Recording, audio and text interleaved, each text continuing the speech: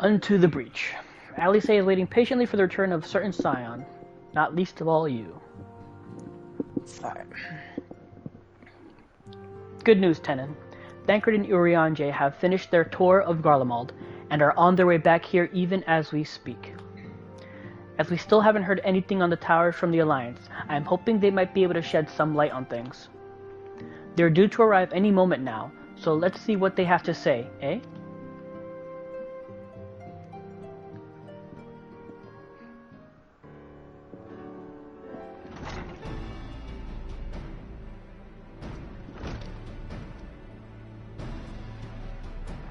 Ah, a welcoming party. You need to have gone to the trouble. From what I hear, you've been more than busy enough as it is.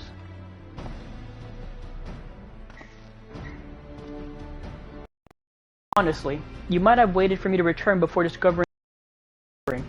As it is, I can't even pretend to have been involved. Well, if it's any consolation, I myself was little more than a spectator. The lion's share of credit must go to Alice, Graha, and Tenon. But I believe I speak for the rest of us when I say we are proud to have rendered what little assistance we could. As you will also have heard, though, it hasn't all been tales of triumph. Just as we were taking steps towards finally addressing the primal threat, a pile of fresh problems landed in our lap. Anyway, it's good to have you back, though I can't help but noticing that we're one Urianger short of a scouting party. Oh, I couldn't lose him if I tried. And I did try, repeatedly. But no, he decided to linger in Alamigo to apprise Roban and the others of how the land lies in Garlemald. Then mayhap he would do the same for us. Indeed. It was just as Lee said, worse, in fact. Devastation as far as the eye could see. Nerva and the Third, however, were notable by their absence. Jesus. Might they have met their end at the hands of Xenos and Fandaniel? Perhaps. Or perhaps they simply lost the will to fight.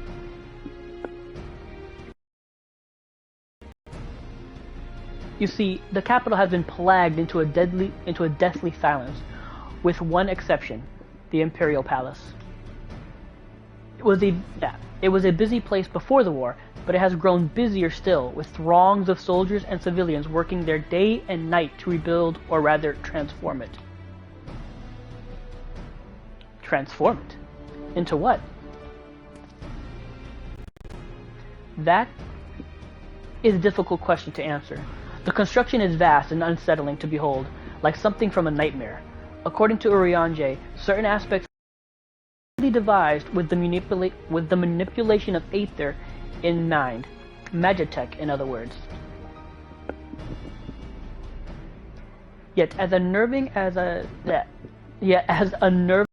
edifice was, it was nothing next to the sight of its builders. They swarmed the place like so many insects, working with nary a word exchanged between them. No one overseeing construction, no one barking orders. It was as if they were possessed, or tempered. We wanted to investigate more closely, but our suspicions, it seemed wiser not to take the risk.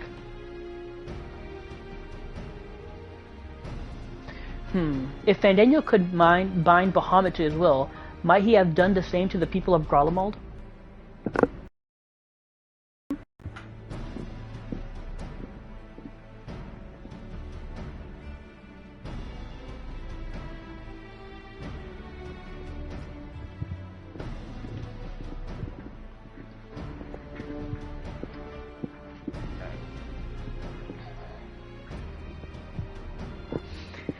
If Fandaniel could bind Bahamut to his will, might he have done the same to the people of Garlemald?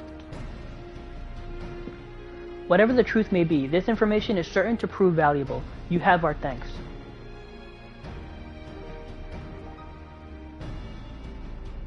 Well, be sure to save some for Urianger. Which reminds me, I have a message from Alamigo. Oh, hold on.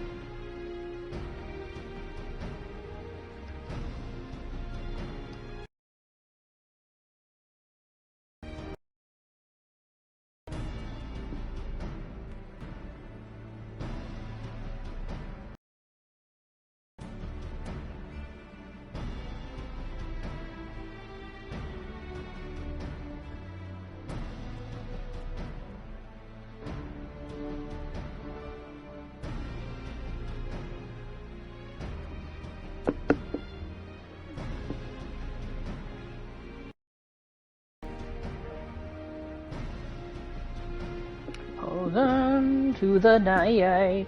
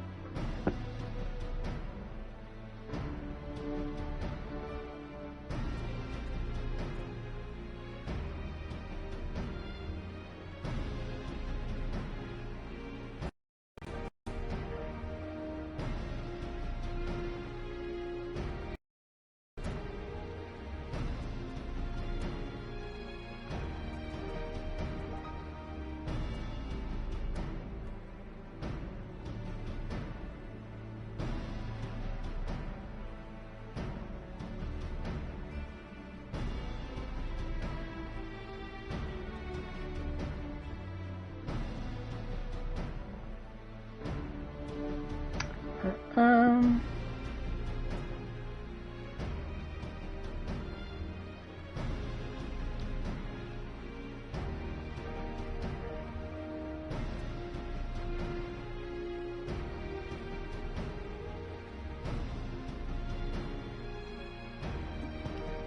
Sorry.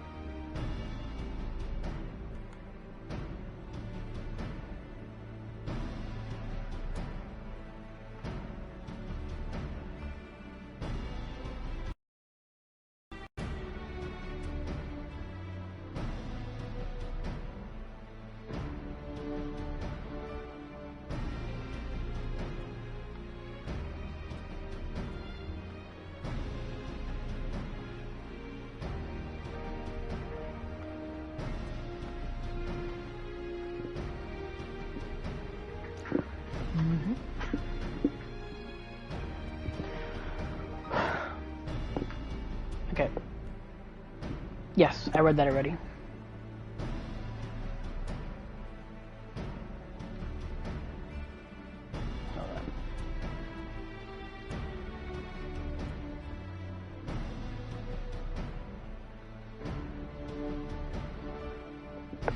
Okay. Raban is hosting a meeting to discuss the latest findings on the towers, and he requested our presence. Then why not leave that to us? You must be weary from your mission. No, I'm fine. The towers have been on my mind since I first spied one on the way back, and I'm keen to get to the bottom of this. Hold on, my freaking phone is dying, of course. Out of all the times for it to start dying. That's...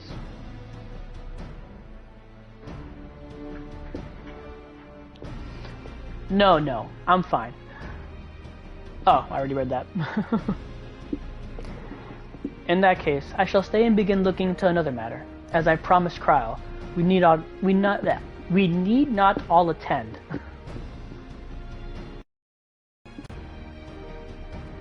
Very well. I suggest the rest of us make our way to Alamigo forthwith. Ugh. The sooner we leave, the more we have to speak with Oriange before the meeting.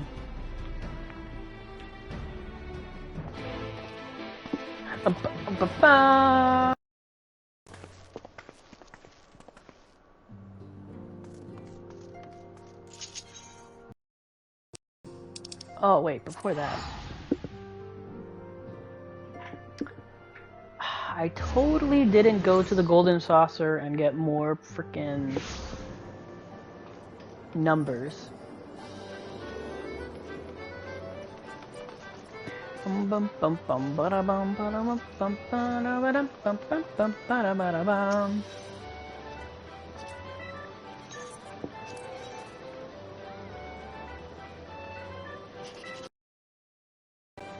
Whoa.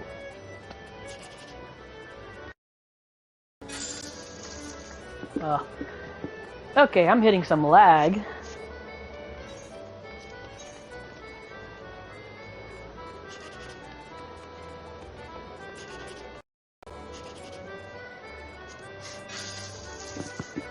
Groovy.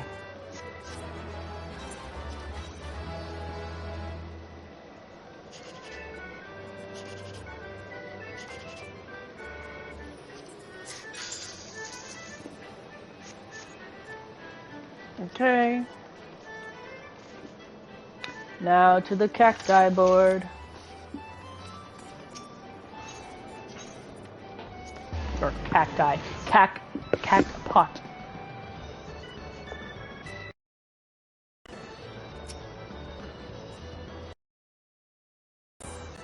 I got nothing.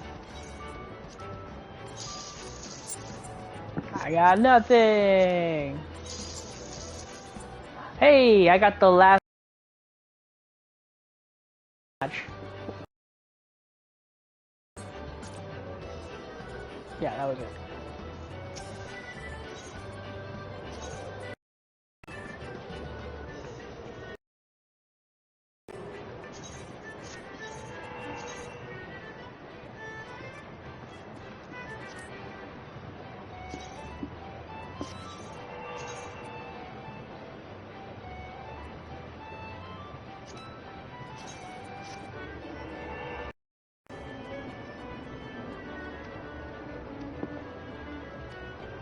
Okay, and then I completely forgot to do all this other stuff. Going on, I'm like brain freezing on where I'm trying to go.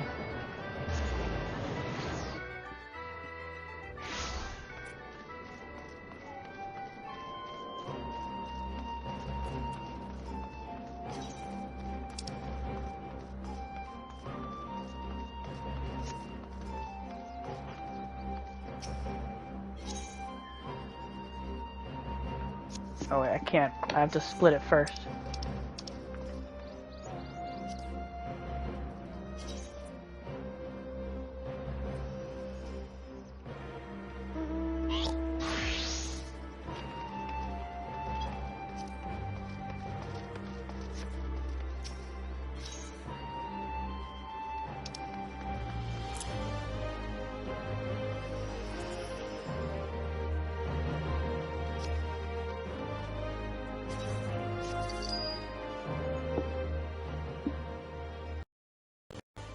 Once more, your contributions are a great boon to the Enclave.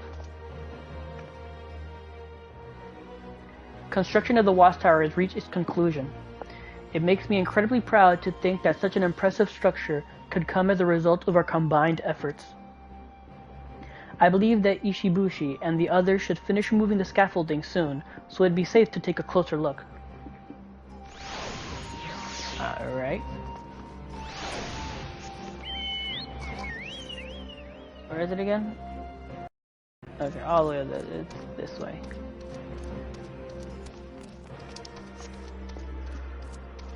No. Oh yeah, there it is. Nice.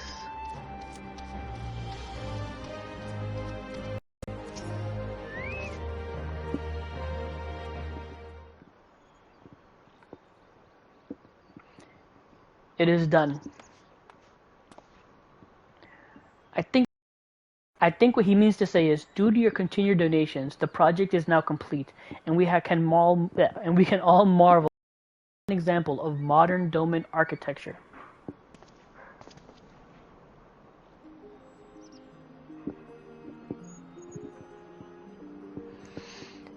And if it looks impressive from down here, you should see the view from up top. You can see the entire enclave, from held in Risajuku to the steam rising from the fresh dumplings in the 10,000 stalls. I even saw all the way to the Demisni, where the field hands are bringing in their first harvest. From now on, I shall enjoy observing the change of seasons from our lofty perch. The Enclave Guard are sure to be pleased with this new watchtower. I know I am. You should probably mention that we had enough materials to make a meeting hall for the builders. You will not be seeing me in there, though. Some of us like to concentrate on our work, while others prefer to spend hours talking about it beforehand. I hope you're not referring to me. May I remind you, negotiations are an essential part of any successful business, and we are no exception. I did not mean it as an insult. You are a highly skilled architect, and you know what you're talking about, and you certainly do talk about it at great length. That is why I want you to handle discussions with our clients from now on. You mean it? Thank you, Master. I knew I chose the right profession. Oh my. One thing, but seeing it from this close is quite another. And what a way to welcome visitors. It truly is a testament to the spirit of Doma. In time, it is sure to become a symbol of the Enclave itself. Such effusive praise. I am at a loss for words. Makes a change. I don't get that. Makes a change. Anyway, I'm glad you like it. Kazukura. I don't know why I keep stalling my words. Okay. Anyway, I'm glad you like it, Kasakura. We still have plenty of work ahead of us, though. Is the watchtower not yet complete? You misunderstand me. I mean the next project. Another project? Your enthusiasm is most admirable. Of course, we are always happy to hear any suggestions regarding future developments. Hachisuba will stop by the Shizenkai later to present a list of the required materials. Ho ho! No rest for the wicked, eh? I shall look forward to your visit.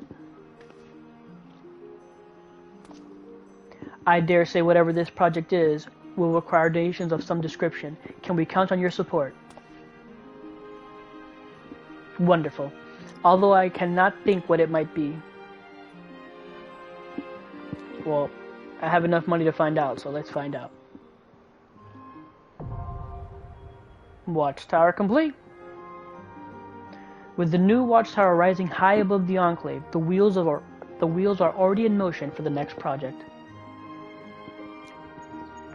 Is it a shipping harbor?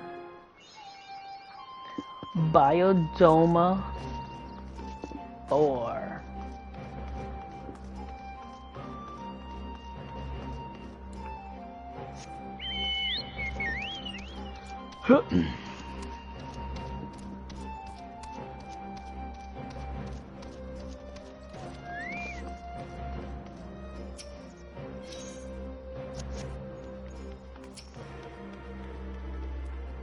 No, okay.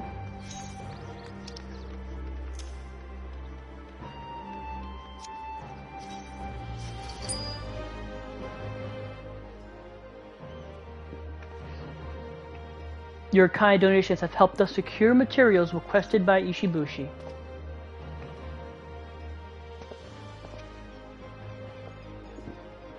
Kazakura, Tenon. Hishisuba requests your presence at the 10,000 stalls. Do you have time to spare? Yes, of course.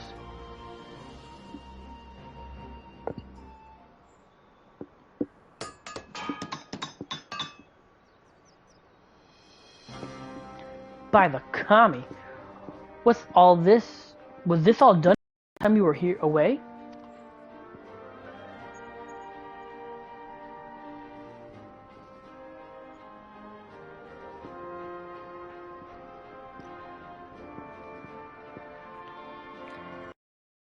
I had to prise you away from the Shizenkai long enough for the other builders to renovate it.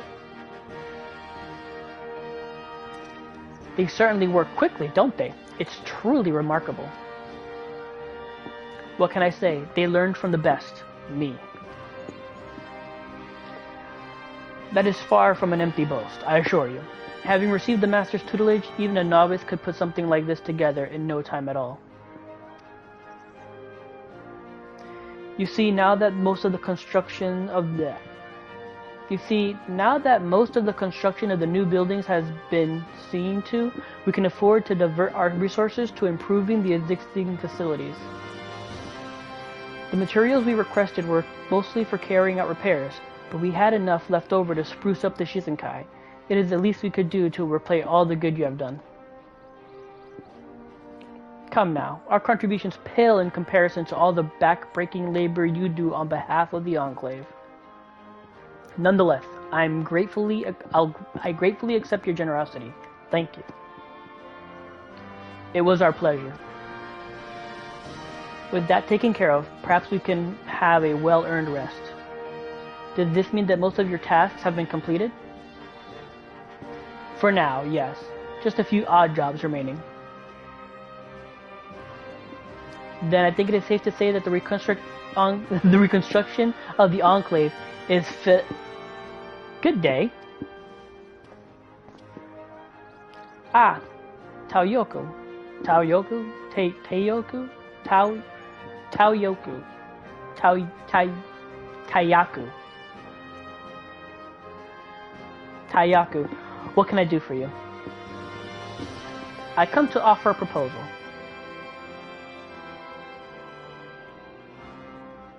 The Enclave should have a garden. Okay. Oh, I see. But where?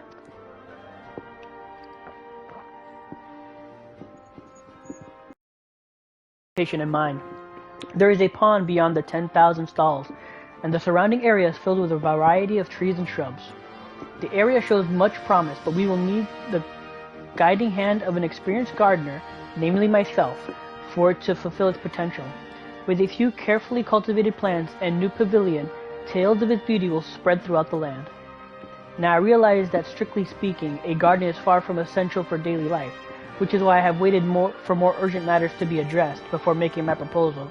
What say you? Will you grant me the opportunity to bring measure of joy to the citizenry?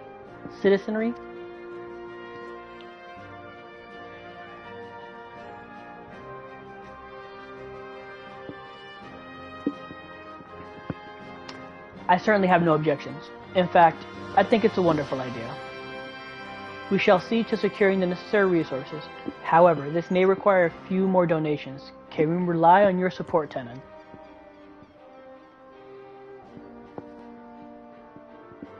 Marvelous. You have my thanks. A pavilion, you say? Leave it to me. Master, if I may be so bold, I would very much appreciate you letting me handle this assignment. Let us not forget that you are personally attending to a number of smaller but no less important tasks around the Enclave. I, on the other hand, have time to accept something rather demanding. And as you may remember, I once worked as a field hand, just one of the many occupations I dabbled in before finding my true calling. That experience will be useful when it comes to the garden, I'm sure. Fine. Have it your way. A few days without your incessant prattle would do me a world of good. Then it's decided. Come, I have much to explain.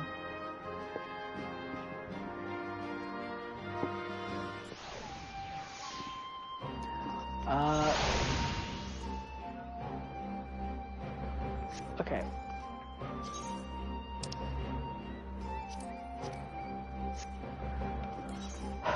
Now I gotta go get more monies.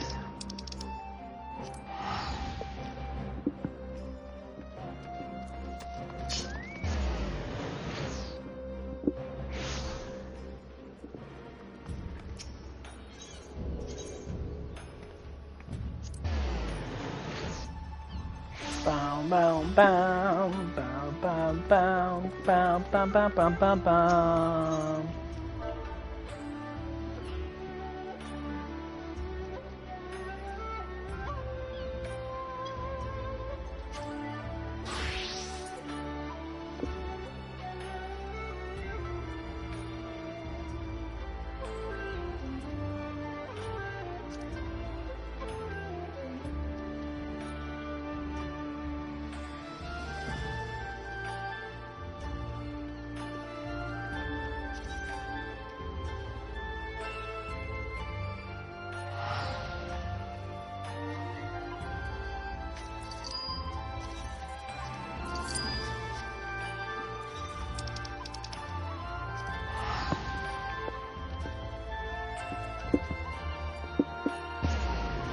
I know it's probably bad for the market what I'm doing or whatever, but I don't care. I just want to finish this reconstruction effort.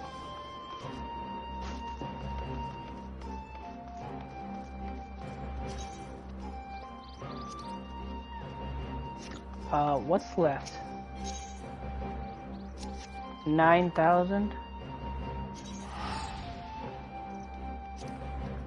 Split. That's 5. That's 1,000. 2,000.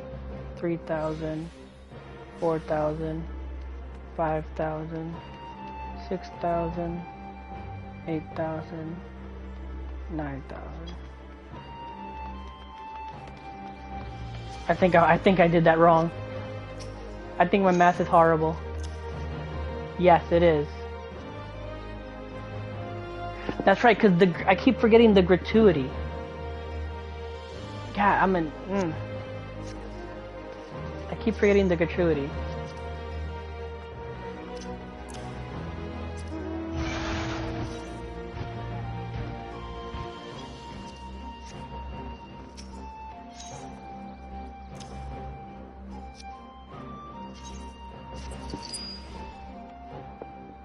That's what kept throwing me off. I'm like, what the? On behalf of the Shizenkai, Tenon, yeah, thank you for your support. I am pleased to inform you that we have made great strides in our efforts to rebuild the Enclave. Oh, I don't get a picture of the... Yeah, I do. What am I saying? Yeah, there it is.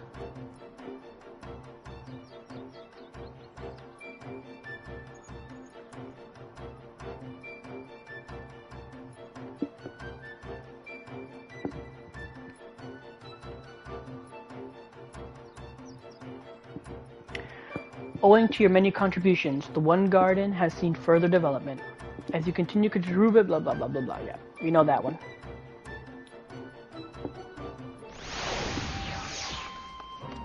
And that's done. Perfect. Sort that out.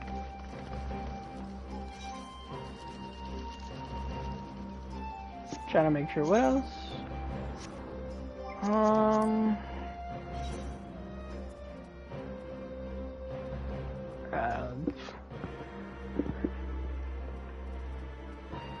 Enclave. Yeah. Okay.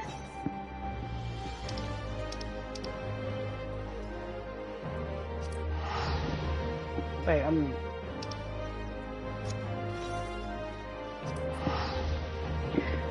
Lost myself for a second there.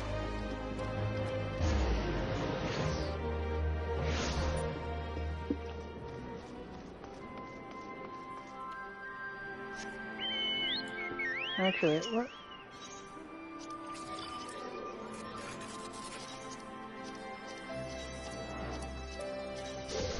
Yeah.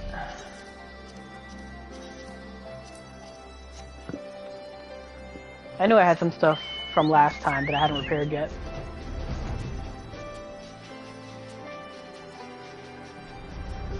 Oh man, no.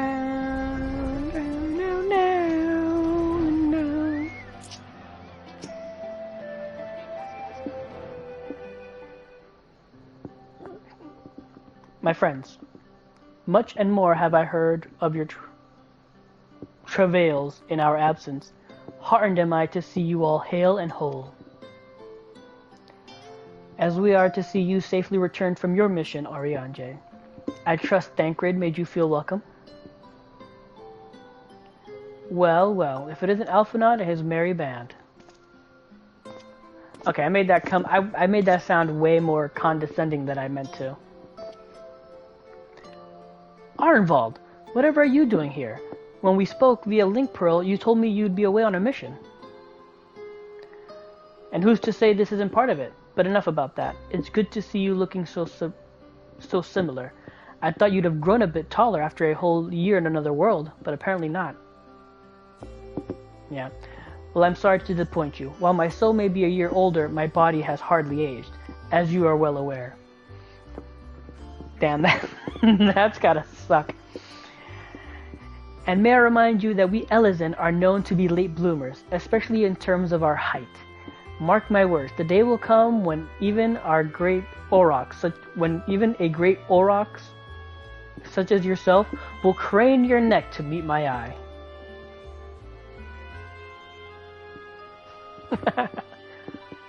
Aye, 'twas not until my 20th summer that I myself outgrew my boy.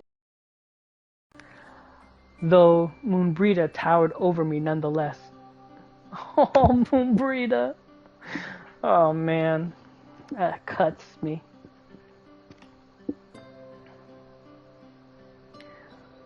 Arnvald brings out the best in Alphinaud, doesn't he? They both seem so at ease in each other's company. It's almost endearing.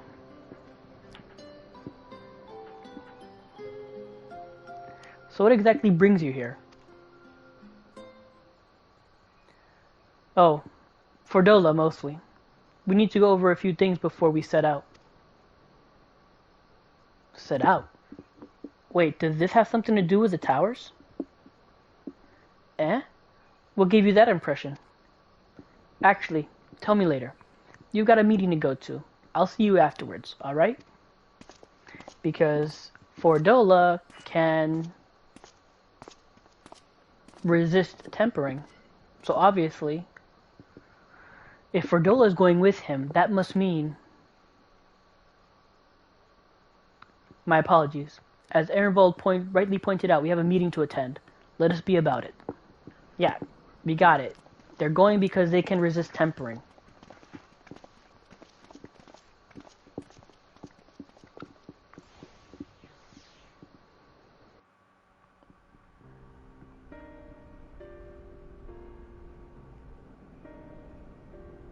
Ere we begin, I would like to offer my gratitude to Masters Thancred and Urianger.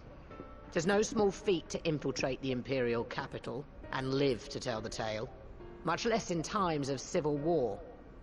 Thanks to them, we may plot our course in full knowledge of how the winds blow in Garlemald. Full glad are we to have been of service. But verily, such dangers as we did encounter pale into next to those faced by our comrades. An Ascian, armed with the might of Bahamut, bent on bringing about the final days. Theatrix. He sought only to make a show of the power at the Teleforoi's disposal. I don't think so. Since then we have seen no sign of this Fandaniel or his worm. And while we've done what we can to bolster our defenses, there's no telling where he might strike next. Oh man. Whenever and wherever it may be, we have time to learn more of our enemy. 'Twas with this in mind that we dispatched scouts to investigate the towers.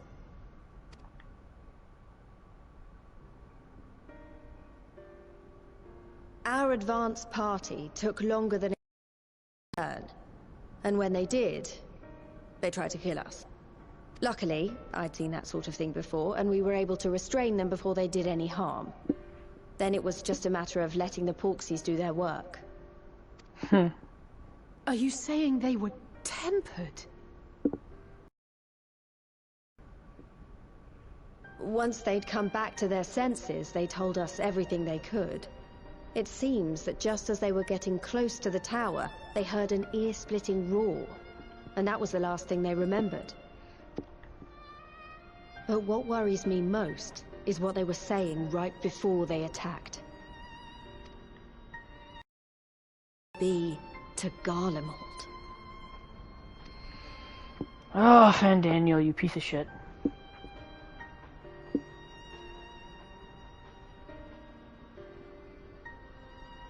The Tempered have heretofore ever been thralls to primal entities. Yet these hapless souls were compelled to accept a nation as the object of their devotion. This calleth into question all that we know. Yeah, pretty much. Would that the unsettling news ended there. Alas, there is more. Following the earlier reports of missing Amalja, we have learnt that other beast tribes have suffered similar losses. And we now have reason to believe that the abductions are connected to the appearance of the towers. Oh, shit.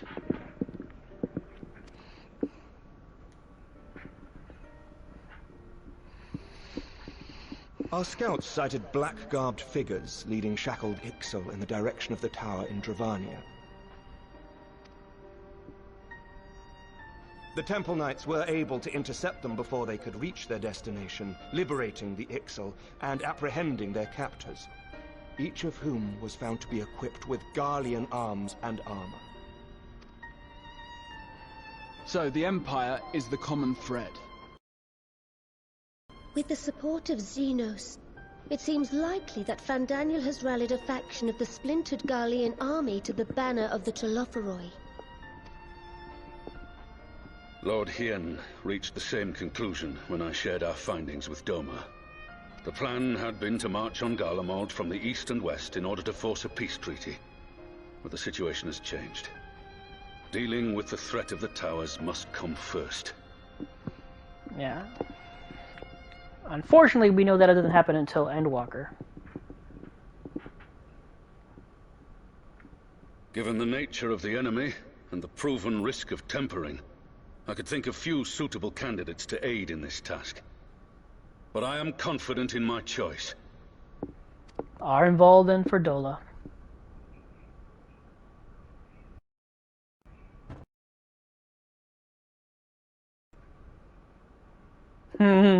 Ooh. What? Oh, man. Resistant to primal influence as they are, they can investigate the towers without fear of being turned. Look at her.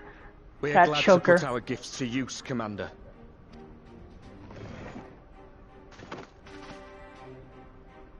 Gifted or not, going behind enemy lines remains a perilous undertaking. But we must know more if we're to strike back at our foe. I'm counting on you. Shit is so crazy! Oh my god! For freaking Dola. If it would give us the upper hand, I'd do it 100 times over. We won't let you down. That concludes the briefing. You two, make ready and join your escort. Are you certain about this, Arenvold? Oh man, don't say that! Don't say that! I am. Come on, let's talk outside. If you put it out into the world, that's when shit happens.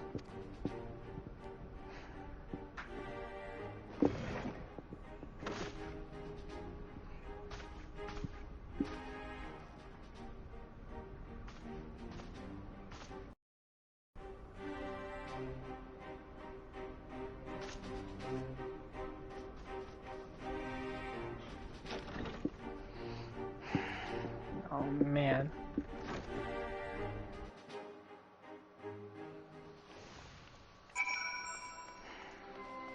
Why do you have to put it out into the world, man? Oh no, you should know better. I accept that numbers can prove a hindrance when infiltrating an enemy territory, but to send only 2?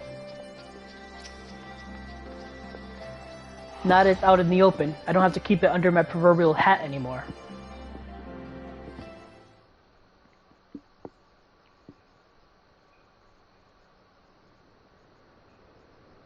So you know, I've already gone through all the formalities at the Rising Stones.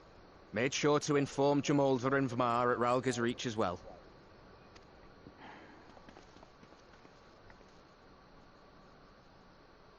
Arenvold, I admire your enthusiasm, but this is far more dangerous than anything you have done before. Oh, Elphanod, come on. He was in war. Battle. You...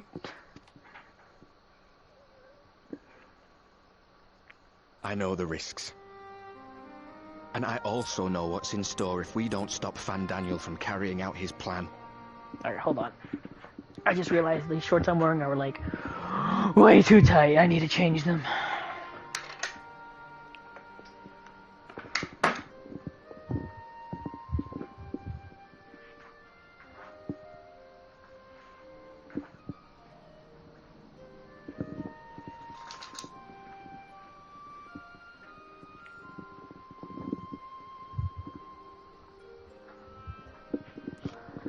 Ah, that's better. I'm a little fatty. With this power of mine, I can make a difference. If I stood idly by, I would regret it for the rest of my life. Oh, man. That's right. He's a G. And you, Fordola? Is this what you want? I don't think she gets a choice. Come on, dude. It was probably this or be put to death. What are you asking me for? It's not like I have any say in the matter. Don't pretend. We both know Commander Eldin gave you a chance to refuse. And you didn't.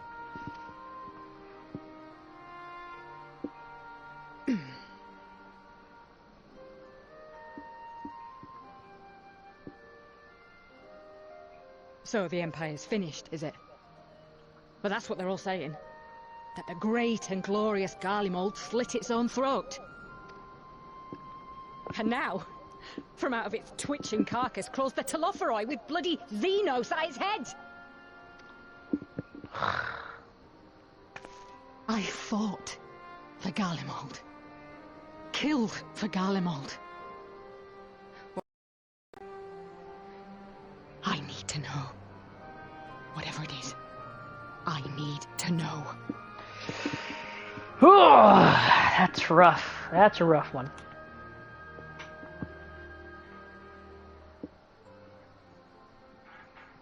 Very well.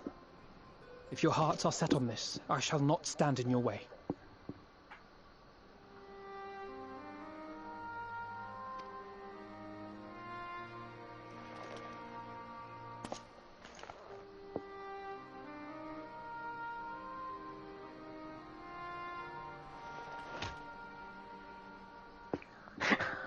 Look at his little tiny fist.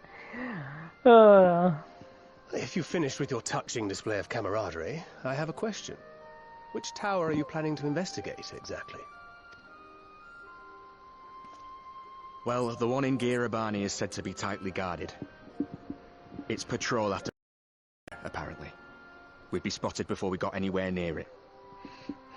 Which is why we've set our sights on the one in Paglthan instead. There shouldn't be anything like as many Imperials to worry about down there.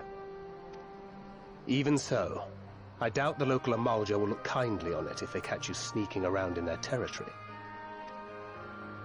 Fordola and I had a chance to learn the lie of the land in our previous forays there. We might still find trouble, but at least we won't lose our way. God, Arnvold, you're so... Please make it. Please be alive.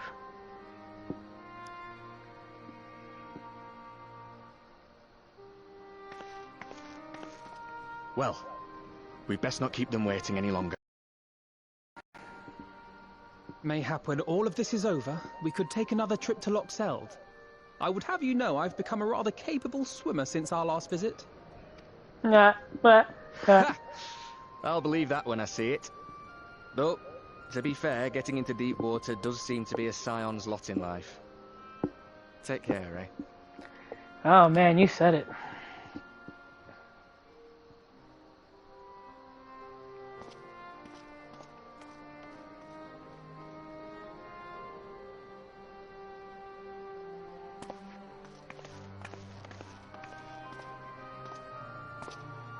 It means a lot, you know. You coming with me. Oh my god! Already shipping them. Already shipped both of them. I'll still owe you for saving my skin, don't I? Can't return the favour if I'm not there. Oh, I'm already shipping them. I'm already shipping them. It's before long. That Van Daniel sounds like a tricky customer. Too much for the likes of me, anyway.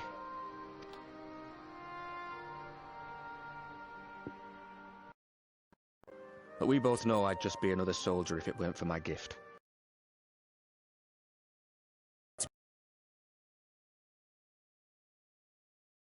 Candle to a hero, like for that matter. He might look like he's 12, but he's seen more action than most people see in a lifetime. Oh, dude, Arnvold, No, man. the fact is, I'm nothing like them, and maybe I never will be. But I'll be damned if I don't try. Oh my god. Hold on, I need a right. I need a... Oh, God. Ah. A little too far.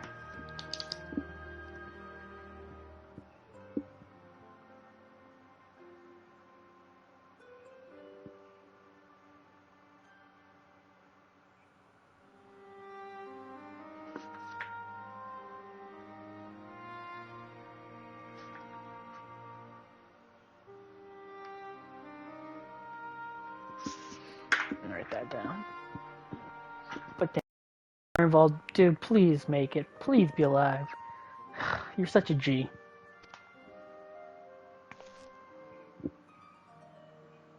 They're counting on me. On us. So let's give it our all.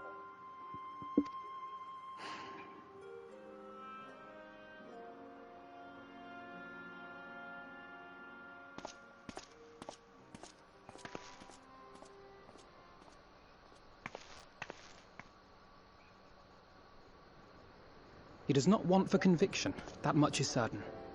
So let us have faith in him. Him and Fordola both. While they see to the towers, I would attend to another task. Chase Luna Bahamut. Ah, bloody thing. Can you hear me? It's Tataru. Oh, I'm happy to say we've managed to find Estinian. And I'm sorry to say he went running off again the moment we told him about Bahamut. Oh, but shit. He did mutter something about heading to Ishgard, so if you're quick, you might still be able to catch him.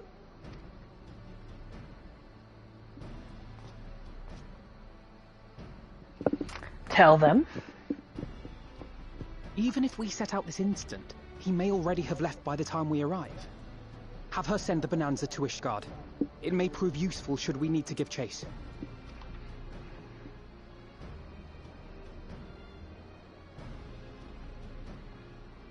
Gladly.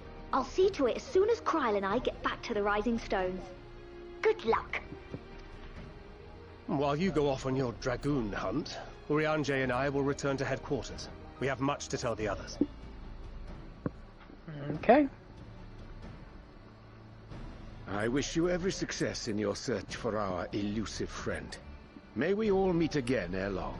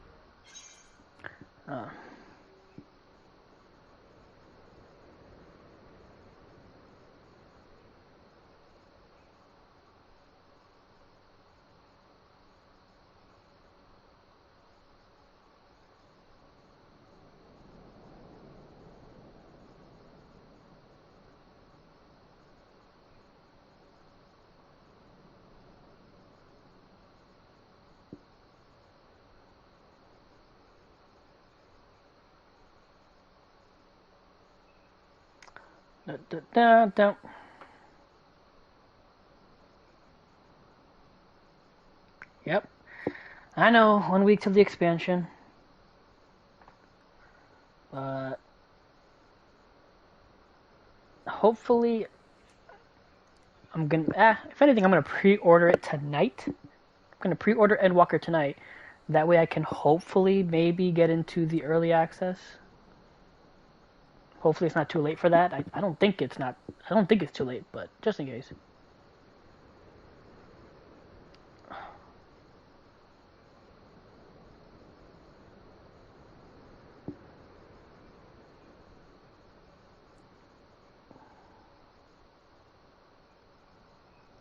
But yep, I know.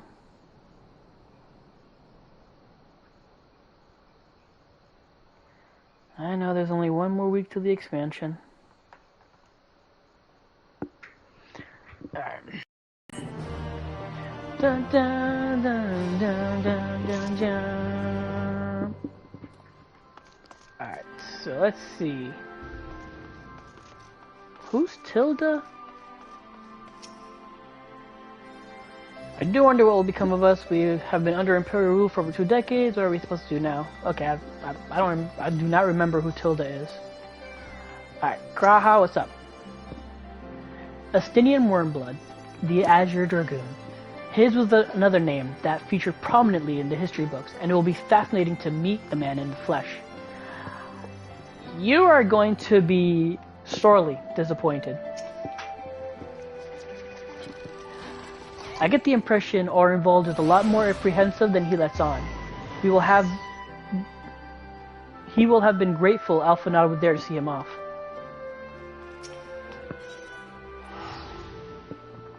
Here be dragons. Alphanod is keen to track down Astinian.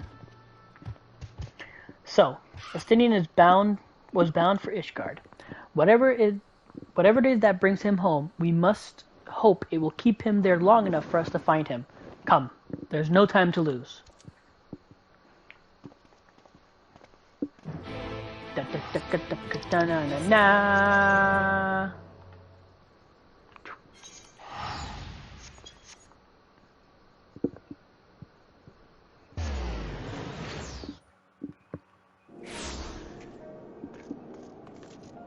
Bum bum bum bum. Graha. I've only visited Ishgard once before, after the devastation of the 8th Umbral Calamity. To see the place in all its in all its original glory is a tantalizing prospect indeed. Ha ha ha. Assuming we find him, this will be my first encounter with the famous Astinian, and if he's half the man Alphanod claims, I fully expect to go weak at the knees. Perhaps do a bit of fainting while I'm at it. Hilarious.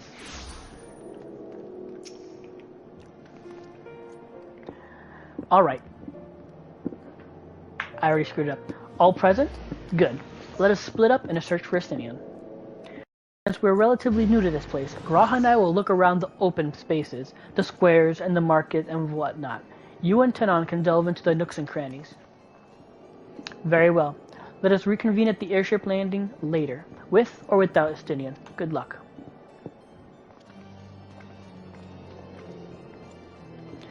I think I shall begin at the Sky Steel Manufactory, so perhaps you could try the congregation. Lucia might well have heard news of our friend's return. Okay, how do I get to the congregation again?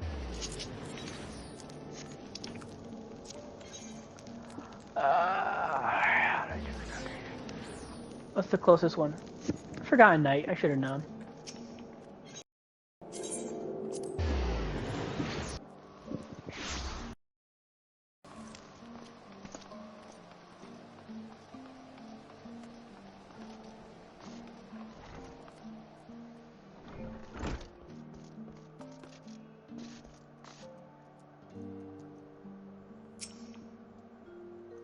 Good evening to you, Warrior of Light.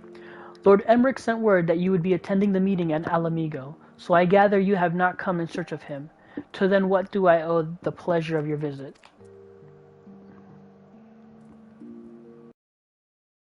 No, we were not aware Sir Estinian had returned to Ishgard, but as I expect you remember, he is wont to come and go. Mayhap he came seeking an audience with Lord Emmerich, only to find him absent. In any event, I'm afraid I cannot help you. Perhaps one of your companions has fared better.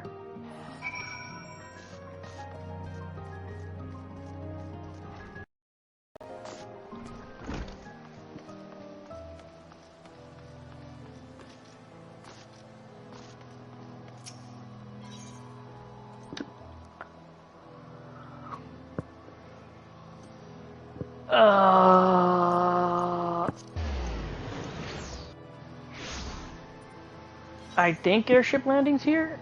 No, it's at the son of a biscuit.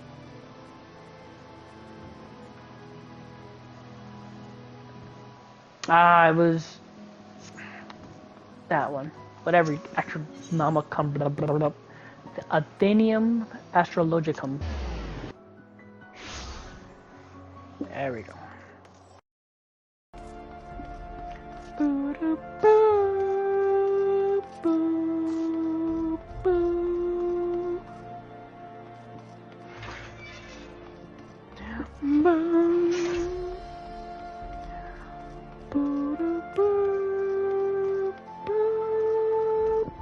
Alright. Sir Estinian is every bit as elusive as Oriander suggested.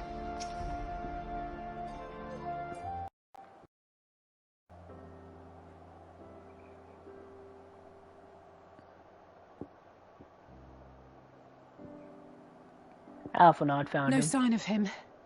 Not that I've ever met him before, but the way Alphinaud goes on about him, I'm fairly sure I could pick him out in a crowd. Speaking of which, it does seem awfully quiet. If the erstwhile Azure Dragoon had returned to Ishgard, would it not be a source of general excitement?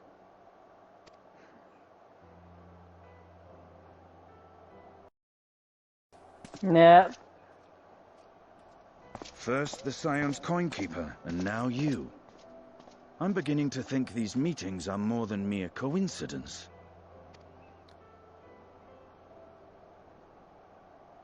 Not that I'm complaining. It's been too long. Too long? You look an ilm taller and twice as rugged. It suits you, Alphinaud. Oh, shit!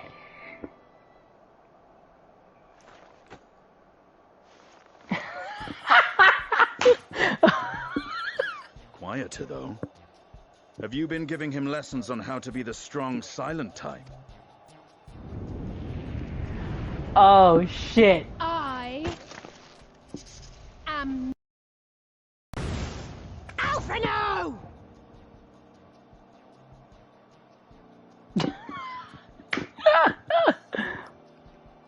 If the two of you are such firm friends, perhaps you should remember what he looks like. And what do you mean, rugged? Ugh! Had my brother mentioned what an oaf you are, I'd never have bothered looking for you in the first place. Shit.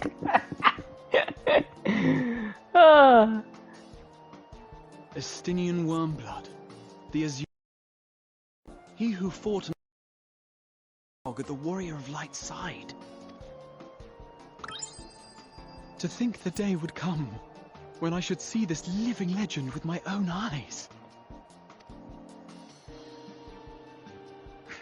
Would someone mind explaining what is going on? Is everything all right? I thought I heard Alize shouting.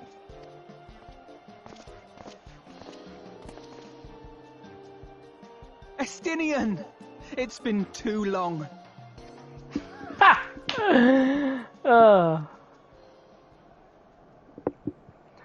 That shit was hilarious. I'm marking these. No, it's quite understandable. That was hardly the first time we've been confused for one another. Nor, I suspect, will it be the last.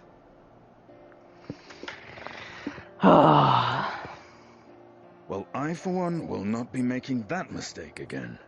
What I will say, for the second time today, is that you've grown. Inside and out. I can tell. One can't remain a spoiled little lordling forever, you know.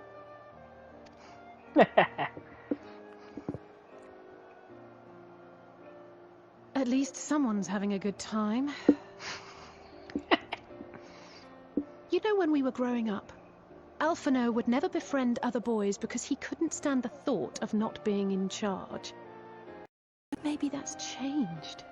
He seems just as happy around Estinian as he does Arenvald. It's bro love, man. It's bro love. Perhaps he sees them as the brothers he's never had. I think he learned how to talk with people rather than at them. Well, you can't keep him all to yourself forever. Oh man, these last two are super good.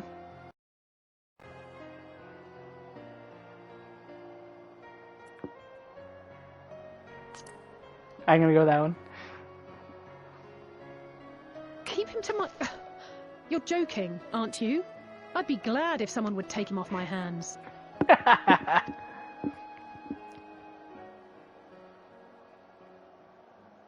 No rest for the righteous, eh? Speaking of which, I was just on my way to borrow an airship to take me to Azisla. Azisla? How could I forget? The dragon with whom Bahamut shared the deepest of bonds. Tiamat. Oh, shitballs. Aye, Tiamat, his mate. Even now she remains imprisoned on Azisla, though her remorse binds her faster than any shackle. I see. As the one who first summoned Bahamut, you believe she may be able to shine some light on his latest incarnation. Might I suggest that we make the journey to Azisla together? I'm not sure if Tataru mentioned this, but we Scions have an airship of our own now. I see no reason why not. Assuming your sister can bear the thought of sharing a deck with me. This is... Be my guest. But confuse me with Alphino again and I'll throw...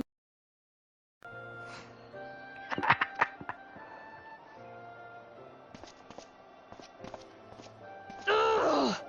I don't know who he thinks he is, but he's nothing like Alphino painted him to be. I will admit, he is not exactly as I imagined him either. Based on what I had read of the man, I think... less... blunt?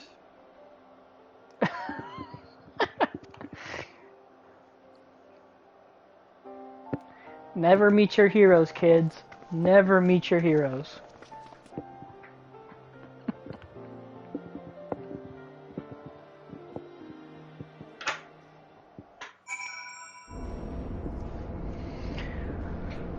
Oh, that's nice of them to just take me here.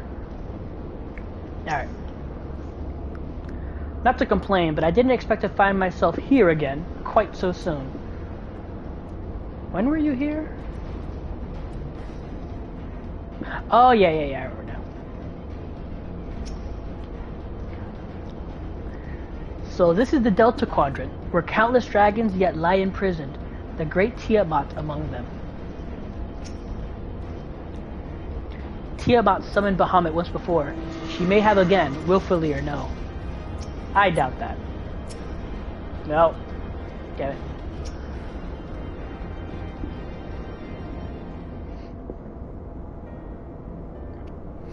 It has been quite some time since I last set foot in Ozzy's Law, but I understand the three of you were here rather more recently. I don't suppose you chanced to meet with Tiamat during your visit? Alas, not. We had no cause to set foot here in the Delta Quadrant, but I have studied the relevant records, which is not to say I wouldn't appreciate a first-hand account of your dealings with her. Well then, Tenon is the person to ask, as far as one of us to have met Tiamat face to face.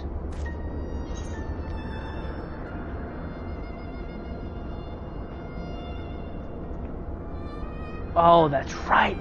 Fuck! We don't have Midgard Summer anymore.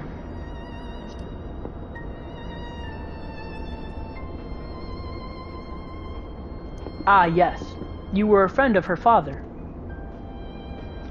I too have met with Tiamat. You did? After the Dragon Song War came to a close, I came here to speak with her, a worm who had fought her own war against man in another age. I wished to know if she yet harbored thoughts of vengeance and asked as much. She said no. Was I there for that? I could have sworn she said something similar. My hatred for your long ago. But the guilt she feels for resurrecting Bahamut burns on. It torments her even now. I see. Then your original reason for coming here was out of concern that Tiamat had been forced to summon Bahamut. Nidhogg is a part of me. I feel his emotions as my own, and I know that he would not allow his sister to be made a tool of evil. In his absence, it falls to me to watch over her.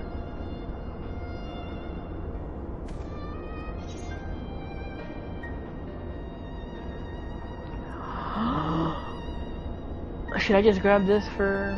No, I need food. Let's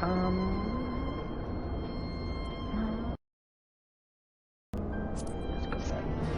Da, ba, da, na, na, na, na. Okay. Our grandfather sacrificed everything to protect the realm from Bahamut. We must be prepared to do the same. Yep. That was a kick-ass cinematic, how you say. The Azure Dragoons of history were the mortal enemies of dragons, yet now they would be hard-pressed to find a soul who understood them better. Yeah. It was the Ascians who taught Tiamat the secrets of summoning, even as they supplied the Allagans with the means to capture the primals. So much suffering, all of it by design. You know what? Because I'm here in remembrance of...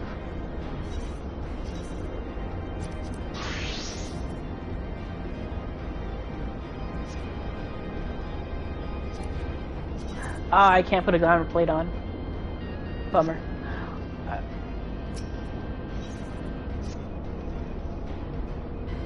Tiamat awaits. This way.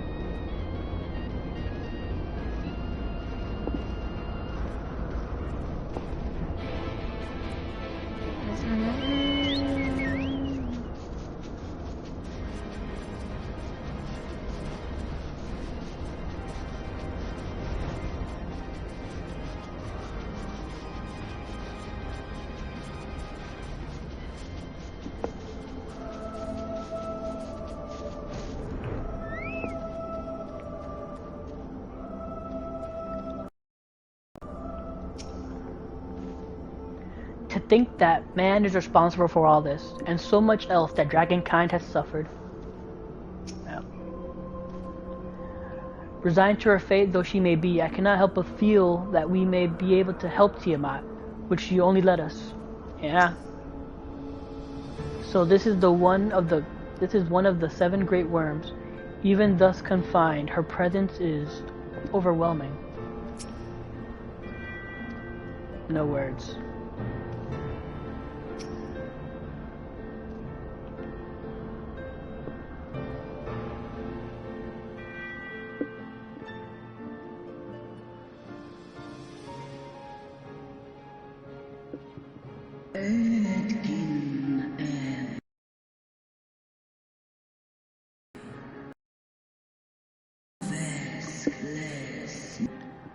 My sire's mortal companion, what bringeth thee back to this forsaken place, child of man?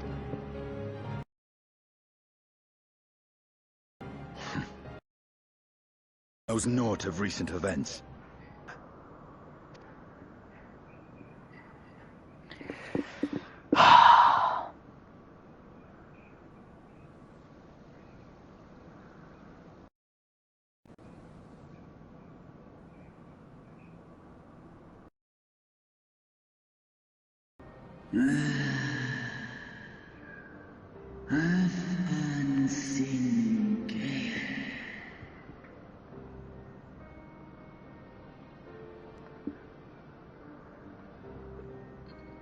Streamer friend /com IB. Thanks for the follow.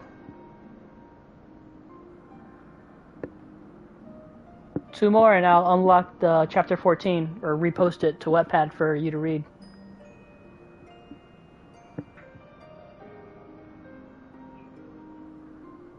Nah.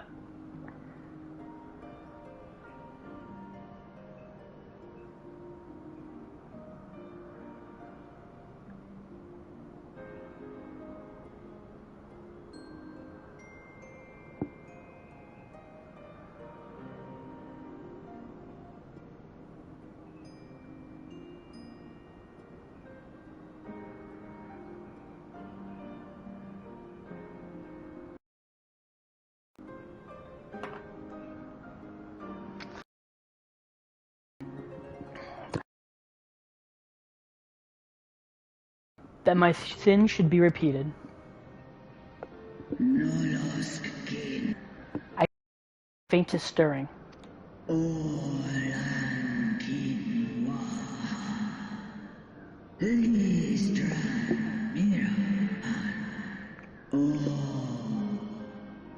As to who could have called him forth, I know of none save the dragons of Mericidia, our children.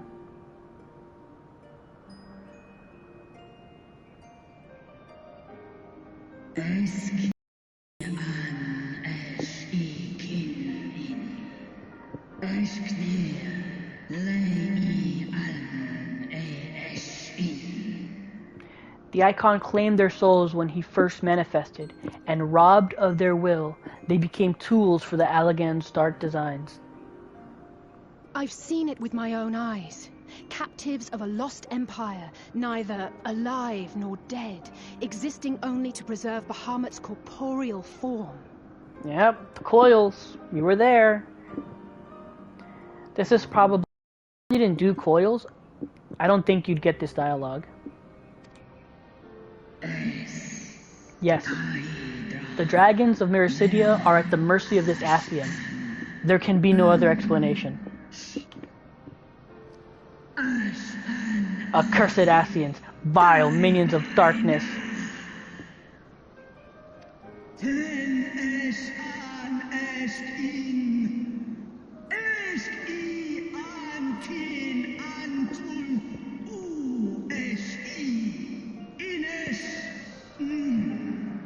Again, you would profane the memory of my beloved, and strip our children of their freedom, their dignity. Are there no depths to which you will not stoop?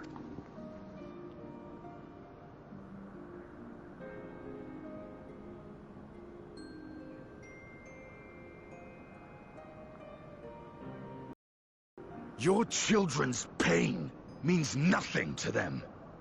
They laugh at your kind suffering. But tears will not right this wrong, nor will lamentation see the perpetrators punished. Oh shit, Astinian.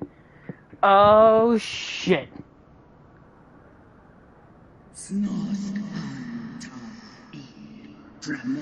What would thou have from me, slayer of dragons? Behavior befitting a great worm. Oh shit. Astinian, man, you just going for it.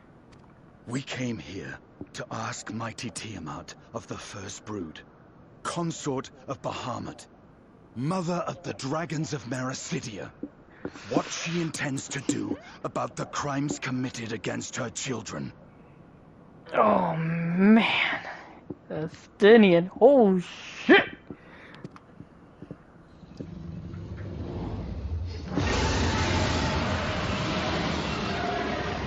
Do it. Break free, girl. Break free.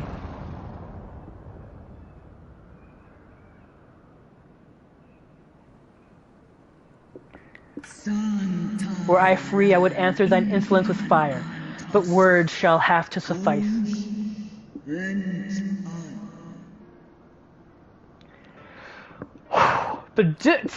We will free your ass. Recall, mortals, that it was I who did the first summon, who first did summon my beloved, praying with all forth. You who contended with icons cannot well be ignorant of the consequence. You too were exposed to his influence. That you are yet in possession of your own will is testament to the indomitable strength of your soul. But were you to meet with Bahamut again, you fear you might succumb. Indeed. Ask the Dragon Slayer, and he will tell thee the power we of the First Brood wield. Were I to lose myself to the Icon's influence, all would pay the price. Shit.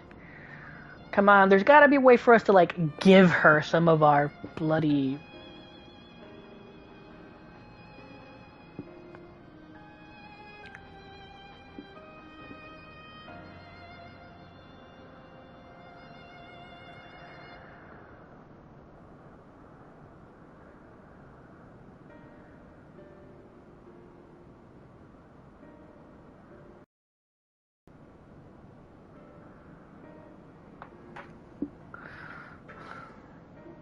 Yeah, you want to get on my server, which is...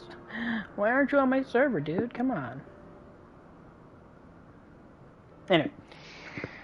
But yeah. Ugh. There's gotta be a way for us to, like, fix that. But it is of little matter. For even had I the strength to resist, I yet lack the strength to break my shackles. This prison shall be my tomb. No, it doesn't have to be. We can do something about that.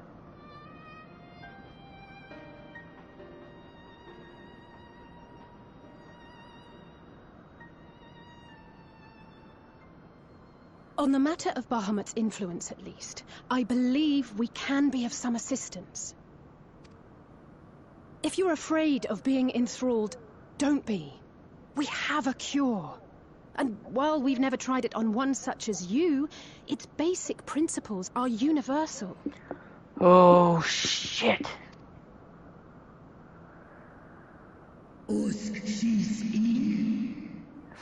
Speakest thou in earnest? Damn right we do.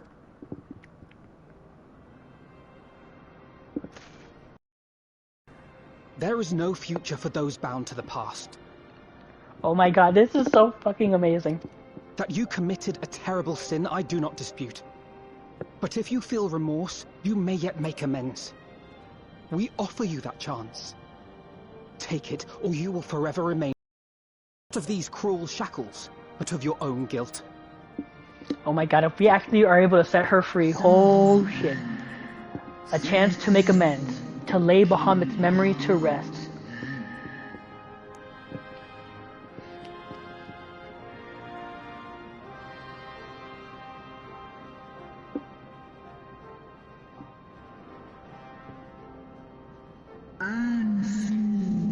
When our star-faced annihilation, Hydaelyn granted us sanctuary, and now your foes would bring about her destruction.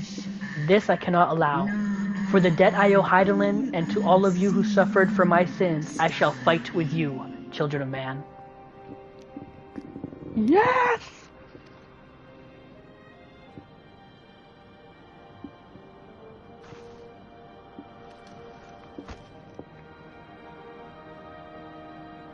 Smile, you bastard. Smile!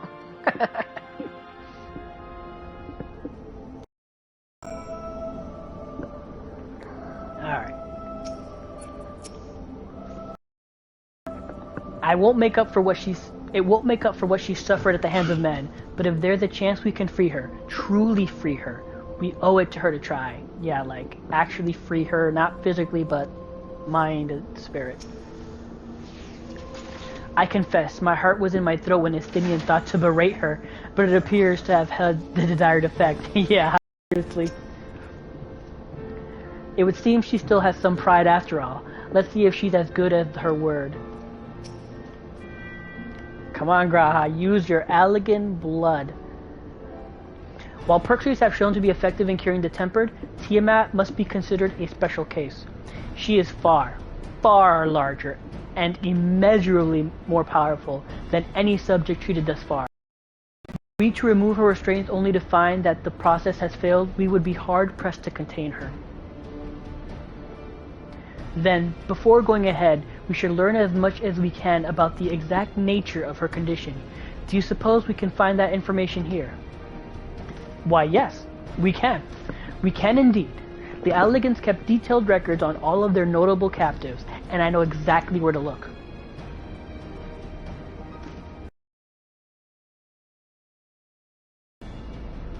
We should time the rest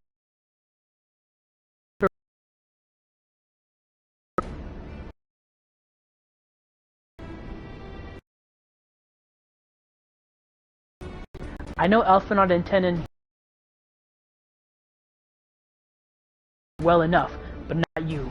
Are you rest that I am both ready and willing to give my all for the sake of this star, though that is not my only reason for wanting to set Tiamat free. While I do not claim to know all of her sorrows, I once found myself in a prison of despair. I will well understand how hard it can be to dare to dream of escape.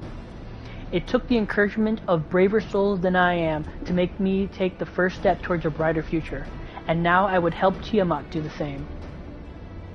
I gather you are not as young as you look. Mayhap when our work here is done, we could trade tales over a pot of Tatru's famous tea. And be indebted to her for the leaves and hot water? I think not. I see. Returning swiftly to the task at hand, then. I believe the nodes governing Tiamat's restraints are located in the sector known as the Flagship. Ah, yes, we are familiar with it. The Etherochemical Research Facility is in particular. They wish to take this, a spirit vessel containing a small amount of... Oh, God, have some of those?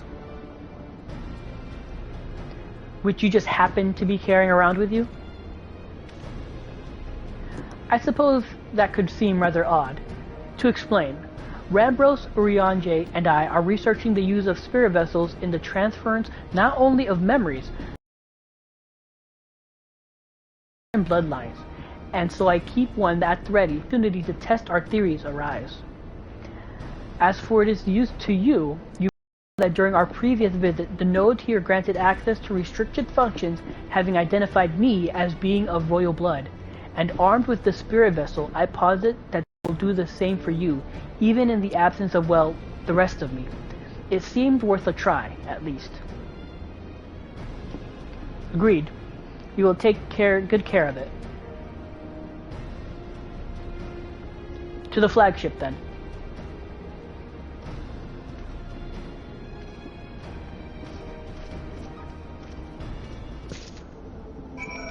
Alright. It's possible the restraints may have mitigated the effects of her tempering, but Tiamat has been a thrall to Bahamut for thousands of years. To have clung onto her reason through it all says a lot for her strength of will. More than a lot. Alice and I shall remain here and attend to the necessary preparations. In the event that the spirit vessel fails to work as expected, you know where to find me. Good luck.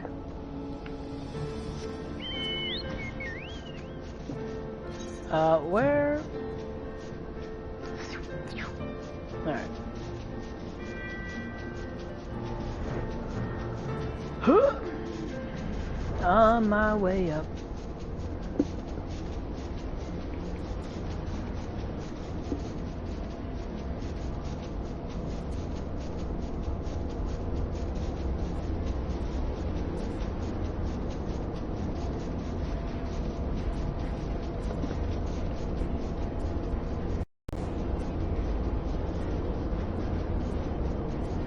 Come fight me, Sphinx. See what happens.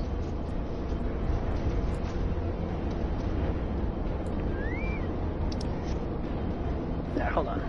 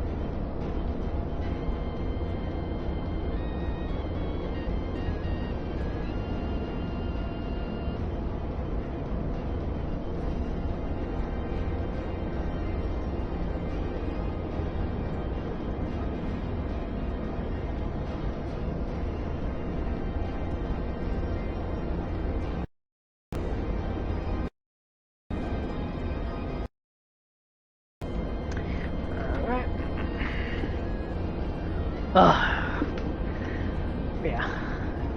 My buddy's on. He's re-downloading the game, but he's on Fairy, while I'm on Gilgamesh. I would rather leave these elegant contraptions to you and Alphanod. Let us split up and search the flagship for the node that controls Tiamat's restraints. But should you find a likely candidate, do not be tempted to make any adjustments. It would not do to accidentally release some manner of experimental monstrosity, nor less Tiamat herself in her current state. Our objective at this stage is to simply identify the relevant node or nodes. Once we have learned what we can, we should reconvene and compare notes prior to proceeding.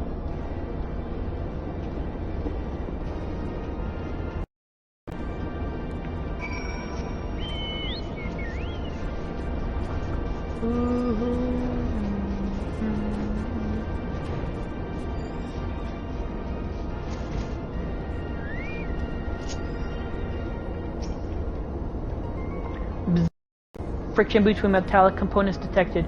Temperature increasing to critical levels. Please replace damaged parts or retreat to a safe distance. Ah!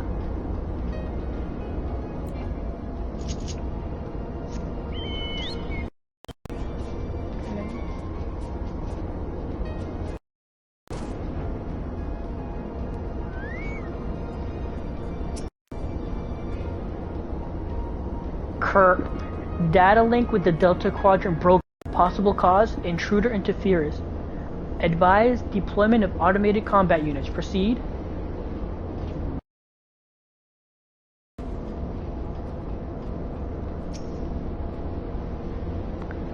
Bleep bloop. Warning. Scheduled Dragon Restraint maintenance due in minus 2,020 years. Failure to verify system integrity may result in unscheduled specimen release. Okay.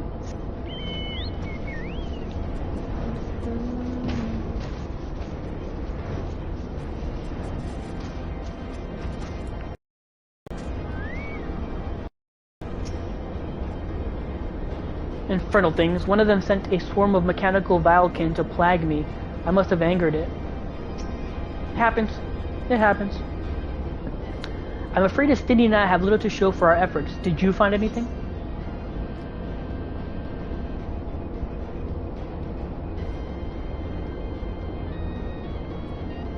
Yes, a chirping node would spontaneously warn me about neglecting the dragon restraints.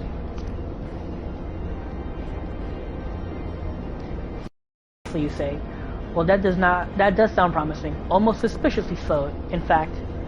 But then you were in possession of the spirit vessel. I dare say it is indeed the node of which Graha spoke. And it was chirruping, you say? Very well, let us take a closer look.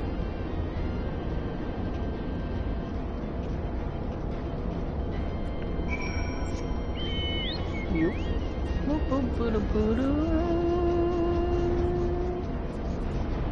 Boom. How did the Alligans tell these godforsaken things apart? Shape, I'm assuming, or patterns. As I suspected, the noble now acknowledge my authority to issue it instructions. Do you wish to operate the dragon restraint mechanisms? Bleep bloop. You do not have the requisite access privileges. Operations of the dragon restraint mechanisms may only be undertaken by the chief technologist and members of the royal family. Or those with a vessel full of royal blood, perhaps. Show him.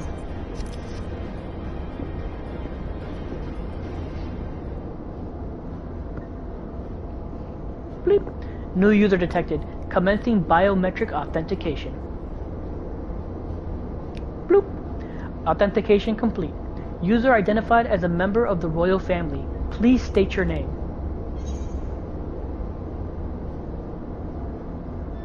Oh, did this matter? It's like Astinium worm blood. I wonder if it actually says something about that. Let's just play it safe.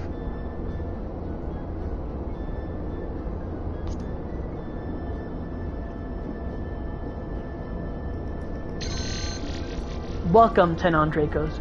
You may operate the dragon restraint mechanisms when ready.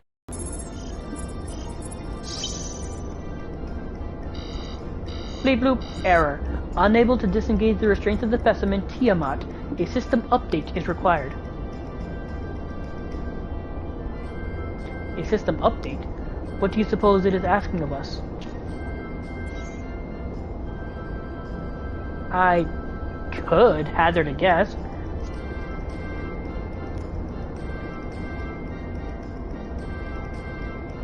Well, that's more than I can say, confound bloody thing. User agitation detected. Initiating guidance program.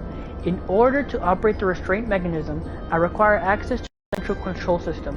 However, I am unable to establish a system due to the obsolescence of my own software. This issue can be resolved by applying a update using the corresponding terminal located within the flagship.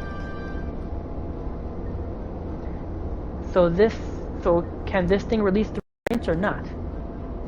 It can, but only once it had received the requisite system update, as far as I can tell. Until which time it'll float here spewing nonsense. User dissatisfaction detected. Initiating placitation protocols. Bloop. I am here to help. Rest assured that I will be on hand to guide you through every step of the system update process. How gratifying. But I dare say we will fare better with guidance than without it.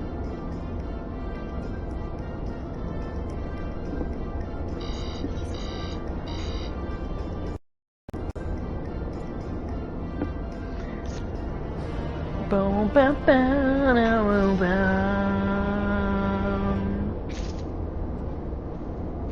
Okay. I don't begins to surround themselves with these chattering orbs, but the fact that they remain while their creators do not. Sid and his colleagues always make operating these elegant devices seem so easy. For vengeance. The restraint nodes stand poised to lend a hand, figuratively speaking. Bloop. Guiding user to terminal. This way, please.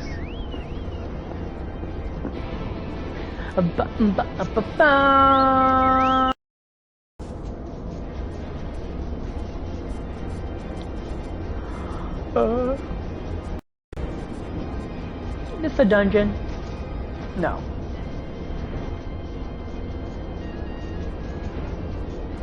Or maybe?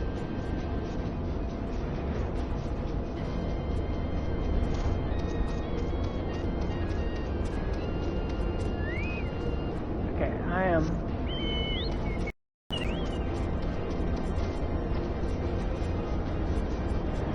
There we go.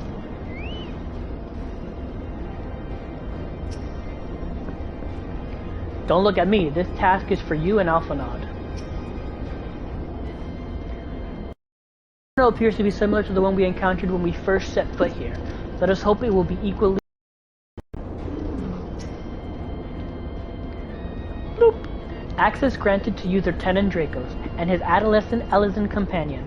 Master Draco's other companions is deemed a potential risk to safe operations and has been denied access privileges until further notice. Probably because of warm blood.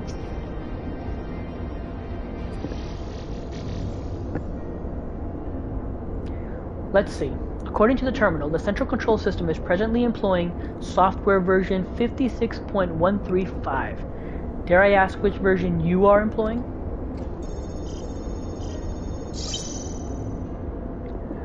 Why, software version 42.002, of course. Warning. Errors detected in the data management system. Estimated time required for update, 5 years, 1 day. Oh god. That is rather longer than we were hoping. Aren't there any other options? For instance, using this terminal to operate Tiamat restraints instead? Bloop! The proposed method is indeed an option, but please be warned, however, that the procedure may have changed as a result of the system update, and my instructions may no longer be accurate. Well, I can't imagine it will have changed all that much. As long as we pay due attention to any discrepancies, I dare say we shall be able to muddle our way through. Don't bother trying to explain. Just tell me if we'd made any progress. I would say so, yes. It does, however, require that I remain here to operate the terminal. I shall inform you via link prol once I'm ready to release the shackles. It might be best if you left the spirit vessel with me. I may yet have use for it. Rest assured, I will be certain to return it to Graha once this is over.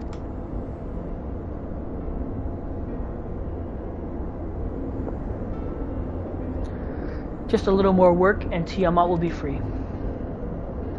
But before we go any further, there is something I would know. When Tiamat and her kin fought against the Allegan Empire, both sides were but dancing to the tunes of the Ascians. And it was the same in Ishgard, where they stoked the fires of conflict between man and dragon from the shadows. All the Ascians touched turned to ash, and thus have you made it your mission to fight them. But there have been times when you tried to reach out to them instead, to find common ground. And so I must ask, what do you intend to do with Fandaniel? Will you try and reach out to him too? No.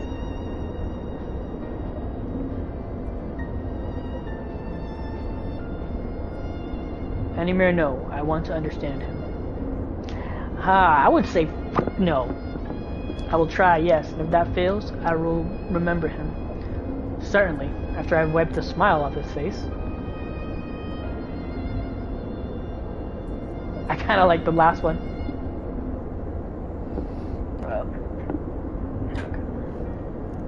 Oh no. Let me see. Oh, come on, you piece of shit.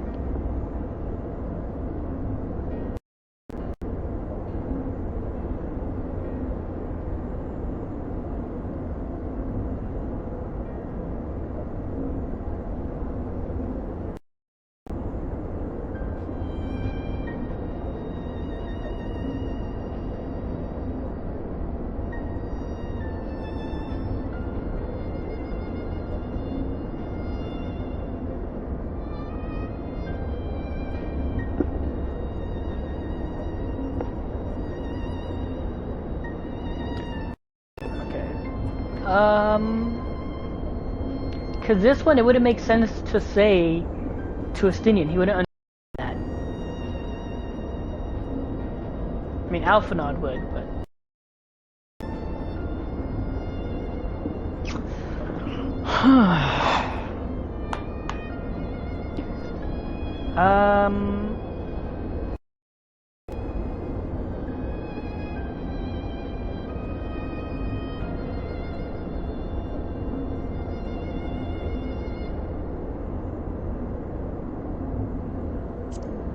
Certainly, after I ripped a smile off his face. Huh. I'd rather put my lance through his heart and be done with it. But perhaps that's the difference between you and me. You see the good in people, even if it be but the faintest glimmer. I only hope you do not come to rue your plans. Oh man, you say that. You put it out in the world, and...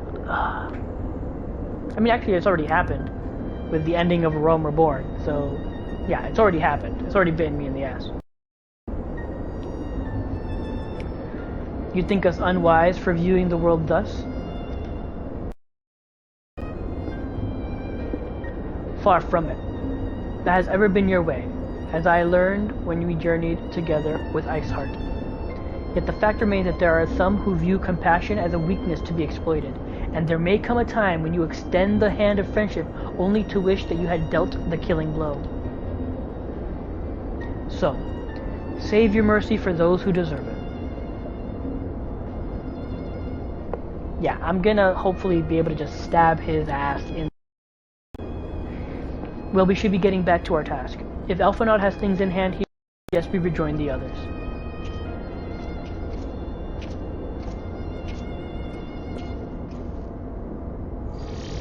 Okay.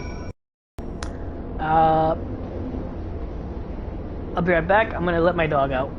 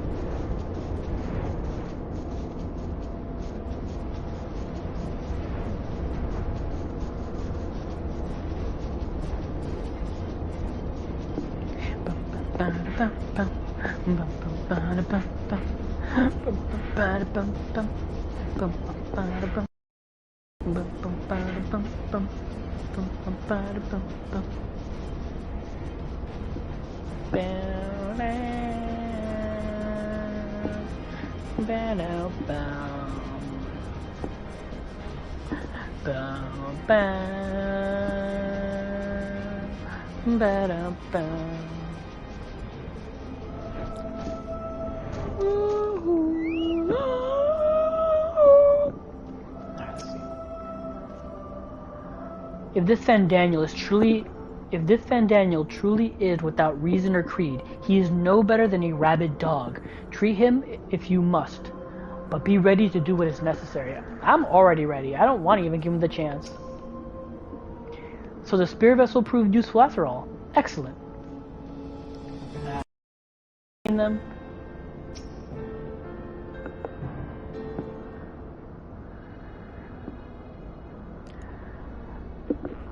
Astinian told me all is. Honestly, it's like getting with him. I take it from Alphinaud's absence.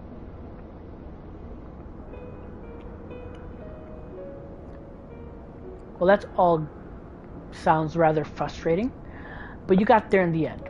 While you were off talking to nodes, Graha and I were learning as much as we could about Tiamat's condition. Our readings confirmed that her ethereal balance leaned strongly towards the umbral, as was the case with the kobolds. Therefore, all other things being equal, the treatment should work. The difficulty lies in the sheer quantity of aether with which we must contend. Multiple applications of the treatment will inevitably be required if we are to reverse the effects of the tempering completely. Meaning, I'll need all the aether I can get. Thank you in advance. Let's get some dragons to help. Although this endeavor will ask much of us, we do have one reason to be optimistic. Namely that Tiamat shows no signs of fanatical devotion, suggesting a milder case of the than that suffered by the kobolds. Tiamat saw Bahamut as an equal rather than a god. Might that have made a difference? Now that you mention it, it very well might. She would not have believed it necessary to defer to his will. But enough talk. It's time to put our theories to proof. Tell Alphinaud to disengage the restraints to tell Alphinaud to disengage the restraint's ethereal dampeners. Well, I don't think we'll have enough, what do you call it, aether. I mean, with the kobolds, we needed, like, everything plus me. Just a little kobold. How would, I mean, why don't we just ask some fucking dragons to help give us their aether? I'm counting on you, Angelo.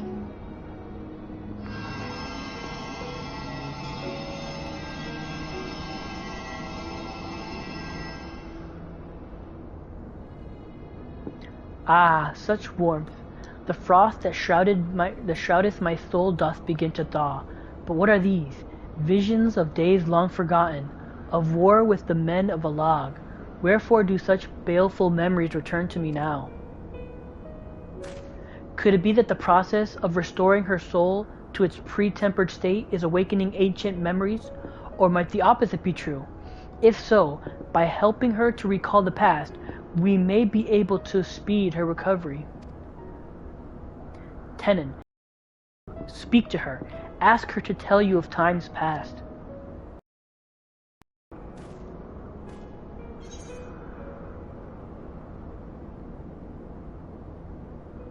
Tell me of Bahamut and the Ascians.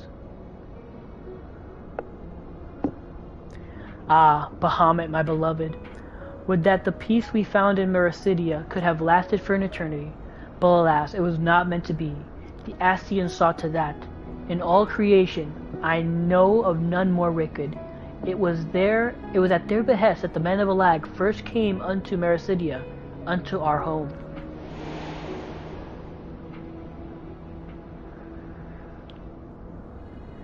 The tale began when Bahamut and I left our father's side. We took wing in search of a place to make our eyrie. Beyond the southern ocean, we discovered a lush and fertile land. It would become known as Mericidia by the children of men, though many years were to pass before they crossed the seas.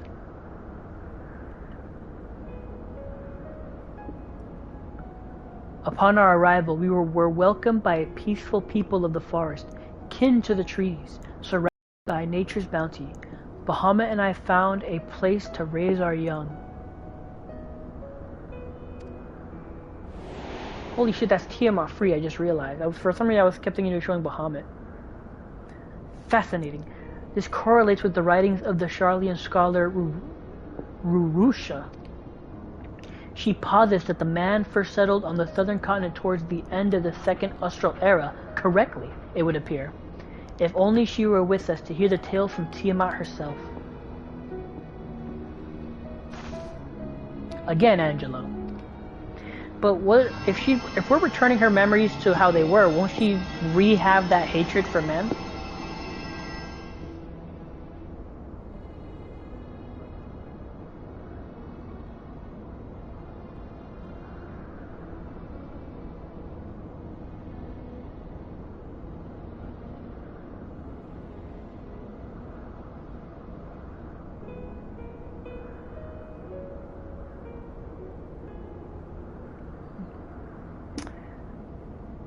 I don't know. I feel like Astrologia might kill me.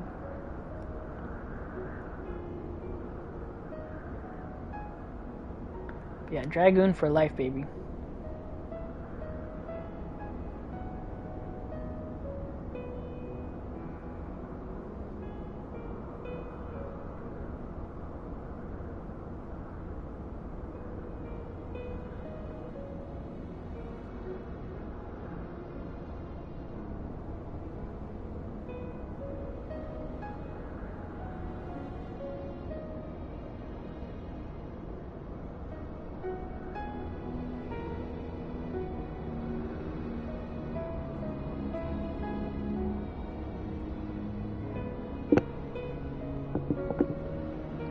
My nose itches.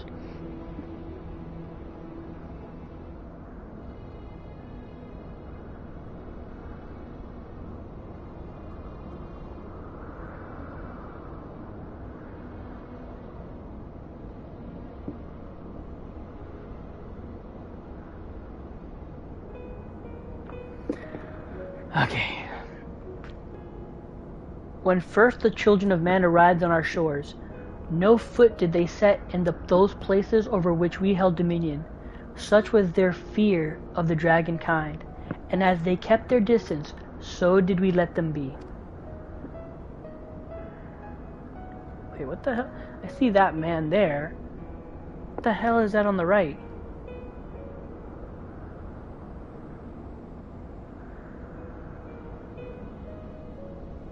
What the hell is that? Is that a beast tribe I'm not recognizing? Or is that a dragon thing I'm not recognizing? Because it kind of looks like a dragon, but it's wearing clothes. Alright. Yet as the days went by, ship after ship appeared on the horizon, bearing ever more of their brethren, who divided the vast land amongst themselves. For a time they knew peace and prosperity, but as their numbers grew, the smaller their share came to seem, and soon they began to covet the territory of their fellows. Ere long, man fought man, blood was answered with blood, and none could see an end to the strife until one day they came to us. Recognizing our wisdom, they entreated us to intercede in their conflicts. Bahamut agreed, and with him presiding over the affairs of men, the land knew peace.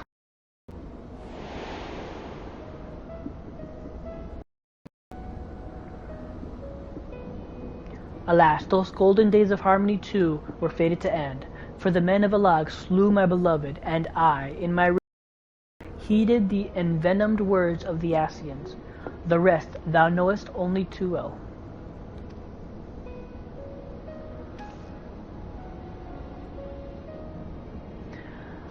But your tale doesn't have to end there. When you are free, we'll rid the world of the Ascians together, and you and your beloved will have justice. Fine sentiments, but you're almost spent. I'll keep watch from above. If the treatment fails, run. Ugh. Thanks for the vote of confidence. I swear, when this is over... Keep going, Ali say. The magic is working.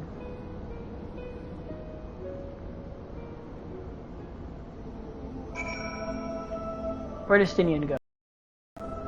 Is he literally above, on top somewhere? Ah, yeah, he is! Haha! Look at that. The girl is as stubborn as her brother. By now her aether must be all but spent, yet she will not give up. No, she won't. Slowly but surely the magic is working, aided no doubt by the memories you bade her share.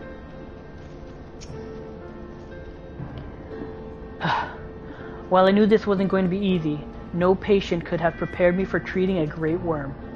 But we're close, I can feel it, and while I've only got a few more drops of aether left to give, with yours and Grahatia's, this will work. Then I believe I speak for the both of us when I say that you may take as much as you require. Careful, I might hold you to that. Alright, here I go.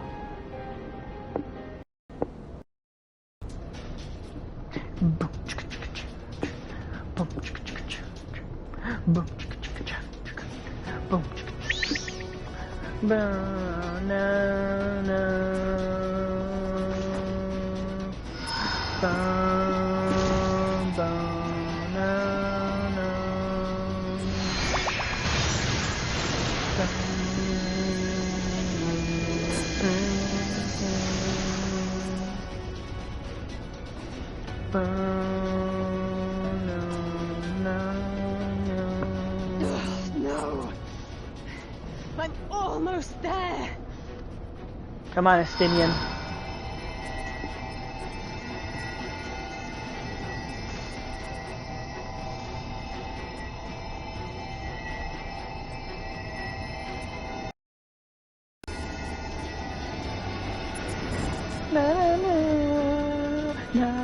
This is it, Angelo.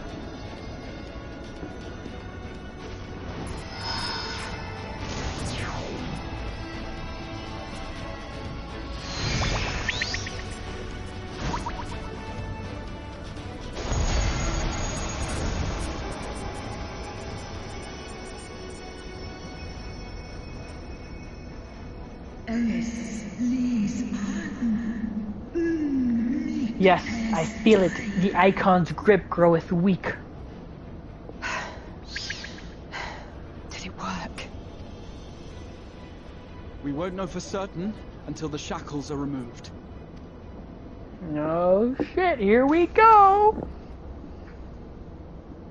Watch us have to fight her. Ugh, it's gonna break my heart.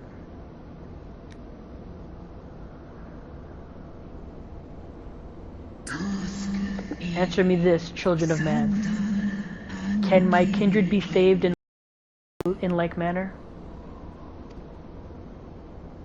Many have been subjected to the Allagan's dark arts, their flesh irrevocably altered.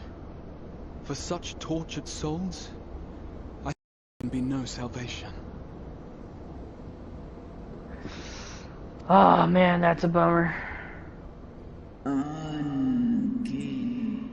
My children.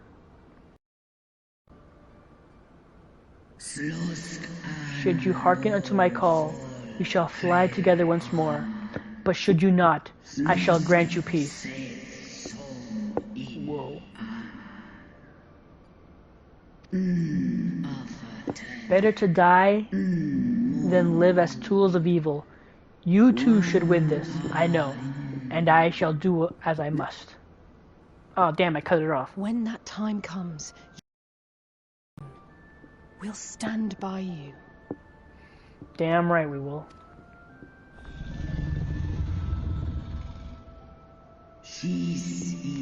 Thou hast my gratitude, little one.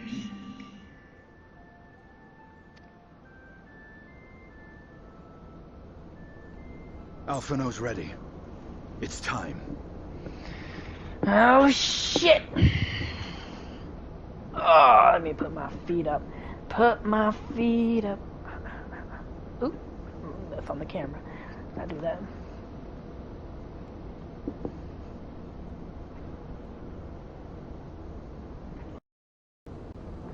Do it. And let's hope the treatment works. Ah! I didn't press it, did I?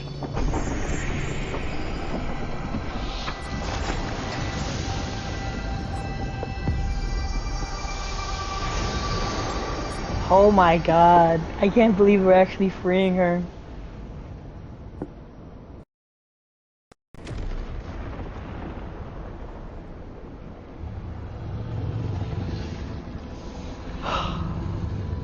Oh my god.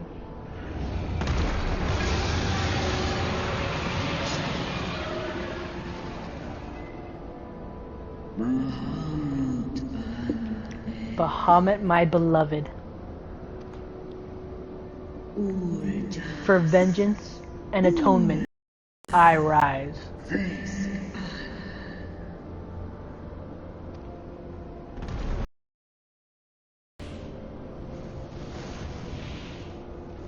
This is freaking incredible. My God. She's beautiful.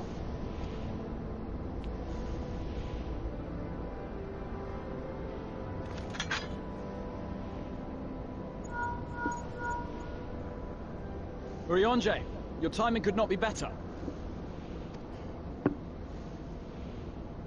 Understood, we're on our way. It's Bahamut. He's been sighted over Pagalthan. He flies for the largest amount of settlement in the region, at the head of a vast host, including dragons.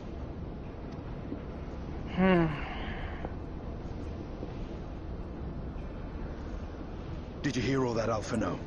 You'd best rejoin your comrades. I'll make my own way.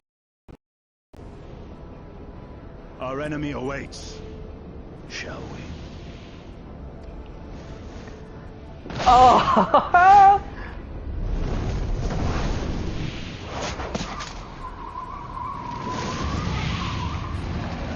Why do you have to be so fucking cool, Stinian? Why? Why you gotta be so freaking cool?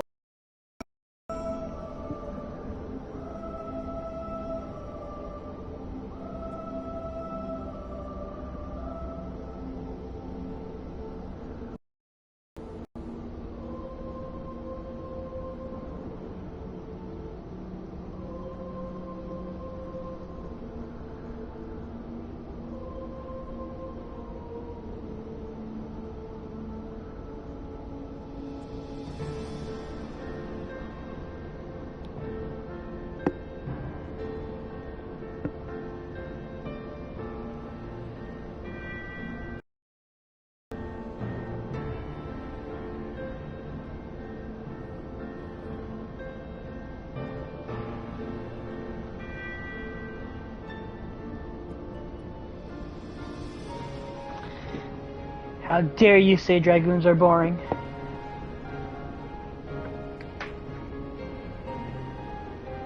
Dragoon for life. That being said, I do want to try the new monk. Alright. Alice say, I'll be fine. Plenty of time. Recover on the airship. Okay. While I'm sure you're desperate to join Estinian and Tiamat in battle, 'twould be wiser to gather the full strength of the Scions first. The foe we face demands no less. Alright, that's a good one. Yeah, no, the first one. La na na na na na. Sort that out. Okay. No! Let's see what she says. Okay, that's the same thing. Where's Alpha Node? He's not showing up here? Okay. The flames of I remember it. Plagathon. Grahatia is determined to call upon the aid of your fellow Scions. I'm assuming this is a dungeon.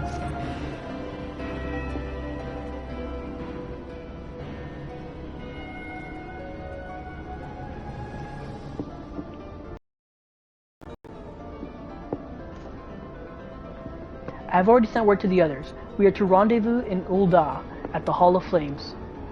Let us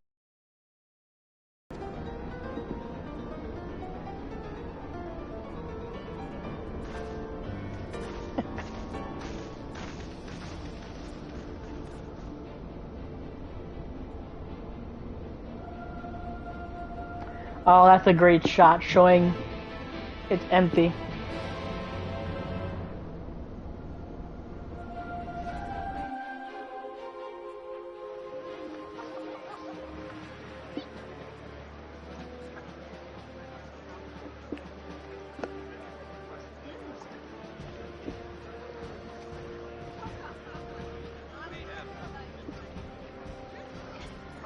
Yeah, buddy. They changed Monk again. They made changes to Monk. Alright, here we go. Here we are, Jay. Of the foe we face, we know but little. Though time may be of the essence, we must not stint on our preparations, lest our haste to fly to the aid of the Almaja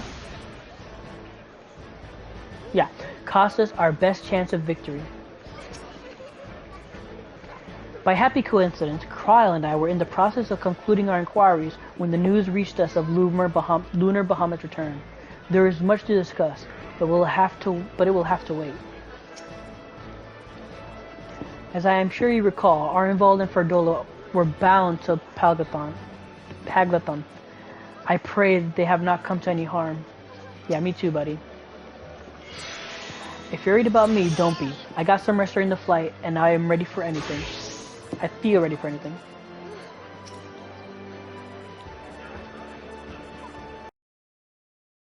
And now an attack on the Almaja homeland. What do the Telephoroi aim to achieve with all this? I don't know.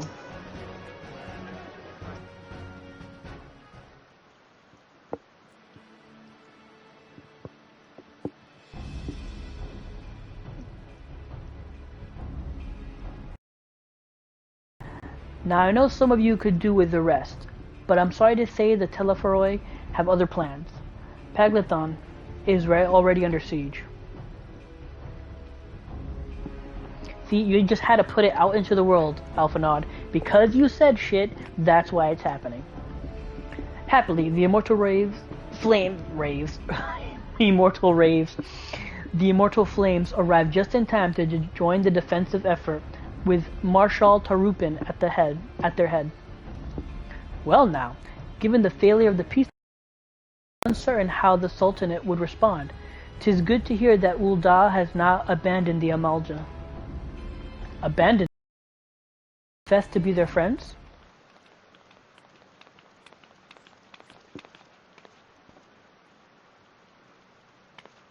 That guy, he's from the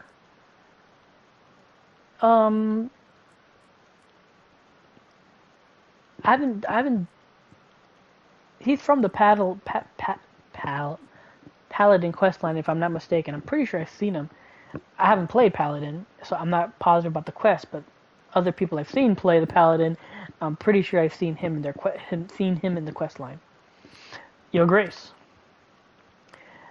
Marshal Tarupin had made provisions for such an exigency, and I was ready to depart at the moment's notice. All that was required was the agreement of the Syndicate, each of whom voted in favor of intervention. Nor is Uldai alone in its resolve. The other Alliance nations have likewise dispatched their troops to the Paglathon.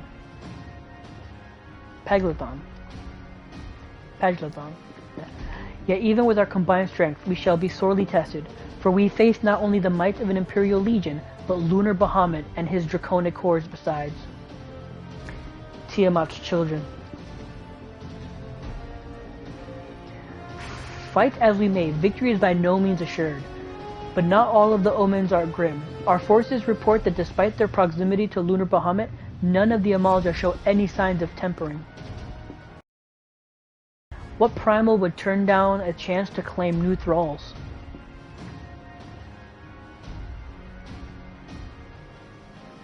Unless it is incapable of doing so. Primals are not wont to serve a master, Ascians or otherwise. It well may be that Lunar Bahamut differs in some fundamental manner from those we have previously encountered. If that were true, anyone could fight him, and Ten and the others, like him, wouldn't have to shoulder the burden alone. Be that as it may, Lunar Bahamut remains an incalculably powerful foe, whom our soldiers will struggle to best through mere force of arms. With the aid of the Scions, however, will fare rather ready to take the field. And pray set forth as soon as you are able.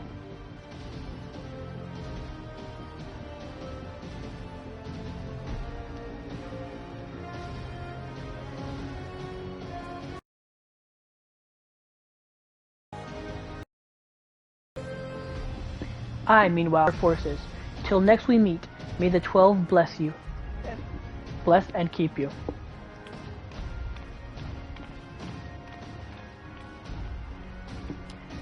It was kind of her to speak with us personally.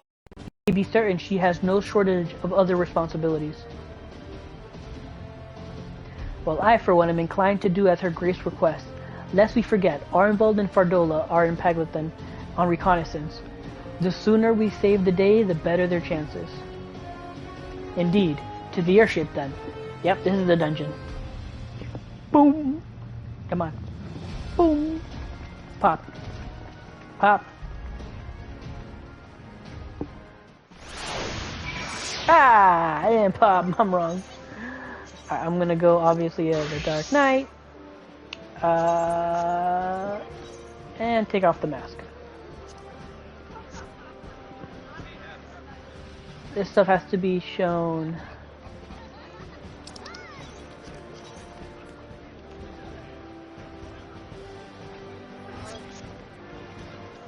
Uh-huh.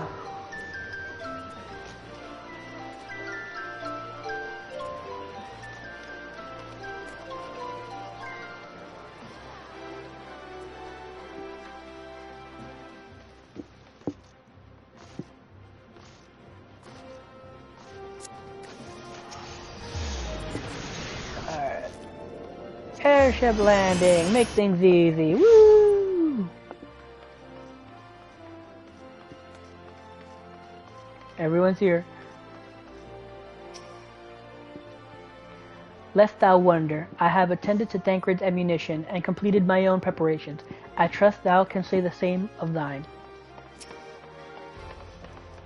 Try them I cannot fathom why the Telefroi would move to attack the Albaja. If Van Daniel's objective is death and destruction, one of the city-states would surely have been a better target. No, they have some other agenda, one encompassing their recent abductions, perhaps.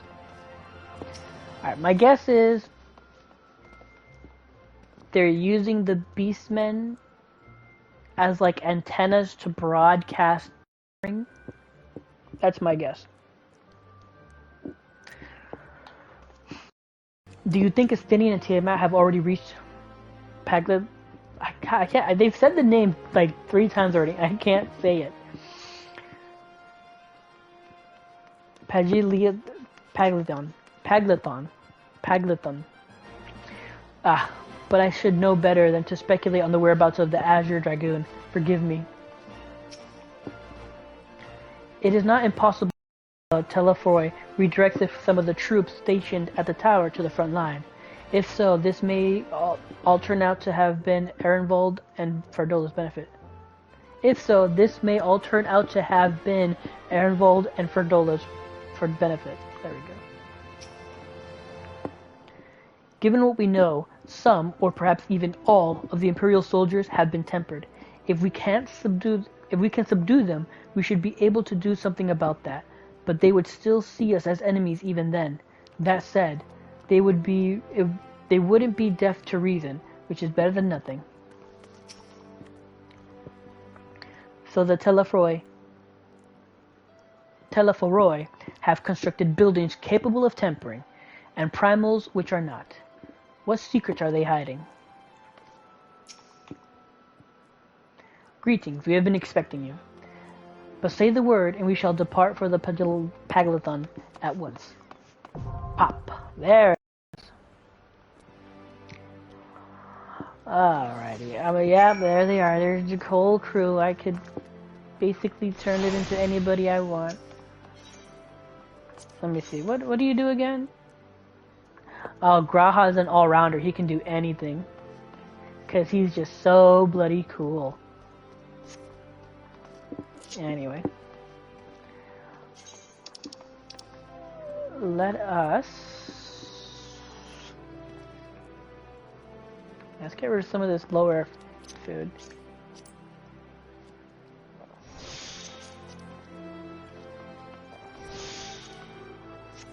Alright.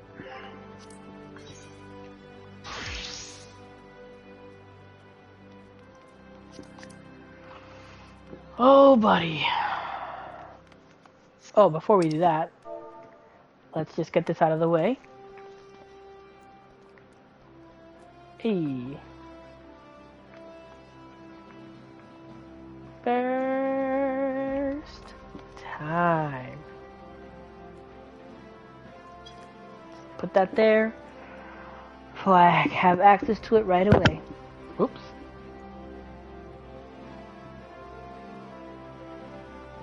Okay, don't know what that was about, but whatever.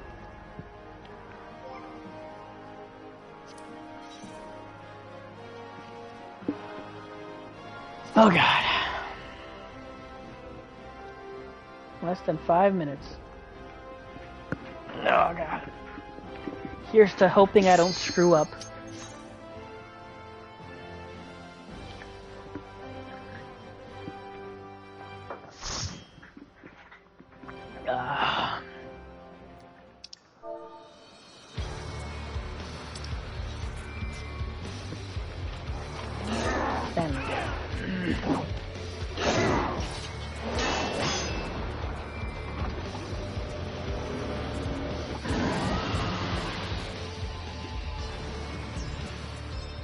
Ah, Tiamat. Sweet.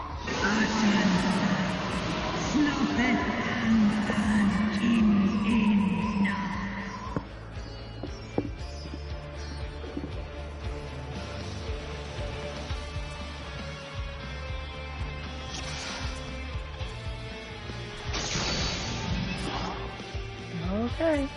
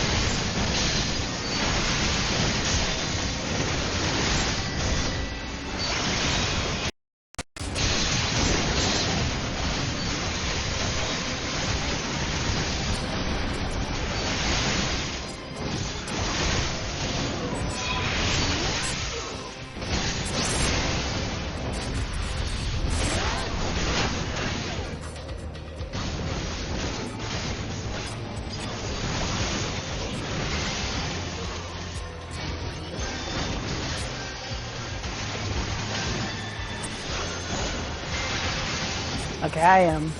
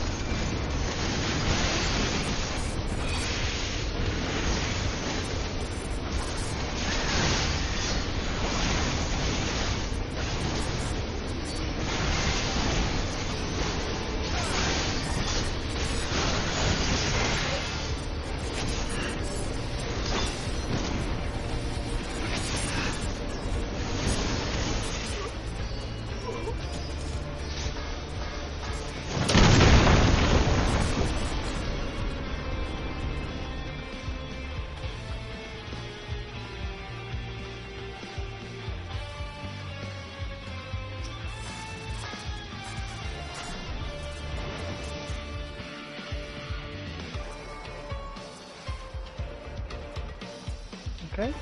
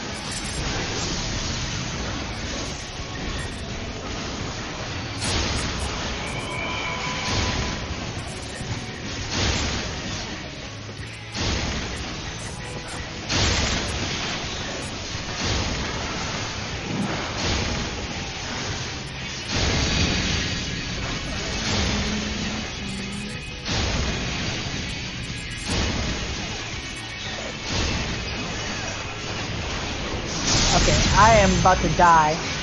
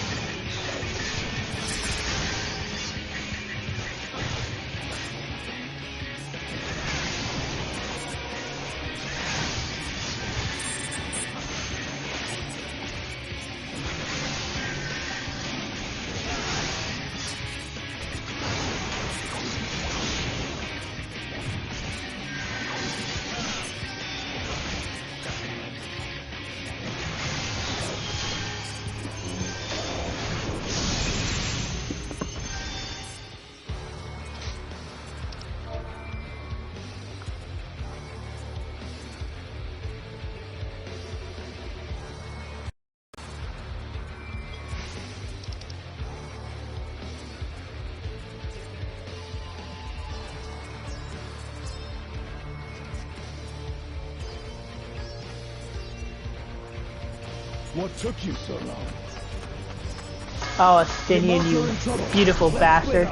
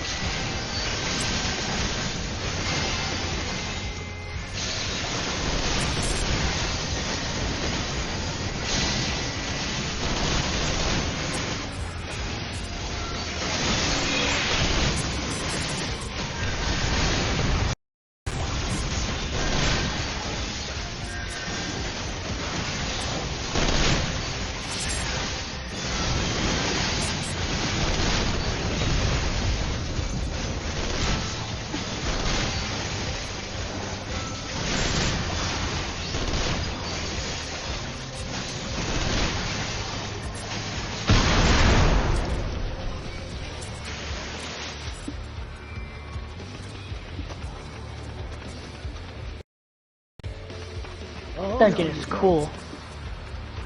Oh, Astinian.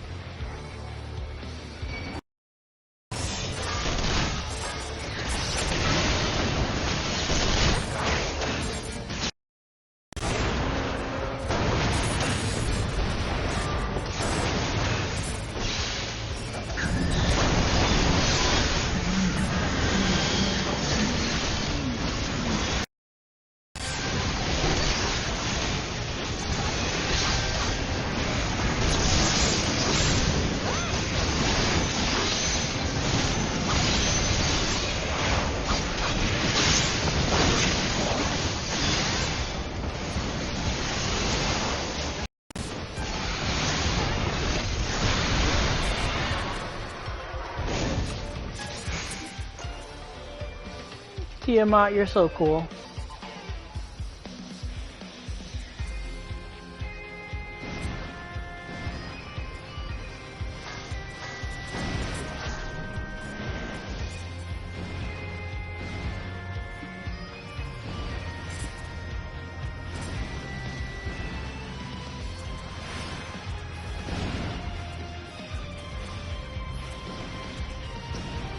Okay.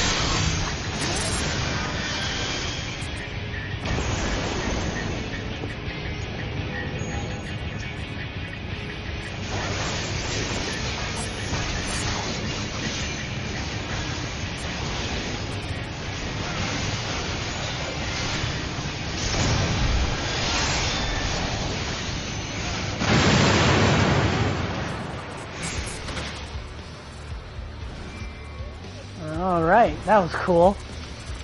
Sorry if I'm quiet during these dungeons.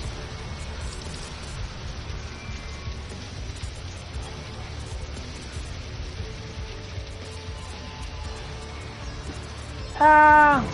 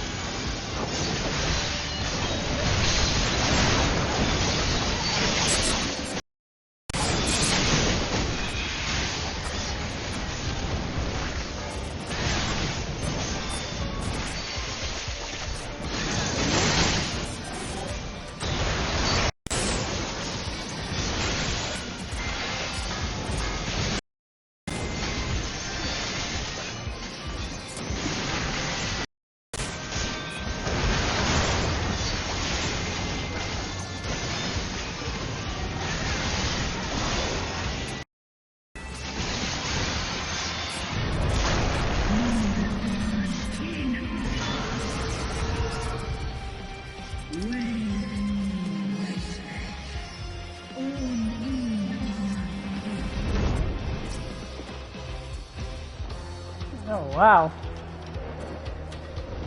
This is so cool. Oh my god.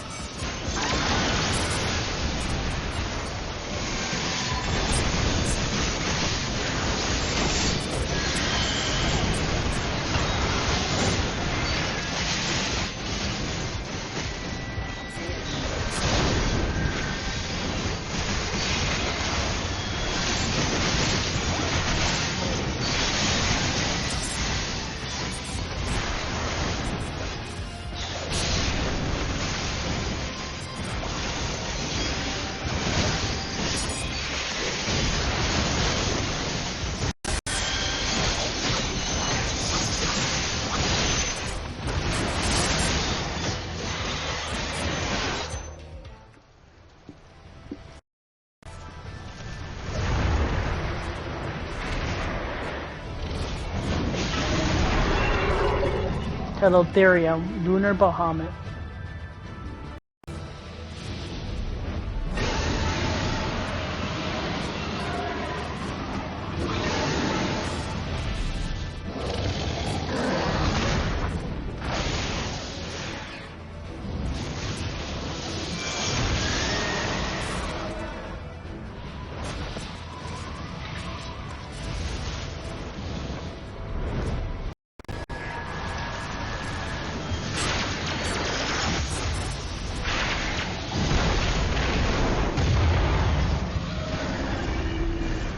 Oh yeah. Oh no! Tiamat!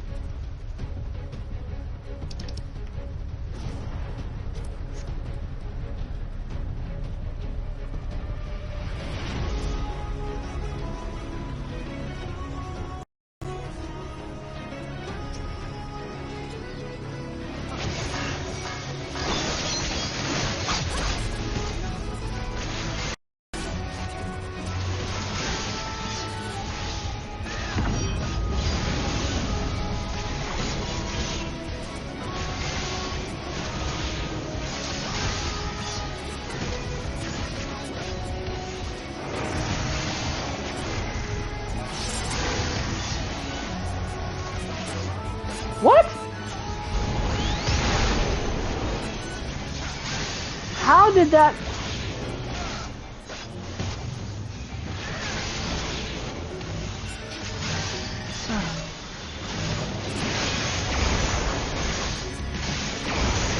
Oh, it's still going.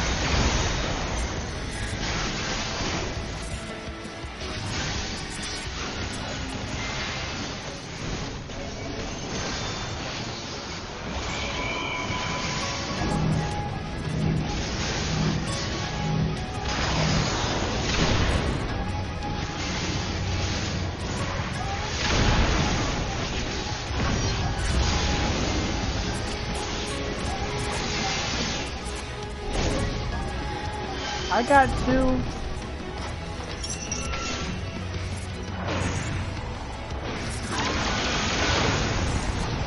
What?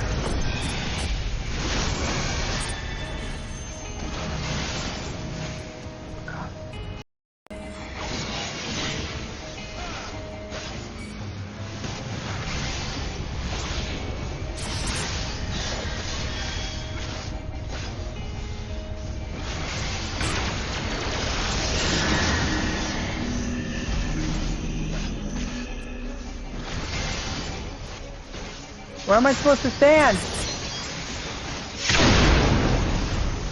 Okay.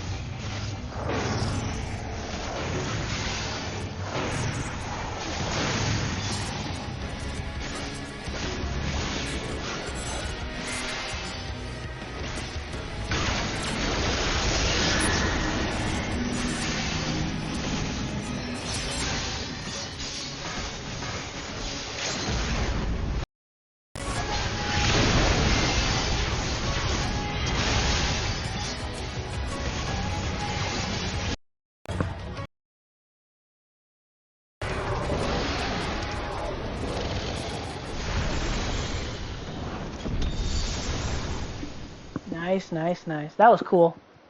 Last boss was a little bleh, but it was cool.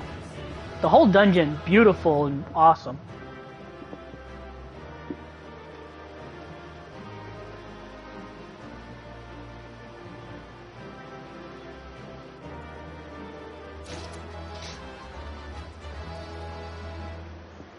Alright, let's see what they say. Our allies have steered well clear of the tower, for good reason. Those kobolds certainly know how to handle themselves. The Amalja will not soon forget this day. Hopefully Tiamat's wounds are not too severe. I hope so too, man. She's baller. Is this the last we've seen of Bahamut? Come on. Come on.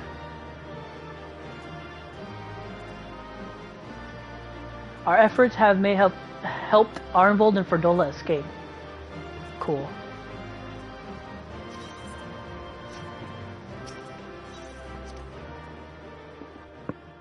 Alright, alright.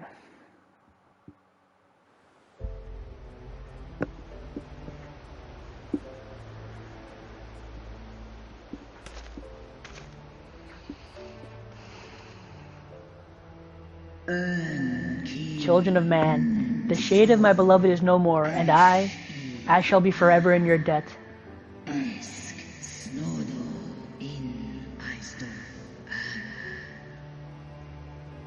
I think it's better for me to just let her talk and then me just talk.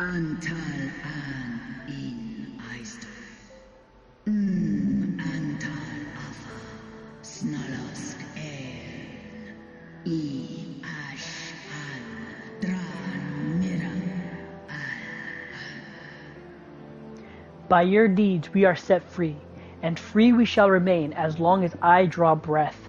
Never again shall the dragons of Mericidia hearken to the lies of the Astians. This I vow.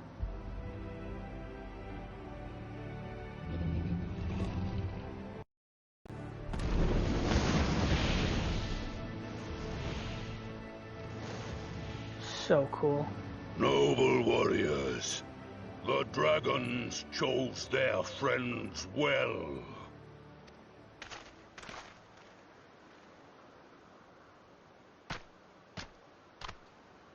Long have our peoples waged war, but no more. Oh, shit. Your fallen lie beside our own. By our words and deeds shall we honor their sacrifice. Yes. We would be proud to call you our allies.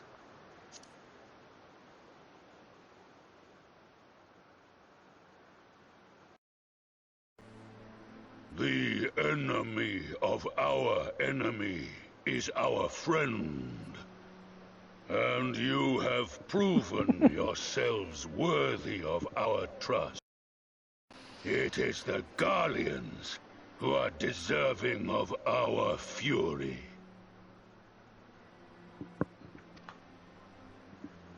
I shall see that my brethren learn the truth of this day, and rally as many as possible to the cause, till we meet again.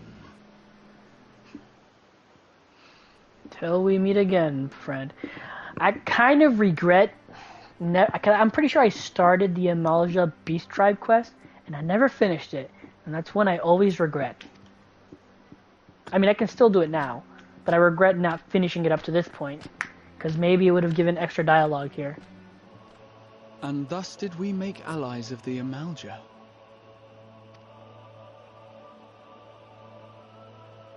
It would certainly seem that way. The Sultana will be pleased. Let's go and give her the good news, shall we?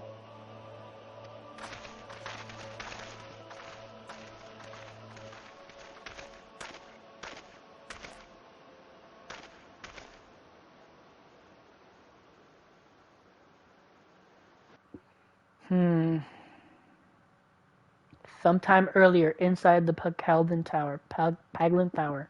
Can't say the freaking name of that place. Oh no.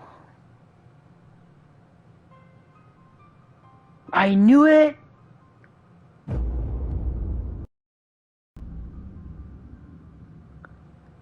They're using the tempered ones to light the antenna.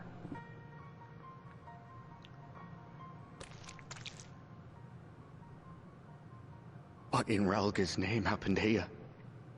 The gods only know. But you can bet these poor sods aren't here by choice. Quickly! We've got to get them free!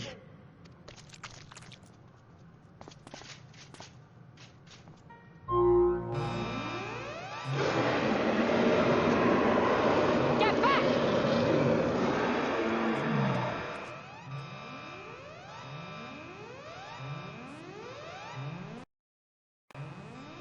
What have I done? It's too late for them. We're leaving, now. Arnvald, go, man.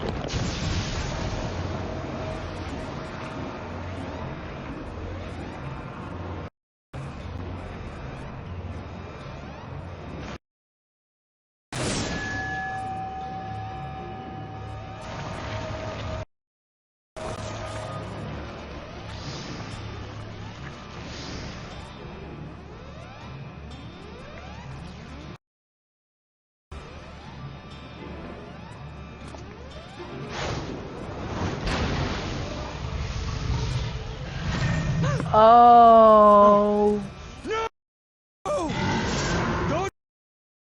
We came together and we're leaving together.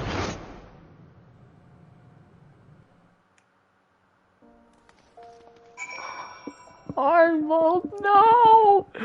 Oh, I'm so pissed right now. Please be okay.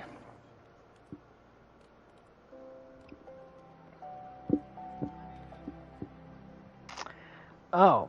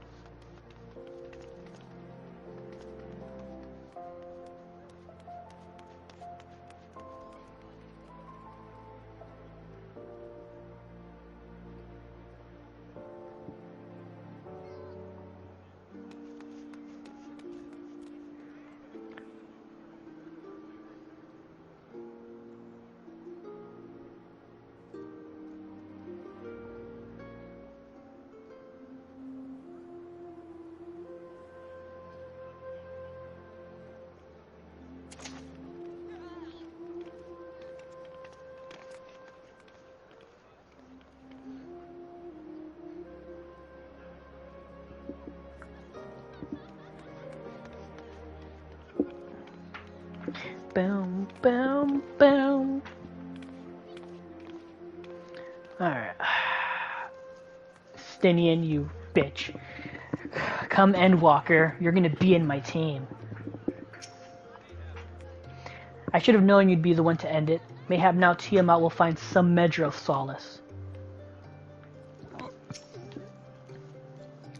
To see the Almalja fighting alongside us brought to mind the Zun of the that our peoples can forge bonds as strong as those of our counterparts in the First. From what I could tell, there didn't seem to be any Imperials in the vicinity of the tower. Hopefully Arnvald will have used the opportunity to get in and out undetected. Oh, please be okay, Arnvald and Fordola. Can't believe I'm saying that. Fordola. Tiamat did all she promised and more this day, but I doubt she will be satisfied. Nay, she will fight on wheresoever they may be. Okay, let me get in here. Though the day is won, thanks in no small part to thy valor, the Telephoroi are far from defeat. Be that as it may, 'tis only Bahamut's banishment unto the Aether. It will take more than a single victory to wash away all the bad blood between men and Almalja, but one has to start somewhere. Oh, I already read that one. Alright, that was everybody. While it would have been too much to hope that we have seen the last of Fandaniel, we have dealt his schemes a telling blow this day, and that alone is cause to celebrate. And celebrate I will, when we have received word of Arnvald's safe return. Oh, please be okay, Arnvald, please. Be maimed. Be maimed. I don't care if you're maimed, but at least be alive. No.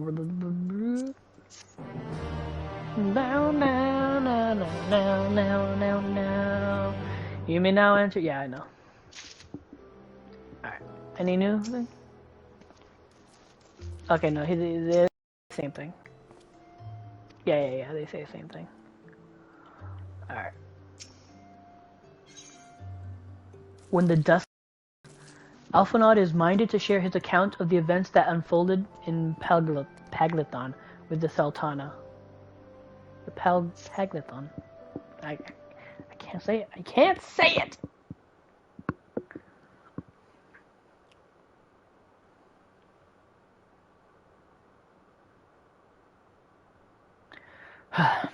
Standing here roaring is not going to help matters. Come, we must discuss the day's events with Pippin and her grace. Brave scions.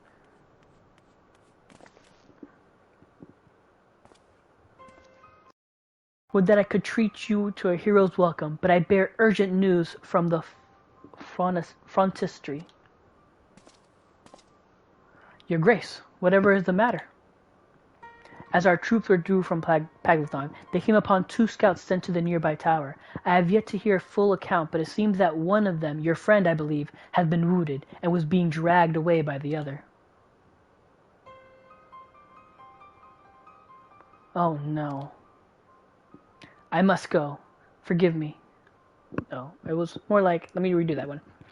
It was, I must go. Forgive me, Your Grace.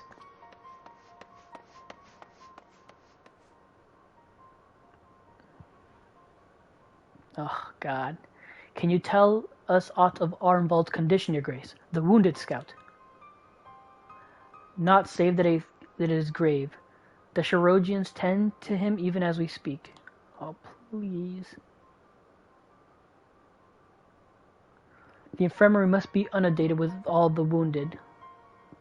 If all of us go, we've only get underfoot. Tenant Estinian, would you mind going after Alphanod? He may need some support from someone other than me.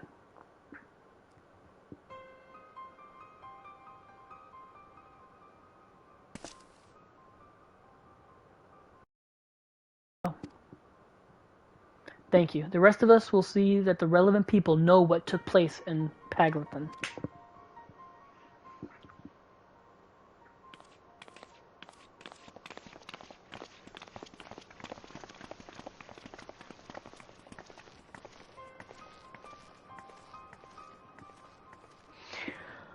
Come on, then.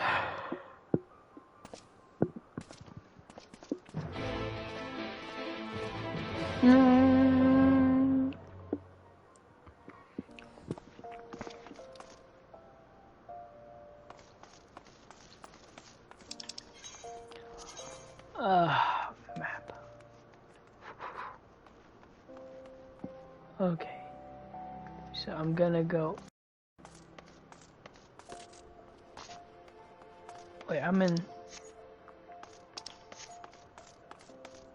Yeah, I gotta leave here first, I believe.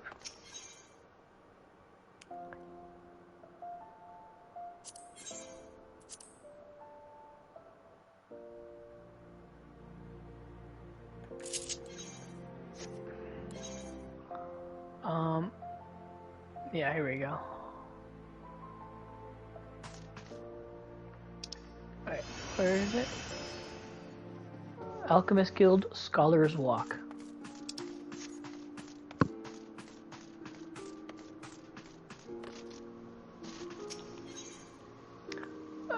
Alchemist Guild.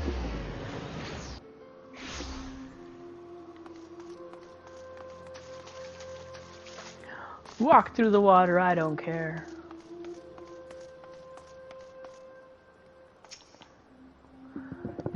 Standing there gawping, why don't you tell your friend to stop whining like an underdog?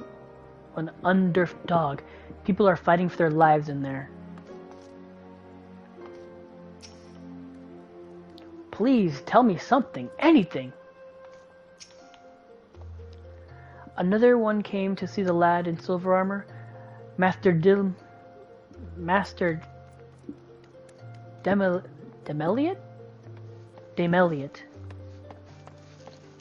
Demeliot is attending to him as we speak. If you would be so kind as to wait. What did Master Demeliot say? Tell me his exact words.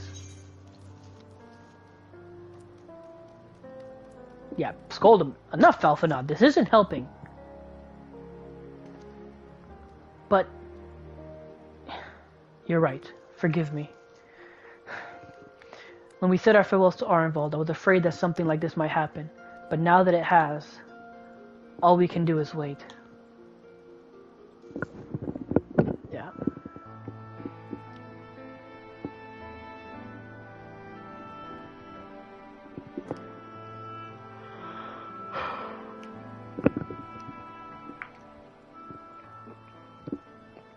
Fordola. Waiting here all this time.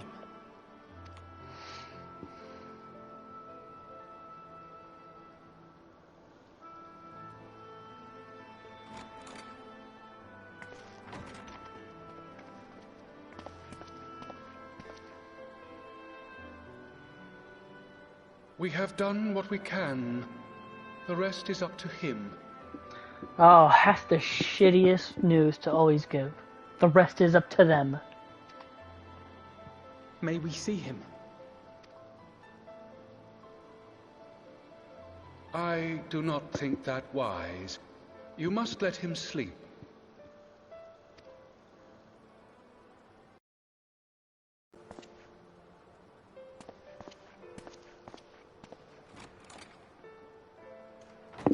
Damn.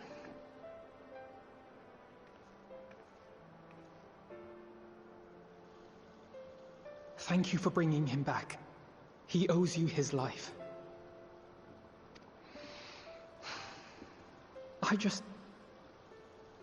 just wish I had been there. Perhaps, I don't know. Perhaps I could have... Punch him. Yeah. Got tempted? Don't flatter yourself. You can't save everyone. No one can. Not even the warrior of bloody light. True. People die all the time, for no good reason. And those who take up the sword die quicker than most. If you're going to shed a tear every time a soldier falls on the battlefield, you'd best stay away. It's no place for the weak of heart. Yeah, it's true. It may be that victory cannot be won without cost. But all life is precious, and I refuse to shrug at its loss.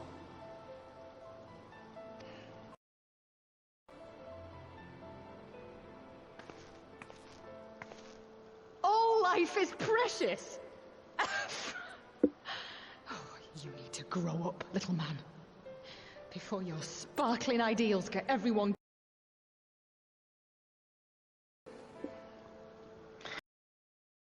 This is weighted because she doesn't think saving her precious at all.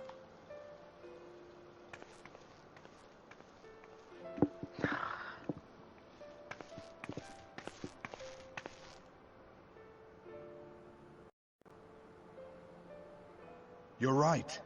He is idealistic. But the world has more than its fair share of realists, like you and me. It's people like him who dare to dream that things could be better, and make it happen against all the odds. They are the ones whose names live on forever. The heroes. Justinian! Azure the Groon. Here's your Azure the Groon. Oh, Joe Cat.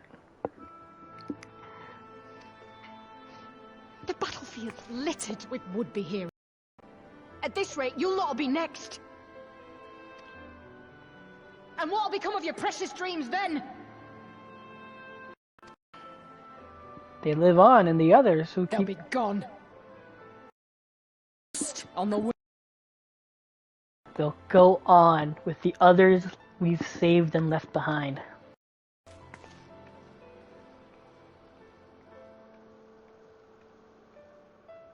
Dreams worth fighting for don't die so easily. Damn right.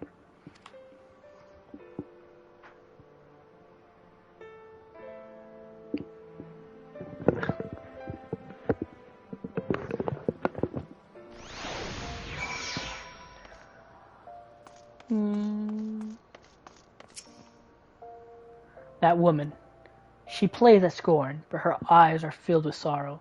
Sorrow deep enough to drown in. Yeah, I know.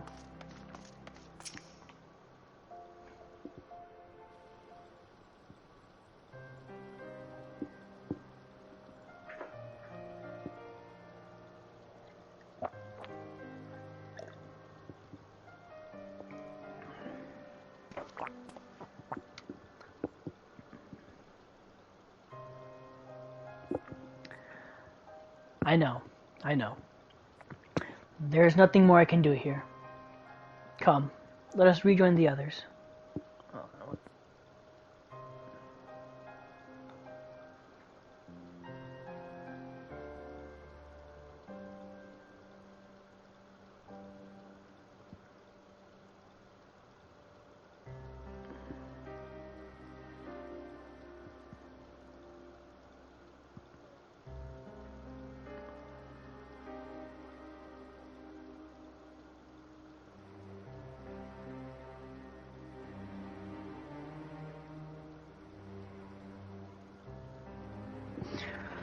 Okay.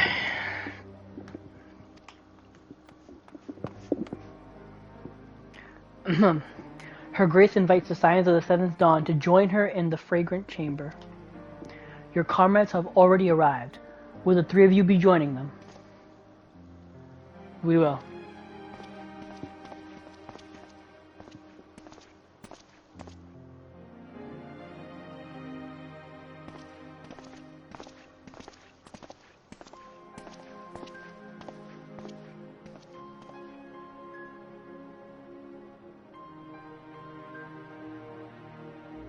Damn right. Don't even look.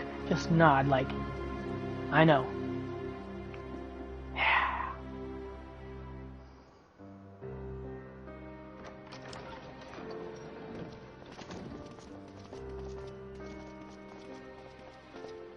Your Grace, pray forgive us our lateness. Oh. Think not of that. I understand a close comrade of yours was wounded in the line of duty. Arenvold. It was at the Alliance's behest that he risked all, and we are grieved to hear of his condition. Rest assured, he will receive the finest care our chirurgeons can provide. On that you have my word.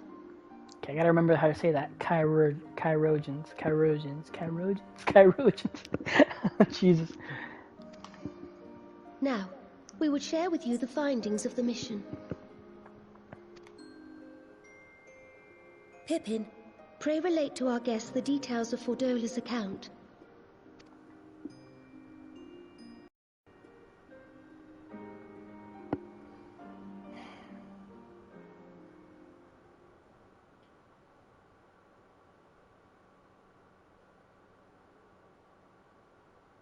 First Bahamut, now Ifrit.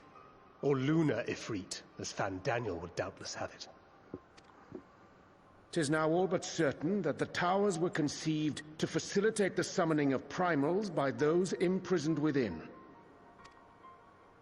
Less certain is the means by which the Telophoroi constrain the wills of said entities to enact their designs in defiance of the pleas of their victims. Mayhap they do not. If mere proximity to the towers is enough to make loyal servants of the Empire's mortal enemies, it stands to reason that the same is true for those held captive.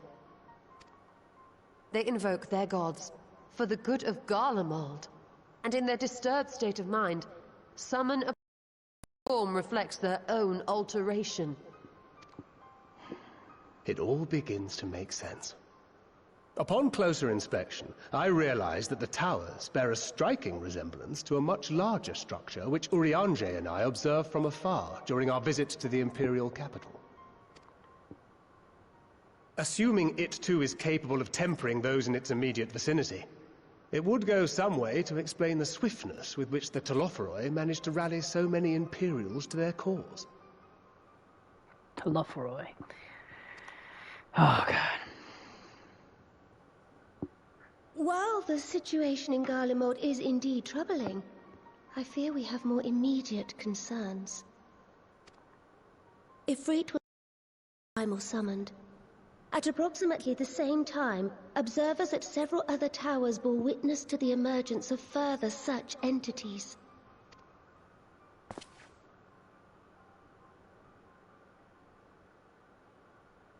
For a blessing, none appear to wield aught approaching the destructive power of Bahamut, and the Grand Companies are moving to deal with the threat even as we speak.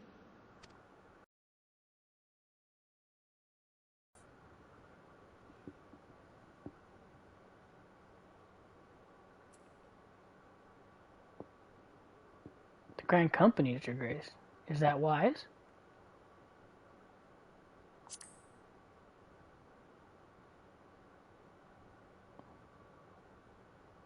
Though we are aware that the task will not be easy, we would call upon the Scions only as a last resort. Pray, conserve your strength for now. That's not what I was referring to. I mean, or is it that the lunar ones can't temper?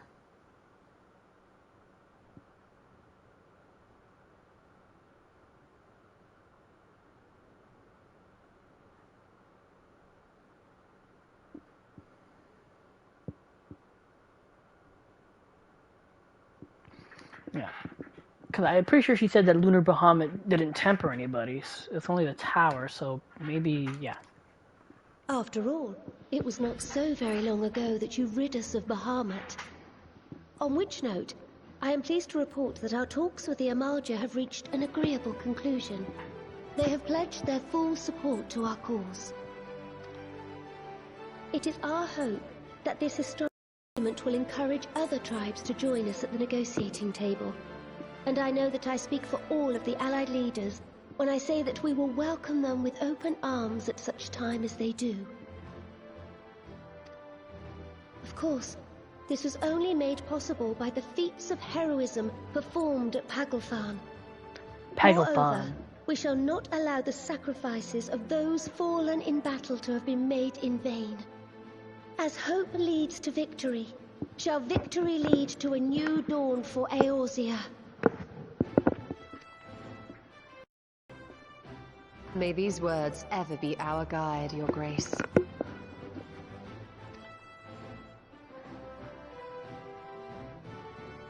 Now, if you will forgive me, I must consult with the Syndicate on the matter of our new allies' integration. Till next we meet, my friends, I bid you safe travels and blessed respite.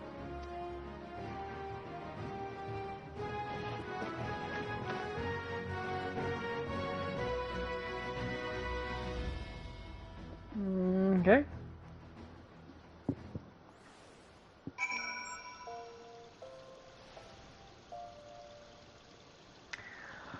Okay. If there is no reason to linger, I will take my leave.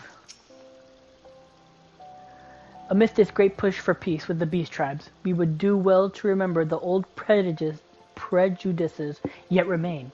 It is a delicate political dance, and I do not envy the Sultana or any alliance leader.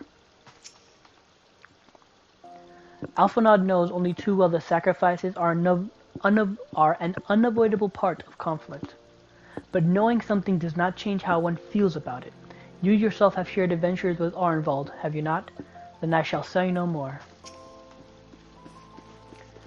With the secrets of the towers thus laid bare, our duty to prevent further abductions taketh on new import. Fail in this, and our enemy shall punish our negligence.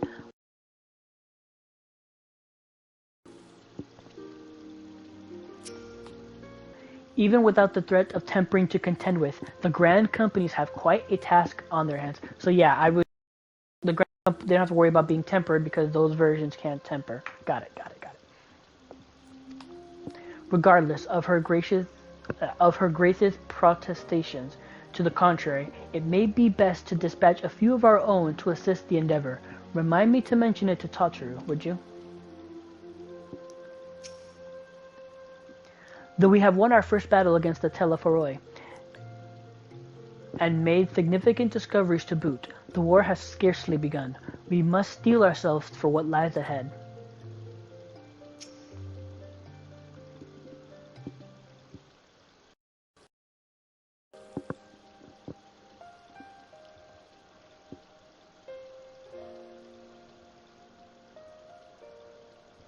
Right then. Unless anyone has any objections, I think it's about time we return to the Rising Stones.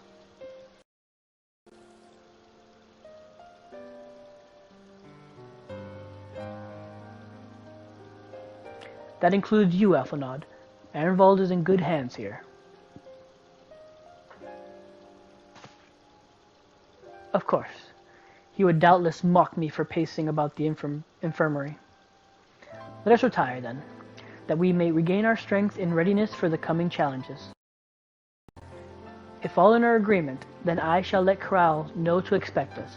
A hot bath and a hearty meal shouldn't be beyond arranging with the time available.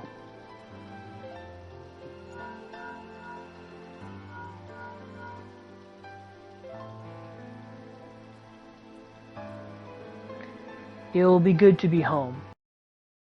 To do.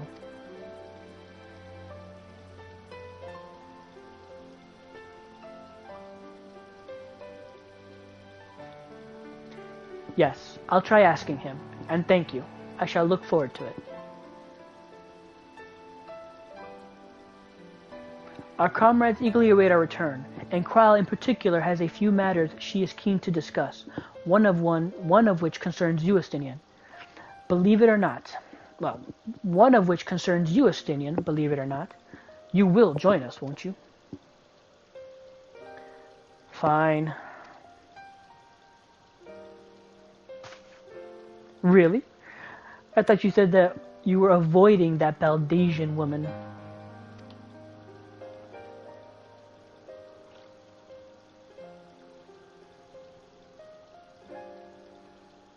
If I refused, she would only pursue me.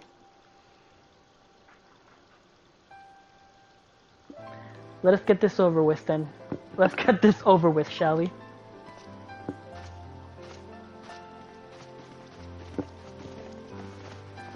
Boom.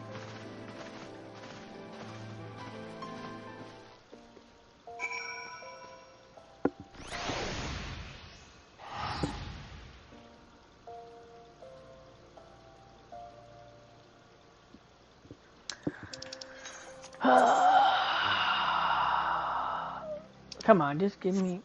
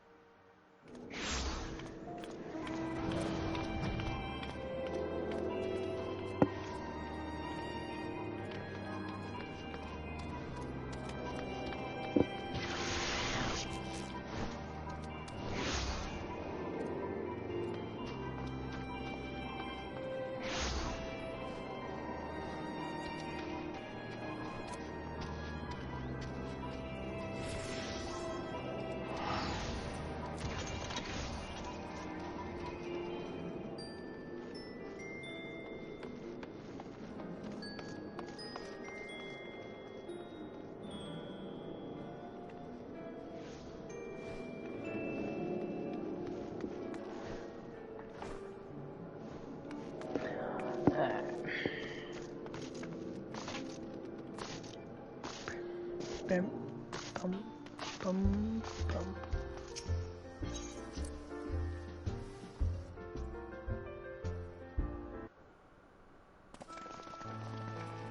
Oh.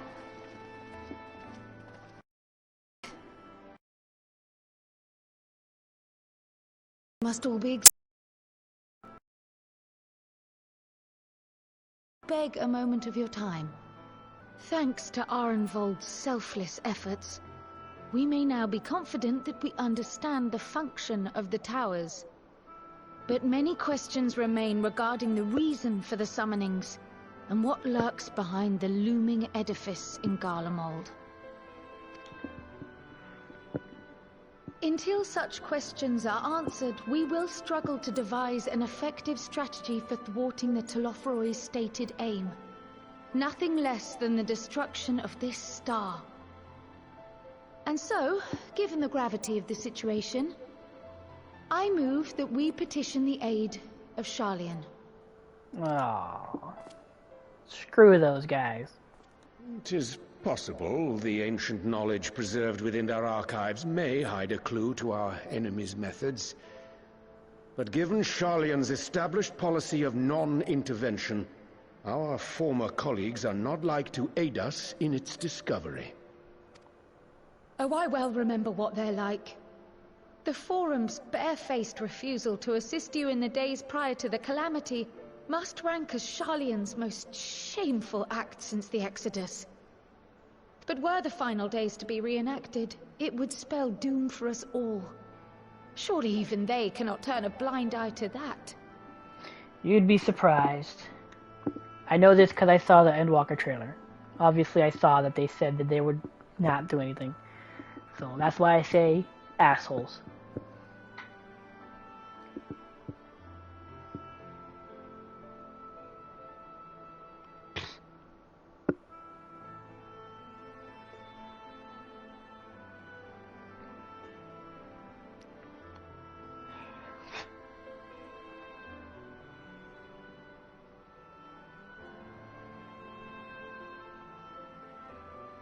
How does he not have internet? Come on.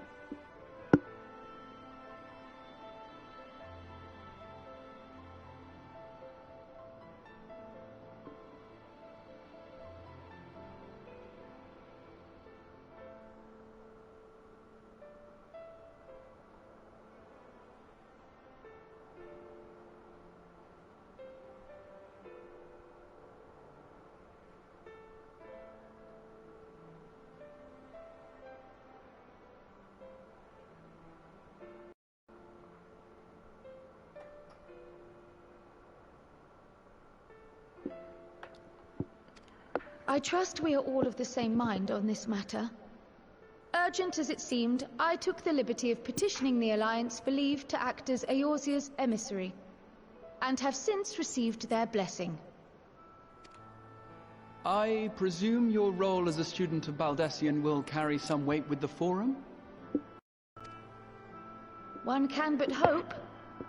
If truth be told, our organization has been ever since the disappearance. But the name does still retain some degree of prestige. I only pray it will be enough. Oh, that's right, since I never continued the relic weapon quest in Stormblood.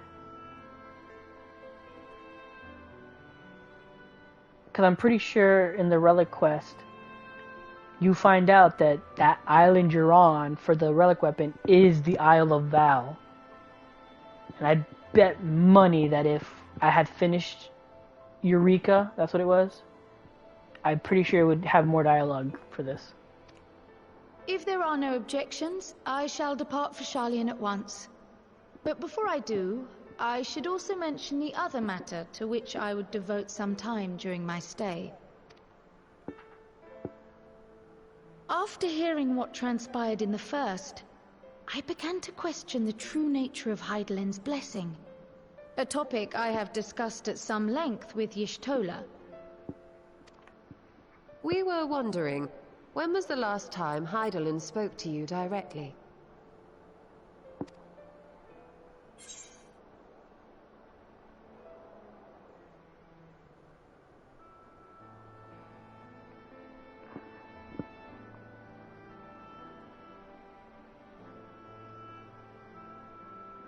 I mean, does the mother count? Because that would be...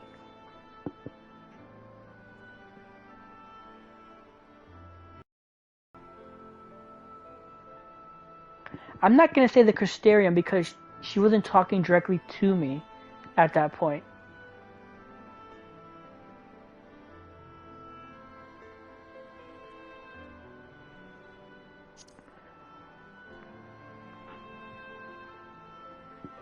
When you regained her blessing, was it not? But never since. Not in all your time in the first, when you faced the Unsundered, the very heart of Zodiark. History shows us that Hydaelyn is able to awaken the echo in her chosen, convey her will directly, and grant the blessing of light. To our knowledge, however, she has not sought to intervene in man's affairs for some considerable time. Might not the explanation for that lie with her choice of champion? Mayhap she is content to trust in his judgment. I doubt that's the case. Mayhap she is. But following my initial discussion with Kryl, I made inquiries of my own. And as far as I'm able to tell, Hydaelyn has not made her will known to anyone. During my time in the First, the Oracle of Light spoke to me through Reen. But that was not the will of Hydaelyn. It was Minfilia herself. Indeed. And while she and Hydaelyn were inextricably linked, Minfilia yet acted of her own volition. A messenger, yes, but one who spoke with her own voice. I wonder, could Hydaelyn's silence suggest the presence of some disruptive force, perhaps? Some obstacle to communication? While I share Uriange's high opinion of your conduct, I see no reason why she would deny you her guidance altogether. Oh my god, the way... It's like, holy shit, that's right.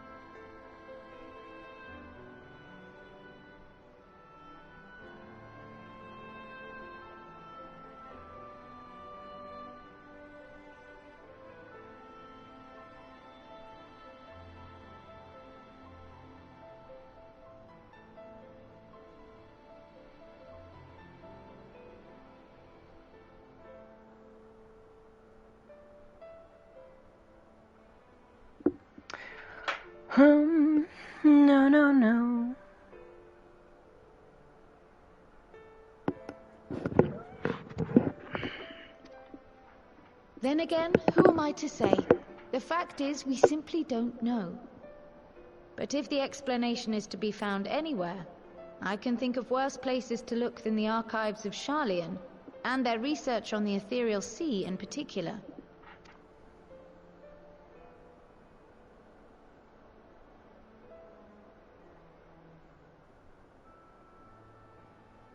Resolved though I am to go, believe me when I say that I take no pleasure in the thought of leaving you a member short.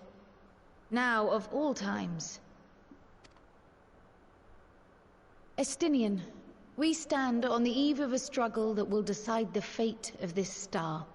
One in which we Scions may play a telling part, yet we are but few in number. And so I must ask you again, will you... He's gonna say no.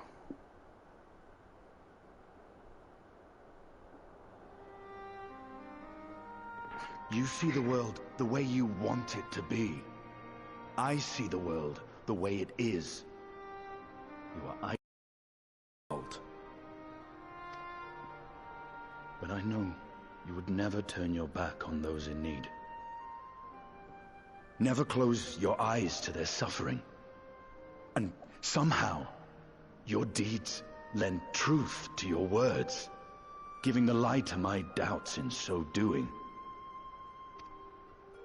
I have seen others draw strength from your belief. In Ishgard, in Alamigo. You inspired them to stand up and fight. To win, no less.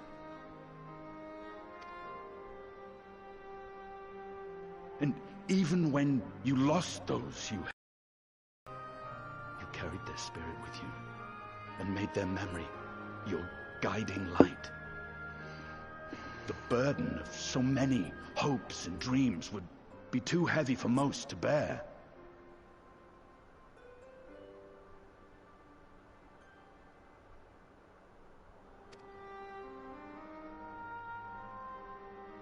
But you bear it willingly, as you have shown me.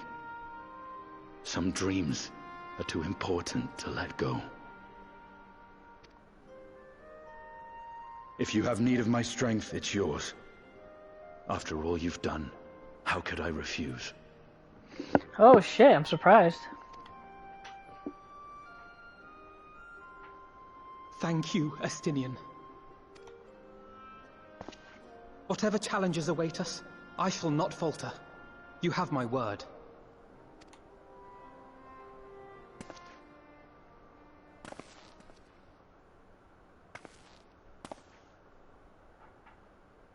And now, I may bid you farewell.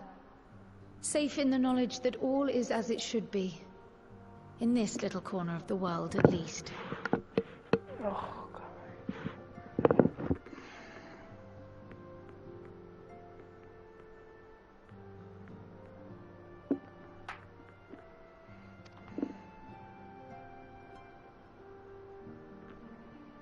You will be sorely missed. Tread warily in Sharlayan, and do try not to let the Forum embroil you in their politics. A forlorn hope, I know, given the individuals involved. I shall do my very best.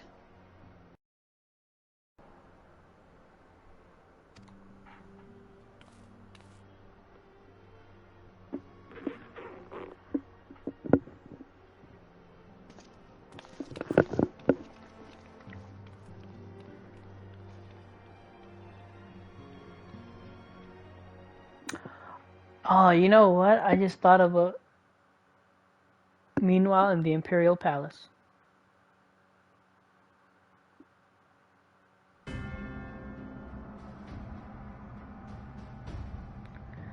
He's trying on a bunch of different weapons.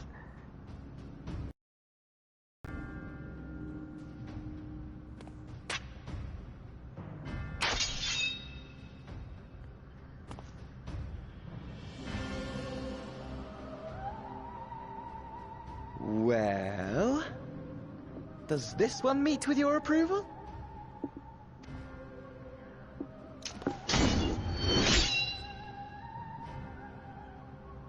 apparently not. Or could it be that you're still upset about the dragons? You are unwise to remind me of so costly a failure.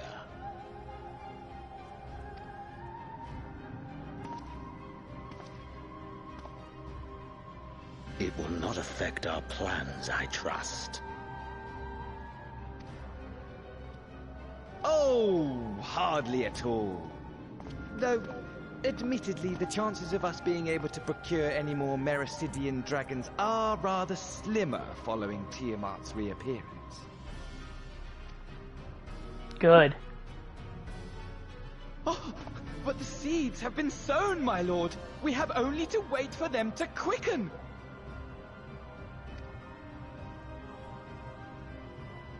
Speaking of preparations, is it safe to assume that you will be ready to control you-know-what? The hour draws nigh. This nation, forged for Ascian ends, will finally prove its worth. A mighty empire, now no more than an instrument of this star's destruction. What a pleasure it will be to put it to use. God, I hate you so much. I hate you so much. I hate you. I do.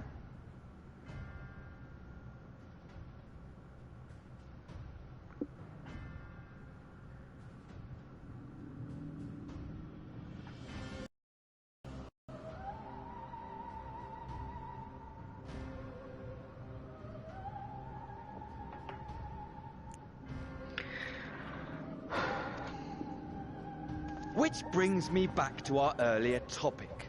My lord, while I appreciate that it is not an easy decision, it really is past time you chose your weapon.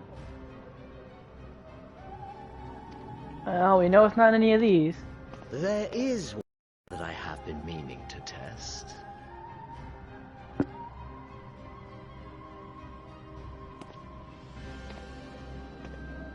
Well, well, not quite what I was expecting.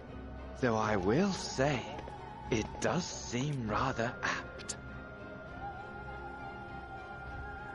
They don't show it because I don't think they even wanted to hint at it being a Reaper. Do they? Am I wrong? Ah, yeah, they did it. They don't. I knew it. I knew it.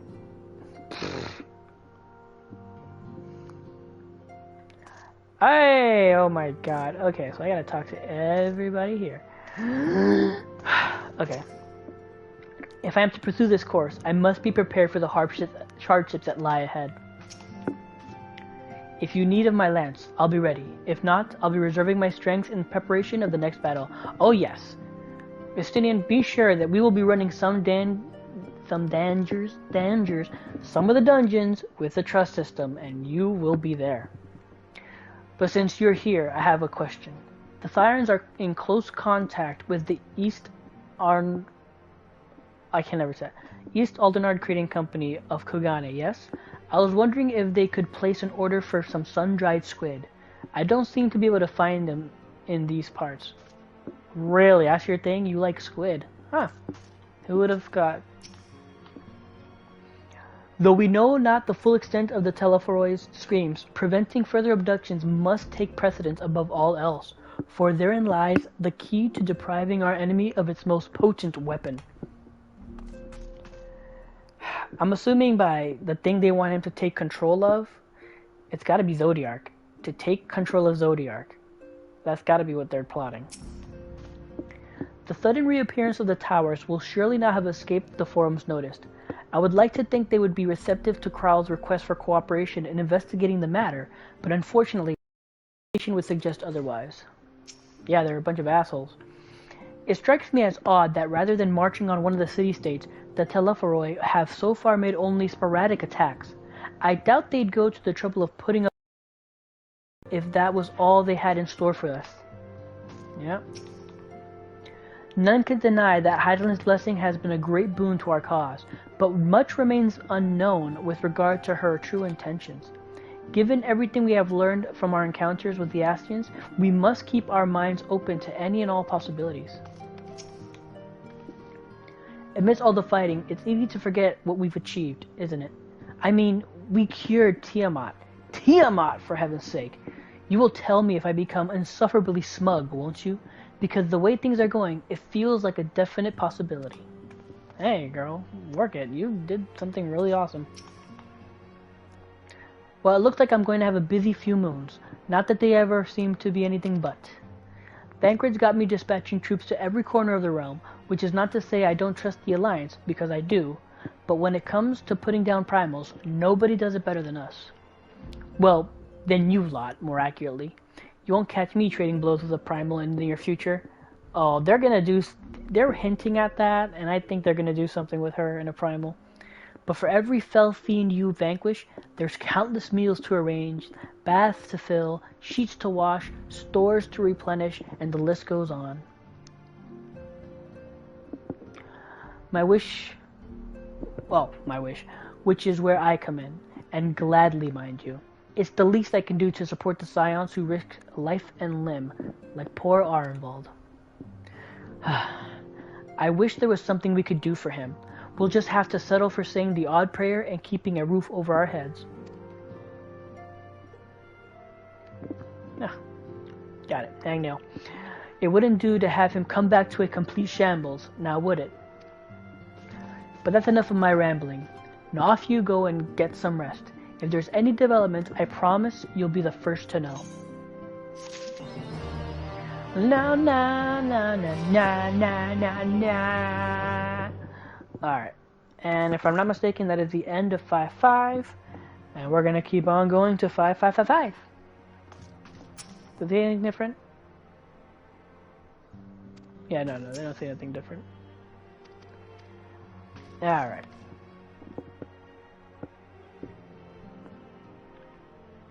Actually, give me a second here.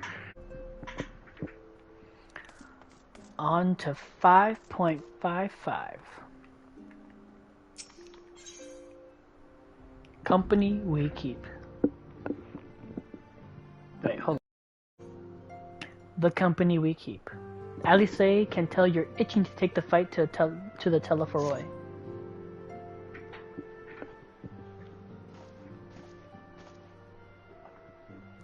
Ah, Tenon, you're looking well. I take it you managed to squeeze in some rest. If you came hoping for tidings from Kryl, I'm afraid we're still waiting. But we do have some odd scraps of news to share. Scraps, she says.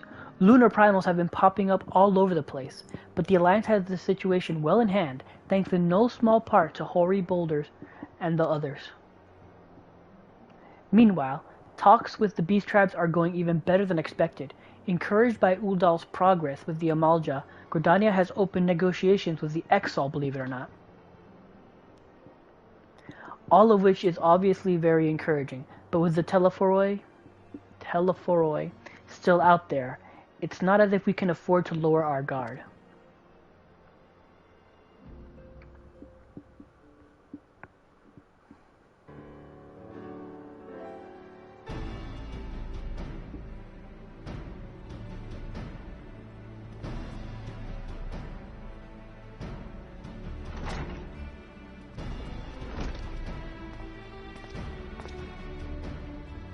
Begging pardon, but I come bearing an invitation from the Alliance. A council meeting is due to be held in Alamigo, and your attendance is humbly requested. Ah, we were just talking about the Alliance. May I ask what's on the agenda? I believe the intention is to share news of recent developments and discuss what measures might be taken to combat the Telephoroi, in concert with our new allies. The beast tribes have also been invited. It is hoped they will join us in the fight against our common foe. So the Alliance would bring all the beast tribes into the fold at a single stroke? An ambitious plan, given the delicacy of the negotiations, but mayhap an expedient one, considering the threat we face. Indeed, my lady. And for their part, I am told the beast tribes have agreed to attend. If the Scions too are all present, all of Eorzea will be represented. If the Scions too are present, all of Eorzea will be represented.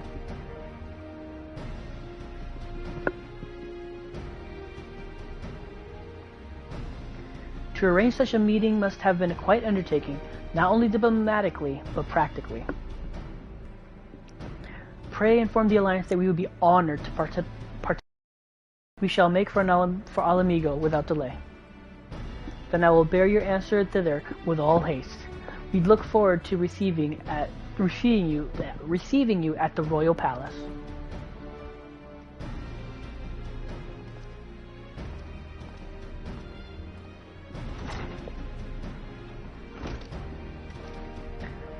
Well, now that we've accepted the invitation, who exactly is going to attend? I move that you and Ishtola lead our contingent.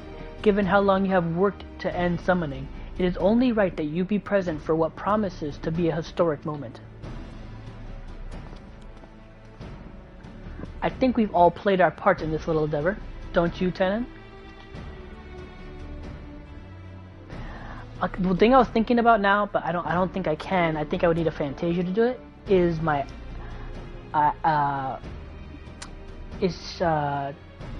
make one of my eyes super white as a it's an after effect of all the light I absorbed and all that. Cause every expansion I added something new to my character, like pretty sure in Heaven's Ward. Was it Heaven's Ward where I changed where I gave myself a scar? My first scar, the one on the nose? No, I think I started in Stormblood. No, I think it was... Point is, I always try to give my character a new feature. That way it looks like time has progressed. Like, the story, has affected him. And I know I changed my eye colors before. I gave myself another scar, and I changed my hairdo. I'd like to be a bit more what it is now. I want to say I think I gave myself the extra scar after Heaven's Ward, and then in Stormblood is when I finally changed like my hairdo, and I put a new hairdo on my character. So I'm thinking I want to try putting one of his eyes to be completely white, to as a sign of the light having been him having absorbed so much light. I think I want to do that. Anyway. All present may rightly claim a seat, I do quite agree. But by your leave, I believe I shall remain here and lend what assistance I can to the coordination of our defensive efforts. I'm not coming either. Emmerich will be there, and I'd rather not be interrogated. Very well then. While those with a mind to hold the fort get on with holding it, I suggest the rest of us make for Alamigo, shall we?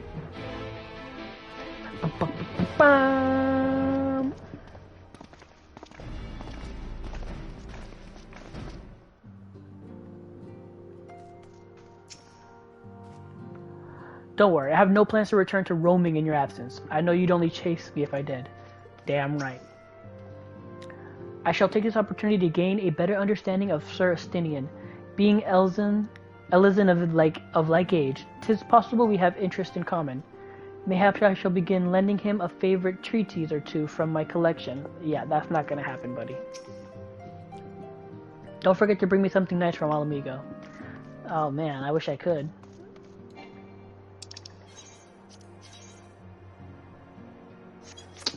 Can't you just...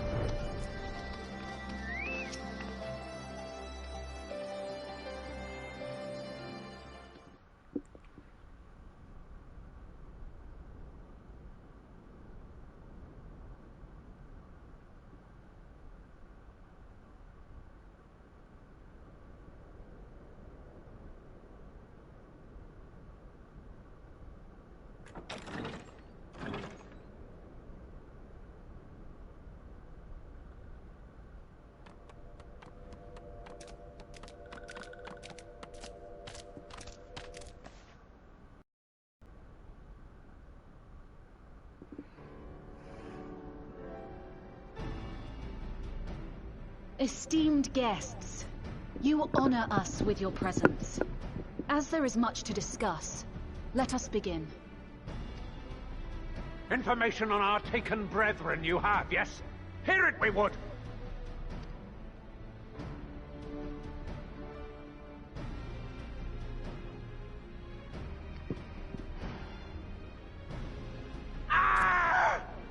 Beyond forgiveness these featherless ones are!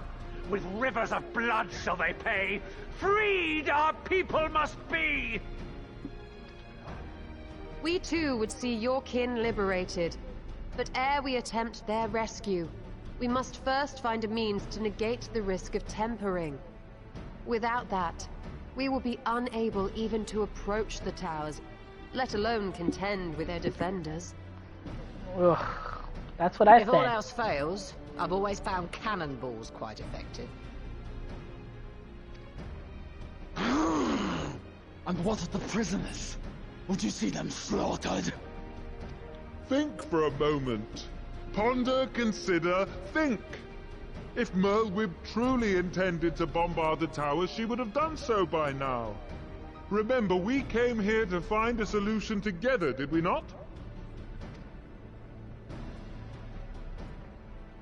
Y'shtola spoke of defenders. I but offered a means to clear a path, should you require it. No, Merlu. Given the enemy's capabilities, we will all need to play our part if we are to have any chance of success. For if any here should give less than their best, it will be to the cost of every living being on this star. A paragon, the Empire, our very gods. How can we hope to prevail against such odds? That our foe is formidable, none would deny. But our strengths are many and varied. In this chamber, I see masters of strategy, masters of magic, masters of the land, the air, and the sea. And together, there is nothing in creation we cannot overcome. Oh, Amric, so good.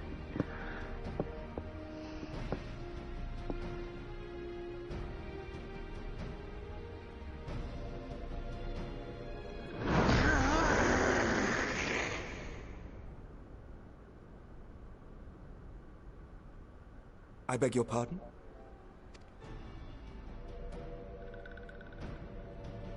What is it, Sir Walker? Do not express your passion thus. And if you pretty will outdo us, perhaps. Suffice it to say, I am proud to be counted among Theosia's finest.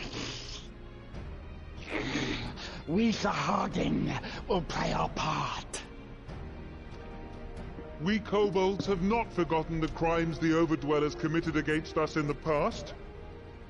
But today we look to the future, as allies united in purpose.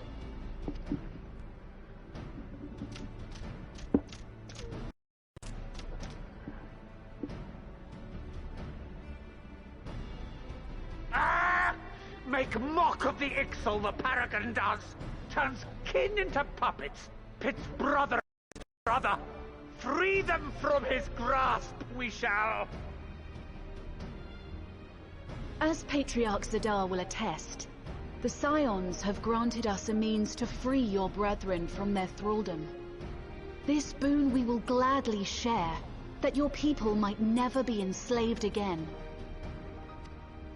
We accept! We accept! Praise me!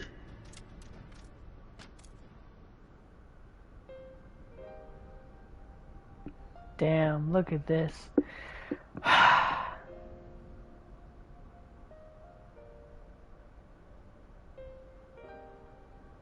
It's taken a while, but I do believe we might be one step closer to a world without primals. Would that Minfilia were here to see it. She can, man. She can. We still have a long way to go, and we're going to need a lot more Porksies. But we're moving in the right direction.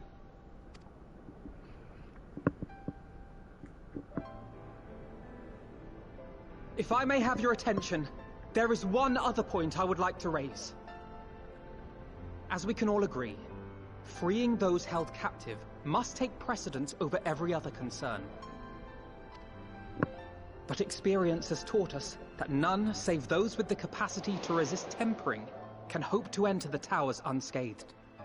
And even once inside, a still greater threat may yet await them, that which we call a primal.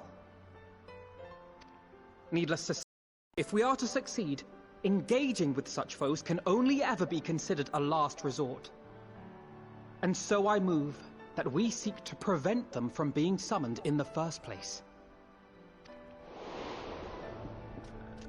Yes! Both prayer and ether are needed for the ritual.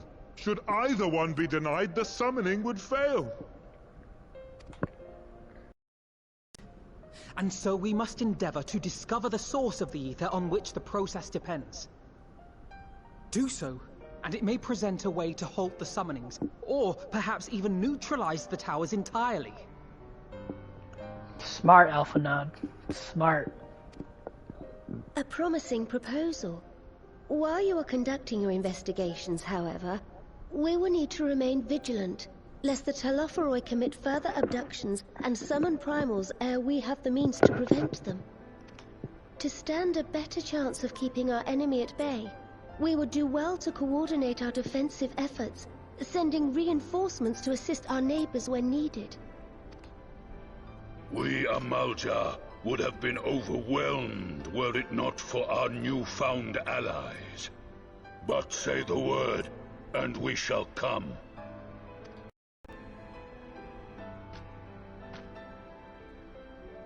I see we are all in accord. Oh, God, so beautiful. But what are we to call this proud fellowship of ours? I submit that the honor of naming it should go to the scion whose brave efforts have done so much to unite Eorzea. What say you, my friend? What? He's like...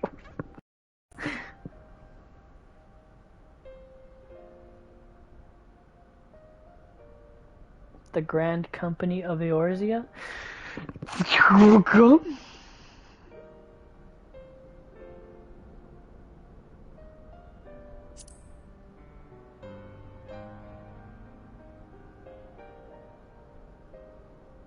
But that's the name I... A fine choice. There is none here who does not love Eorzea. That's right, that's Alphanod's... I remember that from, if I'm pretty sure it's when he was making the Crystal Braves and the Elder... Oh my god, that's fantastic. I completely forgot about that. Aye, in that we shall ever be united. United in our gratitude for the realm that gave us life. He's gonna be so miffed. Then let it be recorded that on this day, the Grand Company of Eorzea was born.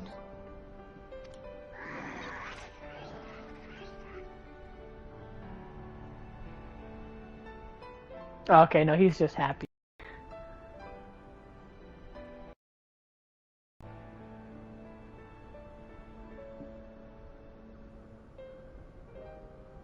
How long have we dreamed of this moment? And now that it's here... Oh, forgive me. Might we speak outside? Of course, dude.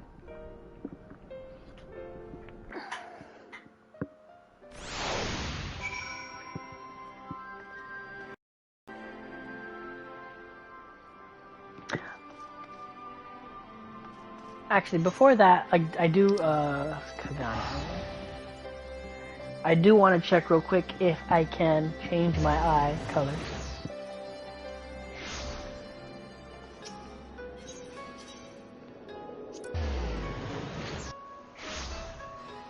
Nope, that's the wrong one.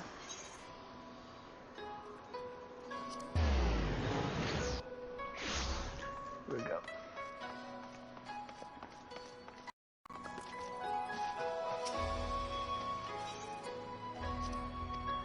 I just want to see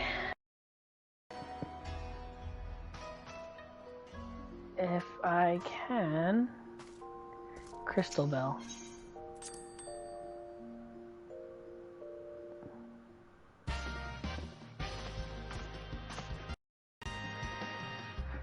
Everyone look at death, seen the ugliness, prepare yourself. Yeah, I know.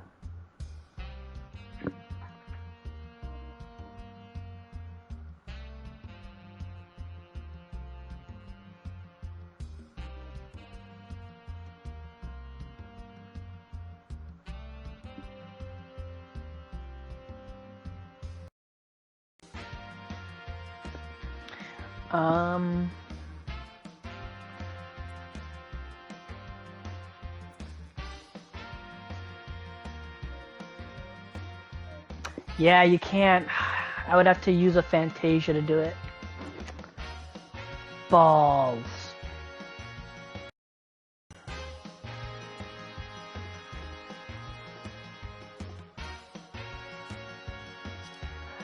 Okay, so instead of an I...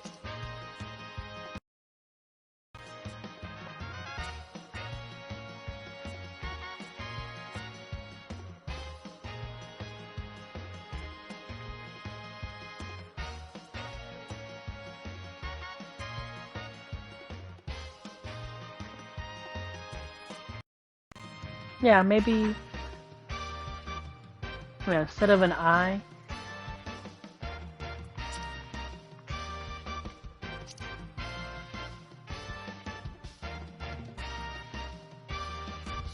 Yeah, I guess we can do that, because I'm not going to pay for a Fantasia. I don't have that much, I don't have money.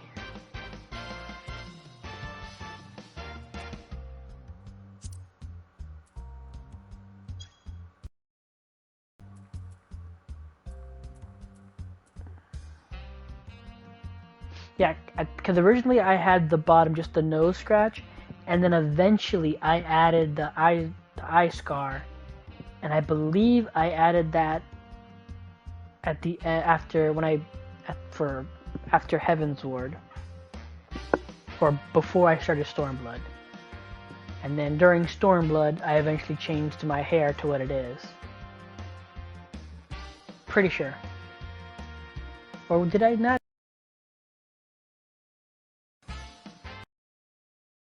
Maybe I changed my hair blood, and then I eventually gave myself the scar after I finished Stormblood. Doesn't matter. It was one of those ways, I can't remember now. Point is, I like to add a new feature. I would like to add a new feature every time an expansion to show that time has passed.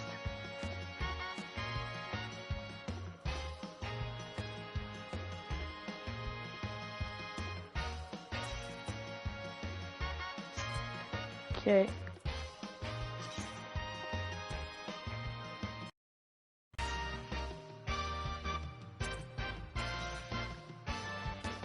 Yeah, sure.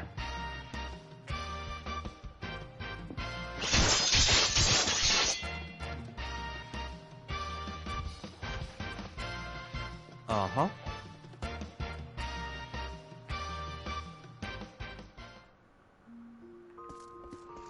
Okay, let's go back to Alamigo then.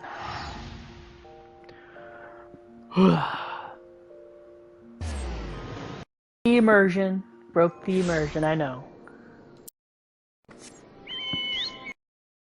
Had to do it, I had to do.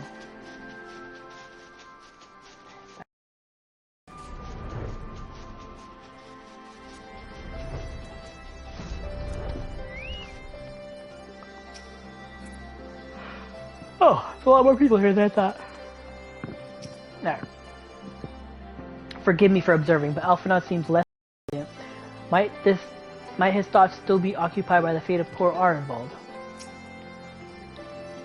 It's a pity that it took a threat of annihilation for everyone to cast their grievances aside. But better late than never, I suppose. Yeah, I'm pretty sure that when it happens in real life, that's how it's gonna go. Well, we all die anyway. The Grand Company of Eorzea. I wonder what Real and the other former Crystal Braves will make of it. We have won over the elders. Now the leaders must win over their own people. No small task, I grant you, but we have come a long way since first we joined with Menphilia to bring an end to summoning. A long, long way. Yes, we have. Holy shitballs, yes we have.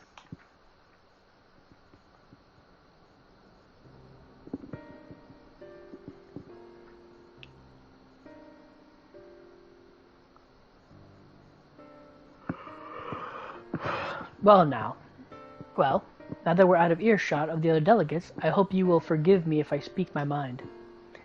Let me begin by saying that I have dreamed of this day since I first set foot upon these shores, and I was as heartened as anyone to see the people of Eorzea pledge their solidarity. Yet even as they uttered their declarations, all I could think was the conflict to come, of the sacrifices that would be made and the lives lost, inevitabilities that I still struggle to accept. But at least now there is hope. The formation of the Grand Company of Eorzea is the first step, the first of many. Many and more.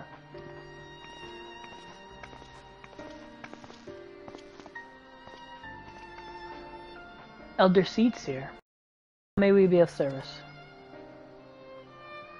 I seek Master Elfenod's assistance in the matter involving Gridania's neighbors, the Sylphs. I know that you and yours have long kept a weather eye on the crystal trade, the better to predict the coming of primals, and so you will be familiar with the Sylphs of the Ash-Crowned Consortium. Through their dealings, they have cultivated relations not only with the city-states, but many other communities besides. Communities such as the Beast Tribes. Just so, it is our hope that we may make use of these Sylphs' established lines of communication to coordinate the efforts of our new fellowship. Yet there remain certain practical differences between a trade consortium and a grand company. If the Sylphs are to perform their task effectively, they will require the counsel of one versed in the operational aspects of an armed force. An armed force founded with the self-same goal in mind, no less.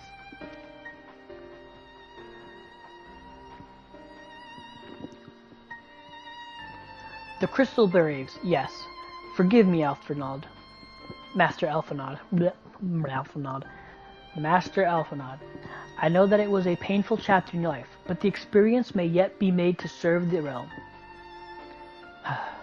In my hubris, I plotted a course for the Crystal Braves which stretched far beyond the Order's initial conception.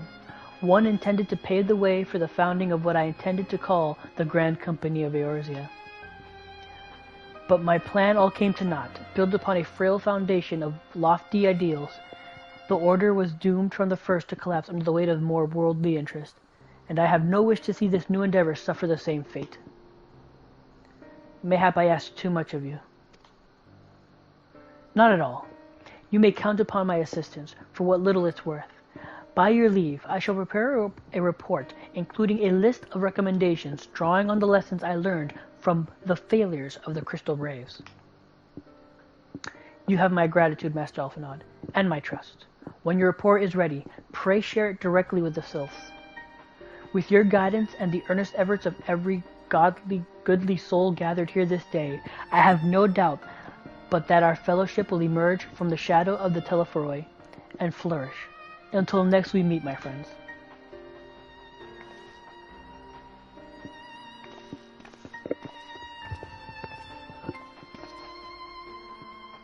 Before committing anything to writing, there are a number of people whose thoughts I would like to hear, or I should like to hear.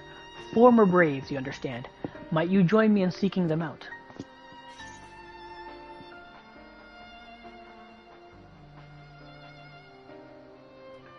I can't think of an excuse not to, so, yes? Nah, let's be nice.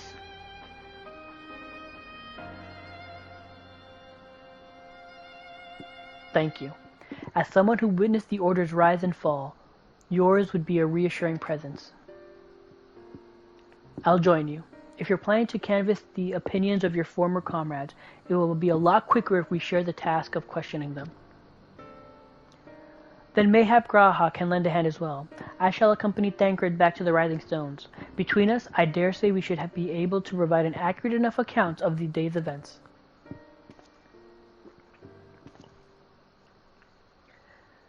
We should be glad of your company, Graha. I shall explain the details on the way.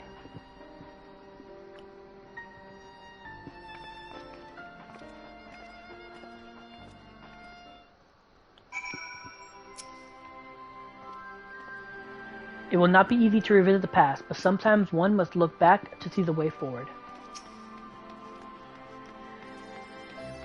I take it we will soon pay the Sylphs a visit. How fascinating it will be to speak with them in person, though I gather conversations can prove rather challenging. So what's the plan, brother mine? Before discussing the task at hand, I should probably admit that the report I proposed is largely written. Not long after the fateful day in Uldai, I penned a detailed account of the organization's history, from the events that led to its inception to the failings that brought about its demise. This I did primarily as a means to taking some semblance of responsibility. Never did I imagine that it might later be referred to by those seeking to form a similar organization. And while I made every attempt to be objective, the account was mine alone, its events viewed from my singular perspective. For it to be of use, however, it must be broadened to encompass the viewpoints of all involved. Only then can it answer what seems to be the crucial question, namely, why, after the Crystal Braves disbanded, did some members choose to remain with us while others did not? I see. You think the answer will tell us something about the nature of the ties that bind our new grand company together, and that this knowledge might help us to prevent it from falling apart when those bonds are inevitably tested.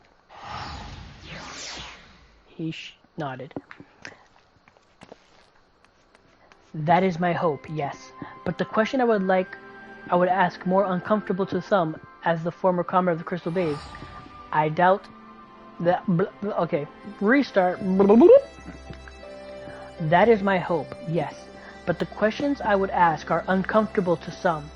As the former commander of the Crystal Braves, I doubt that those who abandoned the cause would welcome my inquiries. Then just have to try. Meanwhile, the two of you can talk to the ones who kept the faith. A fine suggestion. Have care, however. Certain of my former comrades are, of course, certain of my former comrades are of character. So keep your wits about you, and let us reconvene in Gridania later on.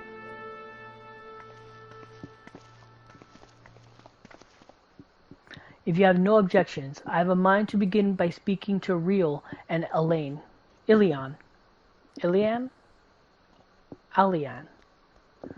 If memory serves, the two of them will be attending an intelligence briefing at Castrum Oriens. Let us seek them out there.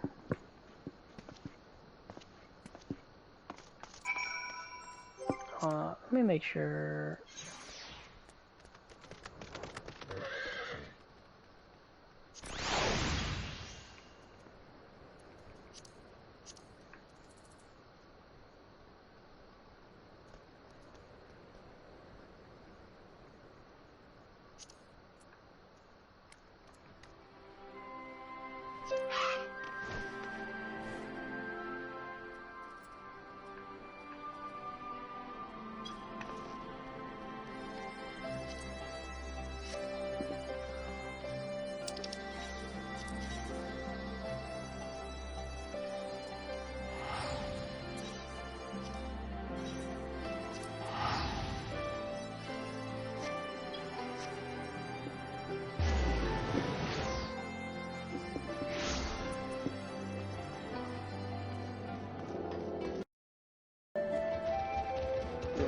While such briefings are seldom exciting affairs, their importance in coordinating our efforts with our allies cannot be overstated.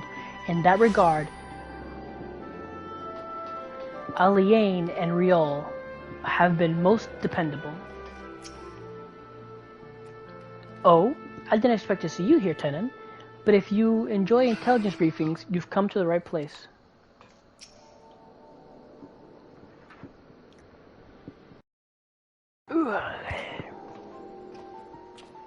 Let me put my feet up. Okay. Well, look who it is. And what brings you two here? Wouldn't have anything to do with the big meeting, would it? In a manner of speaking. I've been assigned a task, you see, for which I require the assistance of former members of the Crystal Braves.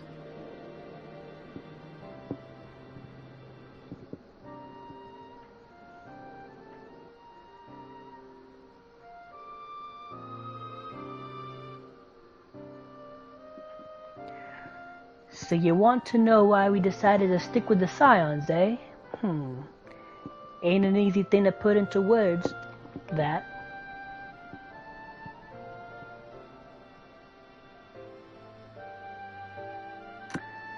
As I once explained to Tenon, I spent a long time agonizing over my failures to alert you to miss. For my negligence, I was captured along with many others, and we were powerless to prevent the tragedies that ensued. Not a day goes by that I do not think back to those fateful events. By joining the Scions, I hoped to redeem myself, and I will continue to serve the cause for as long as I.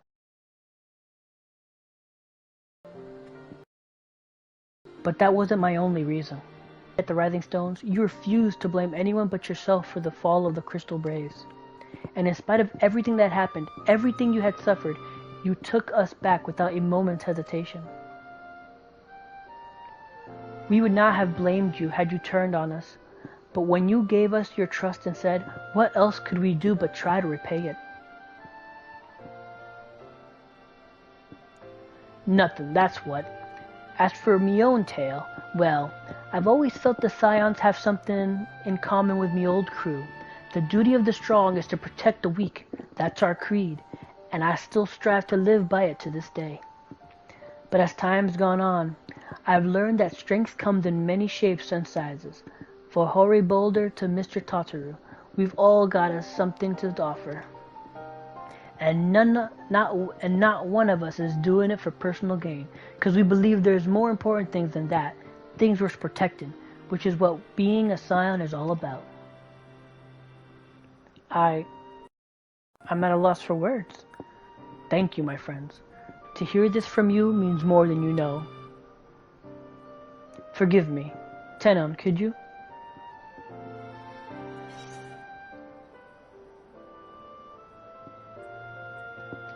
Why do you think the Crystal Braves ended in failure?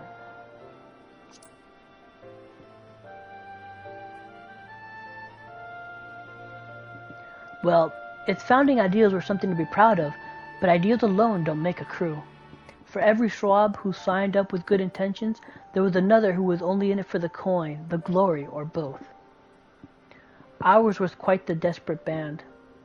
No, ours was quite a disparate band, and while I will never forgive Ilberd, the fact that we managed to function at all was thanks in large part to his efforts. Just a pity he was doing it for all the wrong reasons, eh? Only takes one bad apple, they say, and the Braves had a barrel of them. Not like the Scions. We might look like a ragtag band of misfits, but deep down, we've all got that shared sense of purpose. And why? 'Cause Totteru sifted out all the glory hunters, for they made it through the door. Oh God.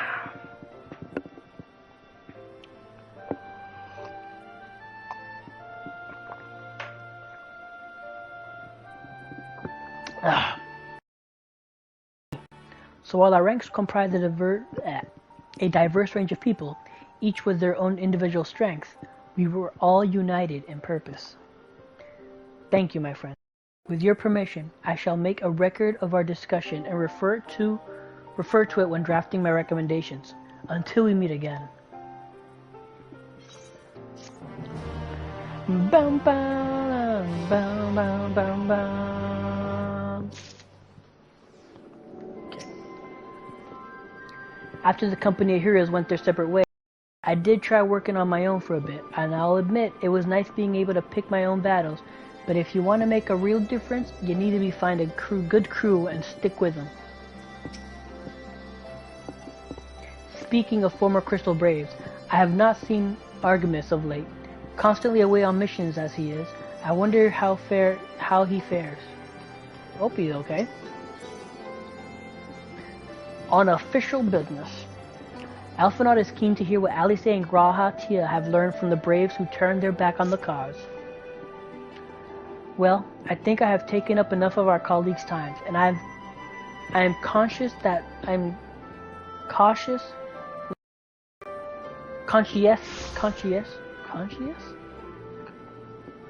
Whoa, I can't read for shit. And I am conscious that less life-affirming testimonies await. Let us make our way to Gridania and hear what the others have learned.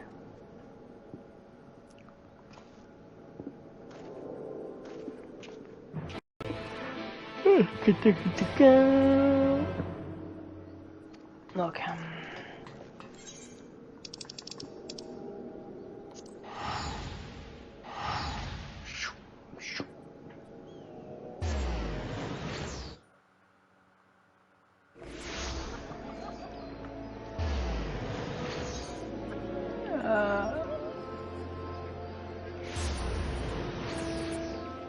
I'll make sure.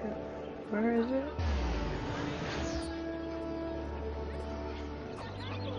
Lancers Guild. My old stomping ground.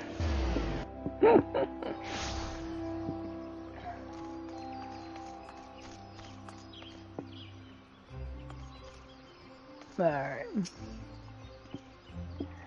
When Alice set her mind on something, there is no stopping her, and her mind was truly set on finding former Braves. For a while, I feared what she might do to them, but in the event, she was admirably civil, for the most part.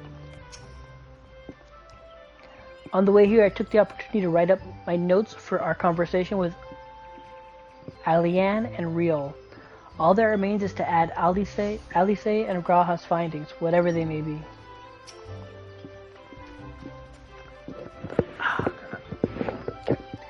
Thanks to Totru's ever-dependable intelligence, we managed to track down a handful of former Braves without any great difficulty. Some were forthright, others less so, but we heard enough to form a picture, and I must warn you, Alphinaud, some of their comments were harsh. I can well imagine, but their opinions are no less vital to my report. I seek the unvarnished truth.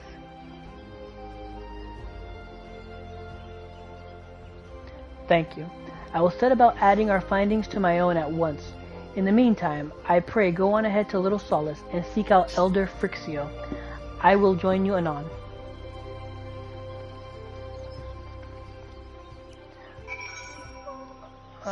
Okay. Forget where Little Solace is.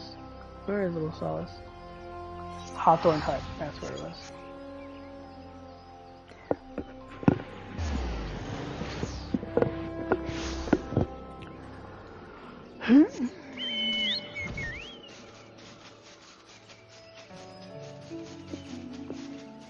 Actually, real quick.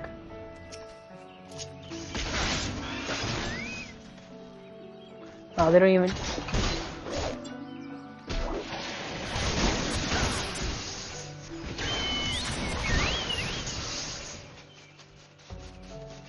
Yeah, I can't even.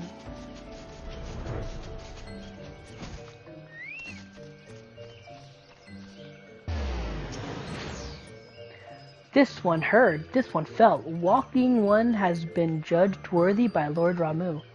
Elder One is most grateful to Walking One. These crystals has found a good home with Walking One. Okay.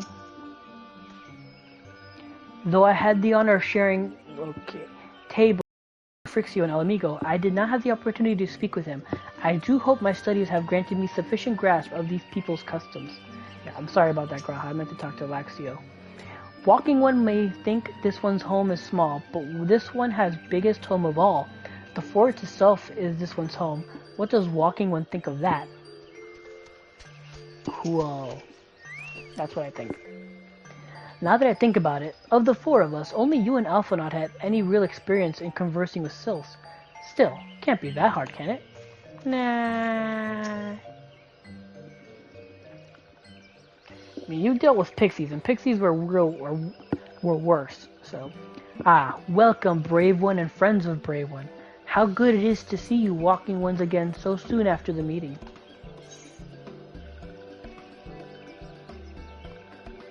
Should this one perform the customary dance of greeting? No, no, be at ease. It is true that these ones once delighted in making walking ones dance, but no more. Oh, really?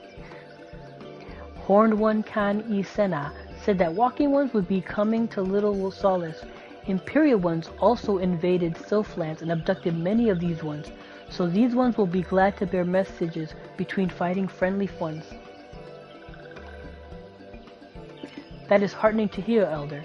It will require all ones to work in unison to stop the Telephoroi. These ones will try very hard. Of course, in matters of war, these ones have little experience. Any advice walking ones can provide would be most welcome. Oh, another pretty silver-haired one, and in quite a hurry it seems. Alice, you must come quickly. Whatever is the matter, Alphinaud? Don't tell me you couldn't read my writing. What? No! A twin-headed officer accosted me as I was about to set out. Charlians has sent an envoy who is due to arrive in Gridania at any moment. An envoy? Could it be the Krall has managed to sway the Forum? We shall know soon enough, but there is more. The envoy has requested that the two of us attend the audience with the Elder Seedseer. Really? I can't see why they might want Scions to be present, but us specifically? Wait. It isn't who I think it is. It is. I could scarce believe it myself, but when I inquired as to the envoy's identity, I was told it was one Fortunault Levenlier. Fortunault Levenlier. Their dad, who's a dick. Your father? Well now, the fact that a serving member of the Forum had journeyed here would be surprise enough, but him? Quite. I glean from this that they are taking the matter seriously. That may be, but why him and not one of the other 98 Forum members? Unless he volunteered for it. It has been some time since you last saw your father, has it not? Could it be that he is concerned for your well-being? Perhaps, but he has always been reluctant to discuss his work with us. Indeed, and whenever we write to our parents, it is invariably our mother who replies. Nevertheless, I welcome the opportunity to meet with him after so long, even if it is secondary to his true purpose here. Elder Frixio, loath am I to cut our visit short. We must return to Gridania. Pray accept my apologies along with my report.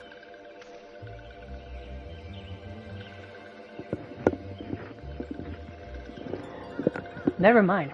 There'll be time to talk later. This one won't keep walking ones from urgent matters. Go. An audience will be held at the Lotus Sand, where the Elder Seedseer awaits even now. Let us be on our way.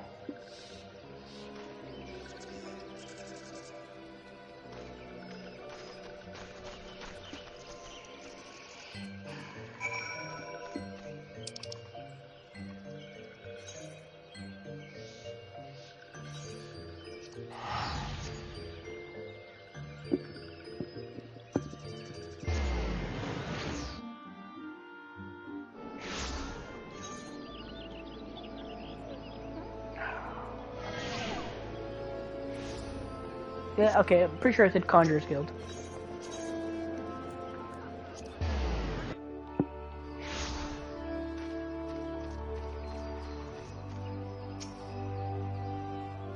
Welcome, Warrior of Light. The Eld Seedseer and your friends are waiting within.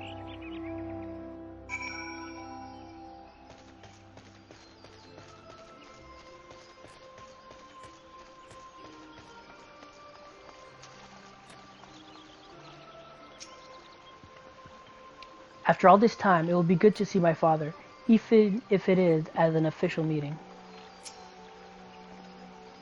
99 may seem like a rather a lot of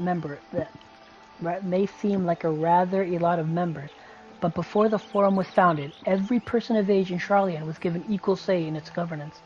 Many of the institutions are still active today, were established by the people's vote, not least the Studium. As Alisai and I were constantly reminded during our time there, it is an example of what can be achieved through absolute democracy.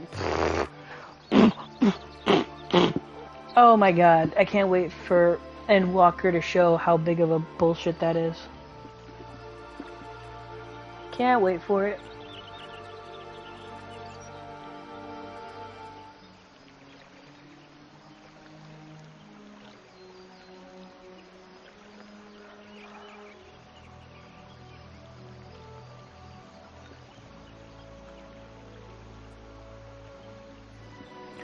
Okay.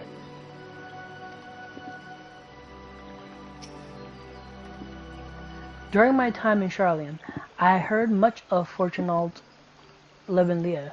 He is a gifted speaker, known amongst other things for the uncompromising application of Forum policy. My friends, I thank you all for coming so swiftly. Word of Master Fortunald's visit took us quite by surprise. When the Alliance granted Mistress Crow permission to request Sharlayan's aid, we did not anticipate so prompt a reply, much less that it would be delivered by a member of the Forum. What the nature of that reply may be, we shall soon discover. Yeah, they're a bunch of assholes. The trailer already gave that away.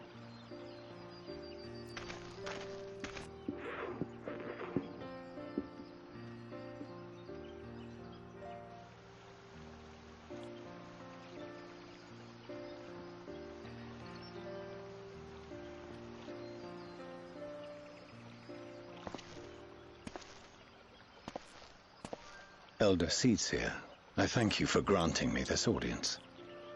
I am Fortuno Leveilleur, here in my capacity as representative of the Forum. It is I who should thank you, Master Fortuno, for journeying so far and so swiftly. Would that our first meeting could have been under happier circumstances.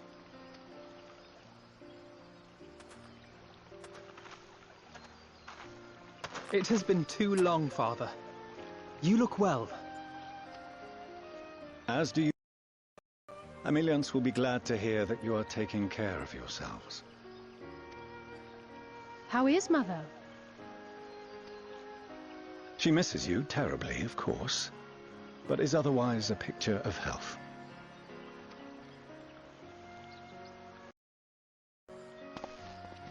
Circumstances apart, I'm grateful that our meeting has afforded me the chance to be reunited with my children at long last. And I believe I also owe you thanks for the hospitality you showed my father, Louisoix, during his sojourn in Eorzea. Louisoix was a G. He's the OG. All thanks we owe to him. In the days prior to the 7th Umbral Calamity, it was your father's tireless efforts which granted us a means to vanquish the primals. Were it not for him, our strength would have been quite spent by the time the Empire arrived. That Gridania still stands is in large part his achievement. He was a great man.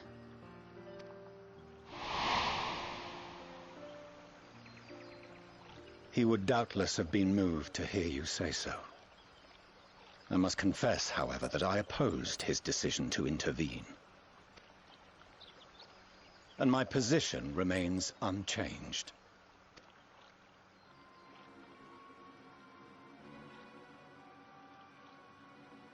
To chart the course of history, not to change it. I am familiar with the Sharlayan stance. It is more than that. It is our way of life, who we are. Yeah, you're a bunch of assholes. You can help, but refuse to do so. You're like the... What was the show that was just like that? but were ultimately the organization was ultimately flawed in itself. What was it? I mean, there's a bunch. I mean, you could say the Watchers from Highlanders, the Watchers from Marvel. All these people that say non-interference bullshit. But I came here not to deliver a lecture, but the Forum's answer to your request. Sharlayan will under no circumstances intervene in the conflict between Eorzea and the Garlean Empire.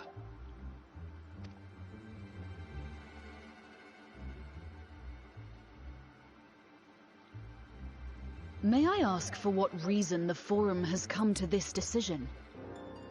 The final days spell the end not only for Eorzea, but the entire world. The final days? Pray spare me your hyperbole. This conflict is no more than the latest in a series of petty squabbles between yourselves and Garlemald, one in which Sharlayan will take no part. If the final days were truly upon us, we would know. Father, you must ask the Forum to reconsider. You may feel safe on your little island across the waves, but if you imagine the Telophoroi will leave you be, you are mistaken. They mean to kill us all, themselves included. Alphino is right. We have seen what the enemy is capable of, the lengths to which they'll go. This is no time to turn a blind eye. If Eorzea falls, so too will Sharlayan. So if you truly love our homeland, you will join us. Now, before it's too late.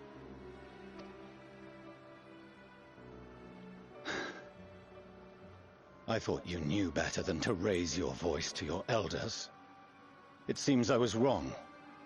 Wrong to ever let you leave, Sharlayan. I consoled myself, still in you some hint of restraint, of... Now that Eorzea has made fools of you both. Have you forgotten why it was that I so vehemently opposed your grandfather's departure? Because you're an asshole. For all his wisdom, his only solution was to go to war. Death, devastation, ruin. Even those who claim victory are scarred for life. What prize could ever justify such sacrifice? It is the duty of the learned to avert such tragedy.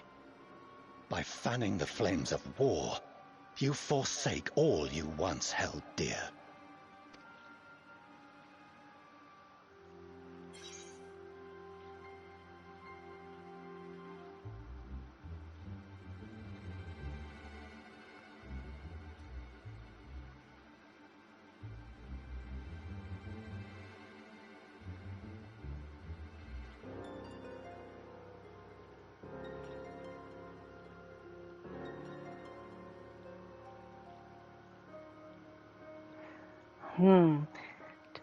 Better to fight and fail than wait for the axe to fall. I like that one a lot. To ignore the plight of those whom I conceivably save is not wisdom, it's indolence.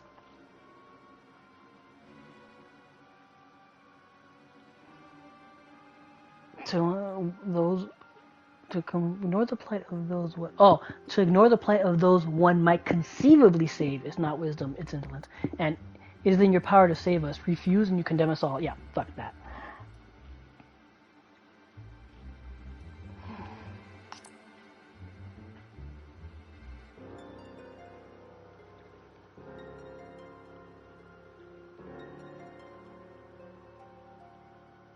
I see your friend shares your misguided ideals. But unlike him, you should know better. By espousing such barbaric notions, you subvert the teachings of Sharlayan and place all we have worked for in jeopardy. Alphino, Alisaie, as of this moment, you shall no longer bear the name of Leveilleur. What? Father. How you choose to live your lives is no longer my concern. If you wish to walk the path of ruin, I will not stand in your way. Master Fourcheneau, while Charlian may have no intention of intervening in this conflict, we can still part as friends. Will you not stay and speak with us, that we might learn of Charlian's hopes for the morrow? I have said what I came here to say. Any further discussion would be meaningless.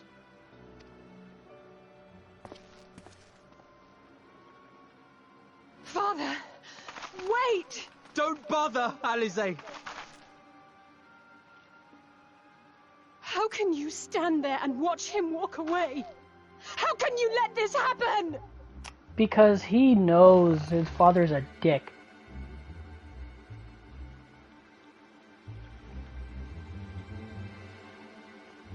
What a dickbag.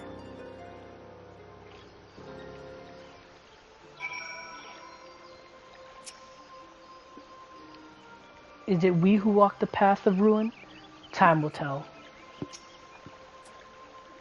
In order to avoid conflict with Garlemald, the Forum went so far as to order the abandonment of the entire city-state.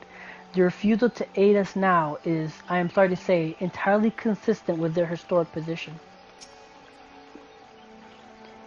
It was not so very long ago that we had a friend and a neighbor in Charlian, and so I clung to the hope that she might yet lend her strength. But when she forsook Dravania, it would seem she forsook us all.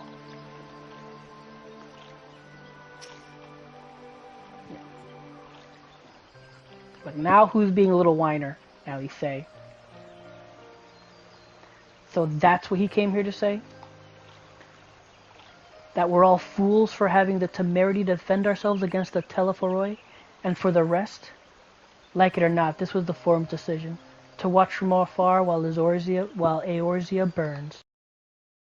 I was but the messenger, and as he handed down their judgment, I could think of nothing to say that could possibly sway him. I still can't.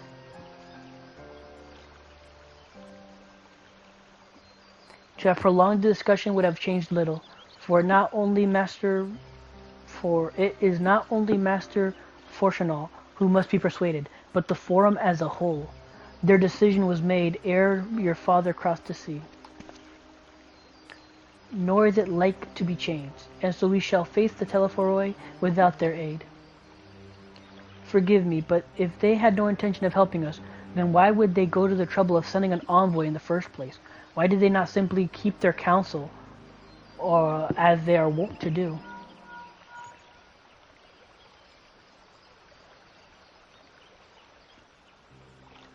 Tenon, has Master Fourcheneau arrived yet? Then it is as I feared. My efforts... I pleaded our case to as many Forum members as I could, but they flatly refused to discuss the matter. No, that's not exactly true. I should rather say they ignored every word I said on the subject, without exception. It was almost unnerving. Could it be that they are hiding something from us that might go some way to explain Master Fourcheneau's performance? When he said that they would know if the final days were truly upon us, I dismissed it as pride. But what if they genuinely believe they know how the world will end, and simply disagree with us about the circumstances? That I don't know, but something tells me they are not as unconcerned about the Telephoroi as they claim. If the threat weren't real, they would... Why else would they be so standoffish and secretive? I would very much like to delve deeper into this, but I'm afraid I've exhausted every avenue of inquiry. Nor have I fared any better on my other mission, researching Heidelin and the Ethereal Sea. I tried enlisting the help of experts in the field, but it appears the Forum has forbidden anyone from cooperating with us. Obstructed at every turn. It would seem, but don't lose heart yet. We all know that we have between us, we can still find a way forward. To that end, I would like you all to join me here. When the time is right, of course. I am aware that matters in Eorzea stand on a knife's edge. But with your permission, I can at least...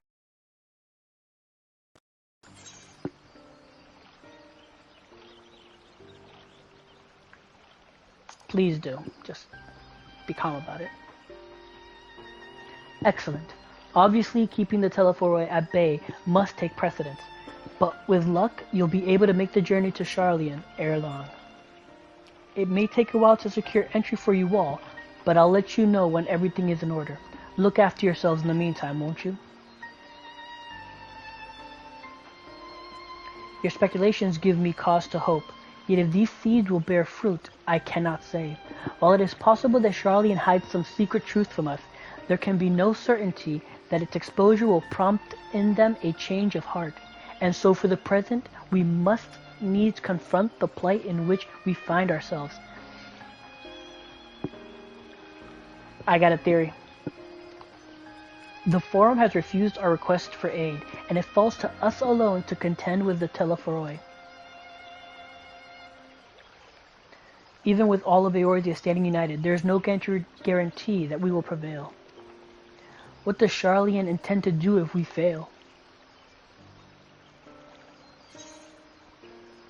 I have an idea about that.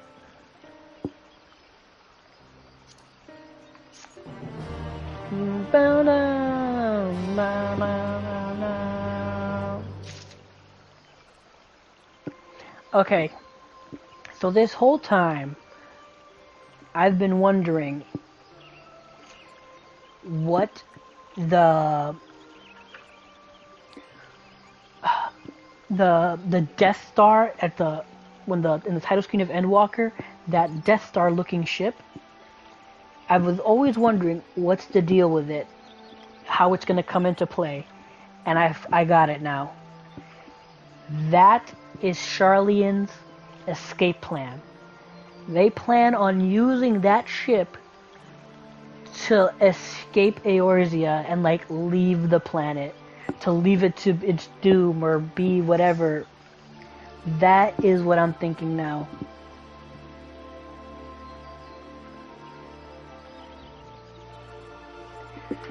I'm pretty sure that's what it's gonna turn out to be. That ship is their escape hatch. They're gonna puss out like little bitches, and they're gonna be like, bye guys. But obviously, we're not gonna let that happen, or it's not gonna go as planned. They're gonna get fucked.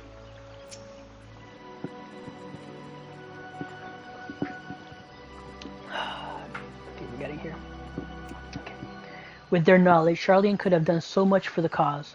They could have helped us to uncover the secrets of the towers and save the tempered captives within. And yet, gods! Throughout my childhood, I remember grandfather arguing with my father over Sharlayan's policy of non-intervention, and this time it was my turn to play the role. But even my grandfather could not win him over. What chance had I? If words exist that may sway him, I know not what they are. Just punch him in the face.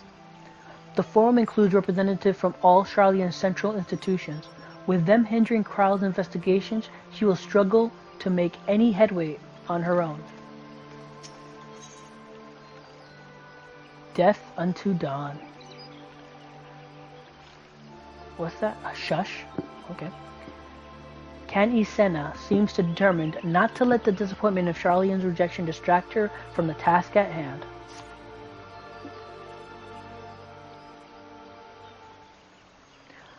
While Sharlayan's stance is indeed disappointing, we cannot allow ourselves to be distracted from the challenge before us. There is much and more to be done.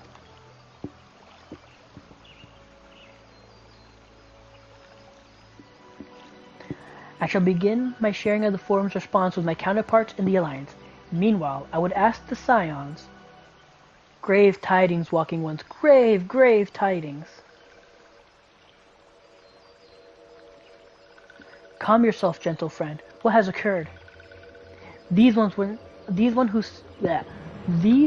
who sent to see Feathered Ones sent terrible news. Destroying Ones have appeared in Vexfotol. Destroying Ones and Captured Ones, and even frightful godly ones. Feathered Ones didn't stand a chance and were sent flapping and squawking. When did this happen? Is it too late to help them? Too late, yes, much too late, but luckily Destroying Ones were only passing through and continued on west. feathered ones who did not fight were left unharmed. West? Could that be Karthus?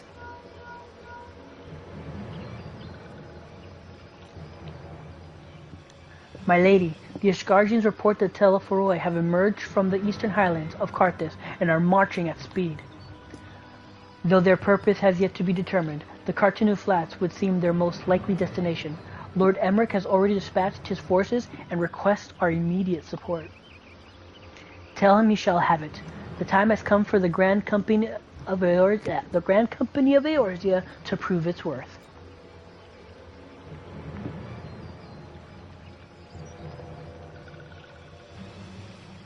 Well, mayhap it is a mercy that we do not have time to stew upon our misfortunes. Come, my friends, let us make haste to Cartano.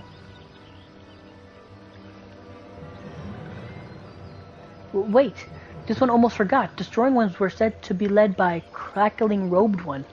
This one must see all the walking ones know. Farewell.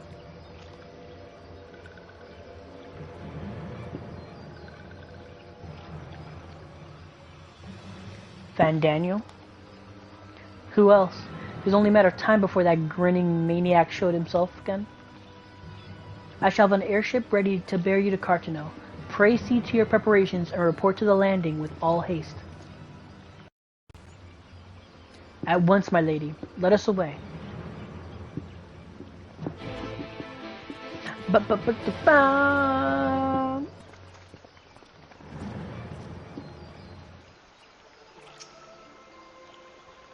The airship will be ready to depart ere long. I bid you make for the landing as soon as... Okay, yeah, okay. Nothing I want to...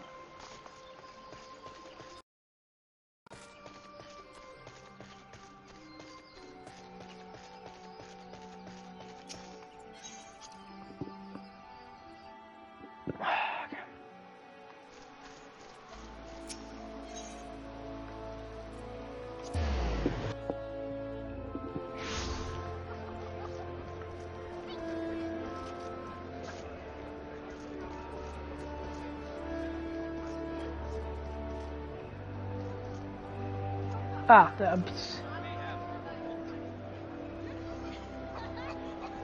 wait, where's Alpha Node?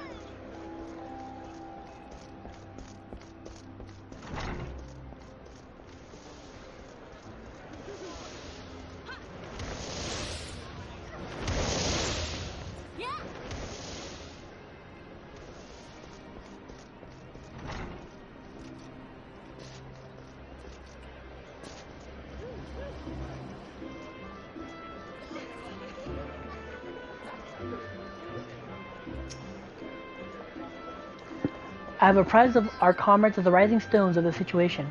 They will head directly to Cartano. Alphanor has been unexpectedly delayed, but you should probably go and see for yourself. He's by the entrance. What entrance? I'm lost here.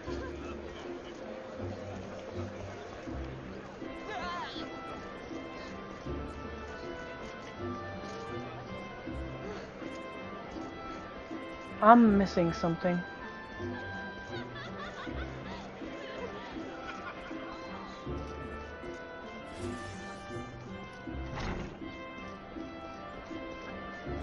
Okay, this is the one. Fordola! Woo! Come, this will only take a moment, alright? Tenon, we've seen Fordola has come all the way to Gadrani to find us. I've explained the situation, but she insists her business is urgent. Aye, and it'll be over sooner if you shut up and come with me.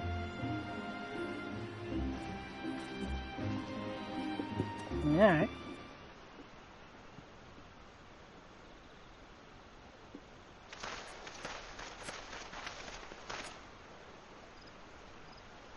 Hey, buddy.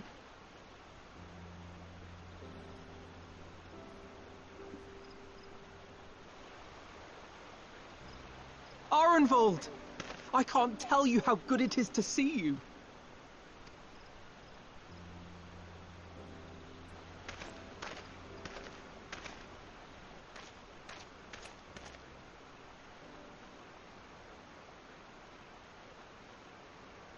Oh god, what is it?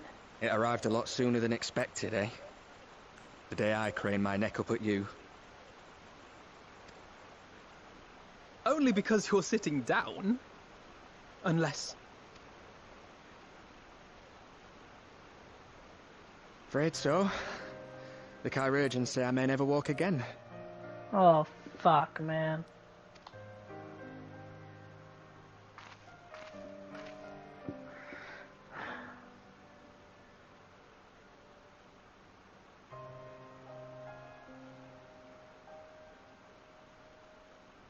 Come on, Alfino, it could be worse. Besides, I didn't come here to dampen the mood. Quite the opposite. All I've ever wanted was to fight for a cause I believe in. But my fighting days are over. So I want you to fight in my stead. Be the hero I can't. Damn, that's heartbreaking, man. I am no hero. That's what they all say, though. No one ever calls themselves a hero. Even the ones who eat primals for breakfast. It's for others to decide. Look, Alfino. You already are a hero. To me and countless others. We see you doing your damnedest to protect us all. And you're not alone, are you? There are people who believe in you, just as you believe in them. Man.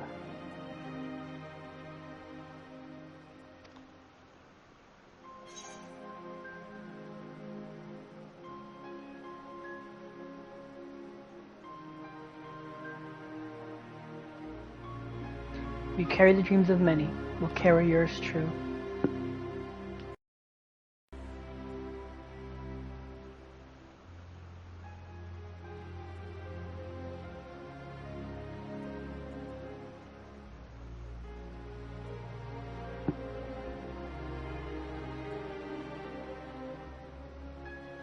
I know what's at stake, and how many people are depending on you. But I believe in you. Believe that you'll see it through. That's why I'm entrusting my dreams to you. Like Albert and Al dreams to me. Man. There was a time when I would have borne the weight of such expectations without a second thought. But now, I know just how heavy that burden can be. To tell the truth, I'm beginning to wonder if I chose the right path. Sacrifices will inevitably be made for the sake of the ideals I uphold. Maybe I am not the person I thought I was. The person you think I am. I wouldn't presume to tell you. But I will say this. In spite of everything, you've come this far.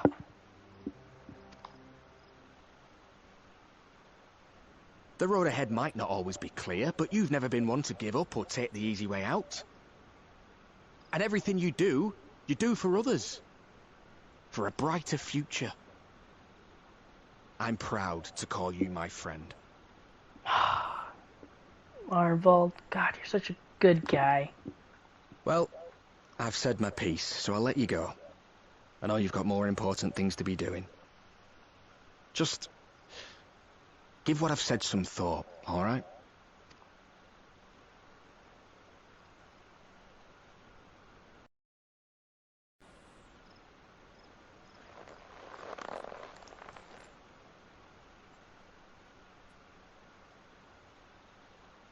I shall, my friend. And we will meet again soon, I promise. Yeah, now let's start with going telling your dad to screw off.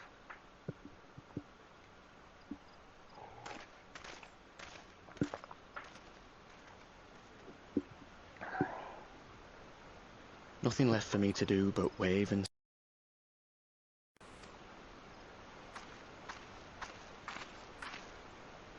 You've got a pretty narrow view of what it means to be... Oh shit for Dola.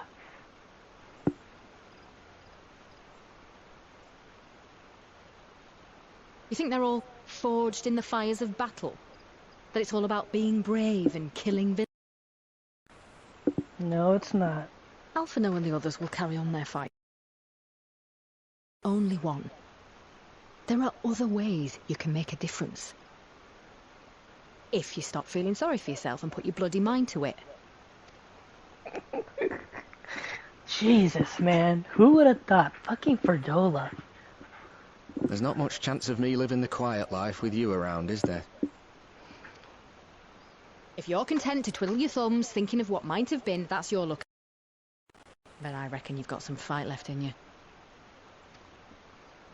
And I reckon you might be right. If there's a way I can still help my friends, I'll bloody well find it.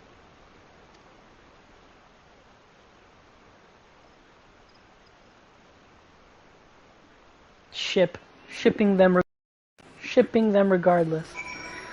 Ah! They are officially being shipped by me. I don't care what nobody says.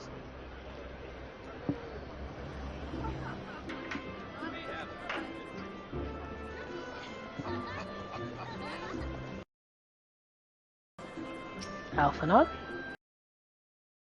The Ferdola obtained the Karogan's permission before bringing Alphanot to the realm, and solely to deliver that message at that. They should both have known better. But what's done is done. I will not soon.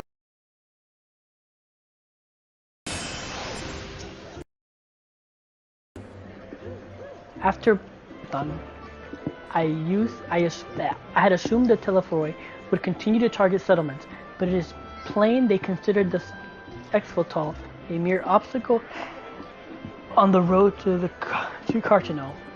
What then draws them to the flats? We must keep a close eye on their movements. Alright.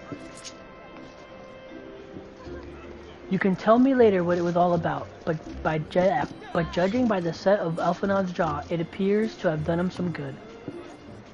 Thancred and the others have already left the Rising Stones, and according to the communications officer, Almalja and Kobold forces are also bound for the Carchino as we speak. They mean to keep the promise they made in Alamigo, and we must do the same by saving as many of their tempered kin as possible. Anyway, the airship is ready to depart. We should get going. Upon joining the battle, several cutscenes will play in sequence as everybody says that, but alright, here we go. To progress through the battle will be saved at certain points. In an event that you are defeated, you will be able to try again from the most recent of these. Okay, save points. Please note that if you enter with other quests or log out from the game, this progress will be lost. Okay, yeah, not really. Alright. It's time.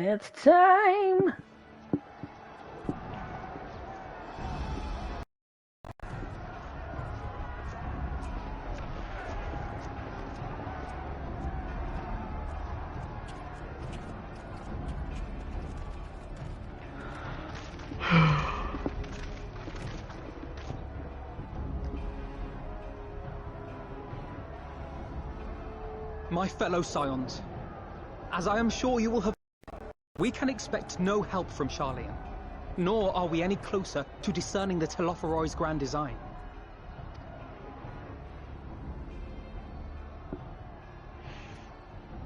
And now, our adversary moves against us in unprecedented numbers, compelling us to answer in kind.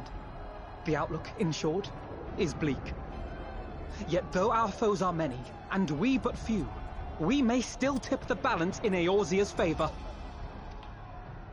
Of course. We will do what we always do. Deal with the ones our allies can't. A less than daunting prospect, judging by your expression.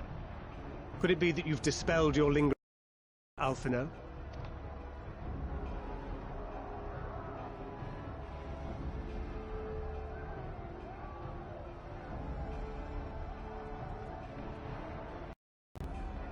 Oh, I doubt I ever will. But as my friends have kindly reminded me, I have come this far And that must count for something. Good for you, buddy. Gods be good, Alphino. That's what we've been trying to tell you all along. Oh, Allie, say shut up, because you were the one whining a little minute ago and your father was walking off, and you were like, Daddy, no! For one so bright, remarkably dim at times. There is such a thing as overthinking, you know. Might I suggest that we continue this conversation after the battle? It would appear that Telophoroi have already arrived. Oh, God.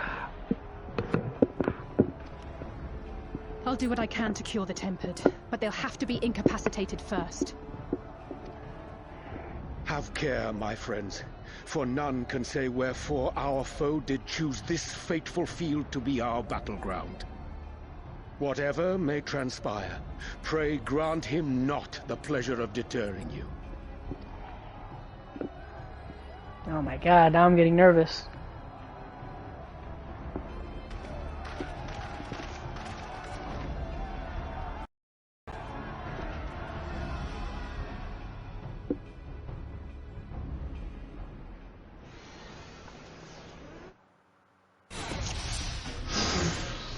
Oh, what?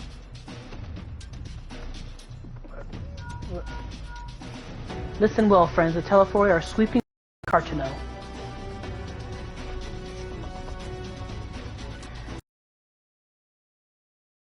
He was briefly sighted above the battlefield, but has since vanished. He is likely in foes from afar.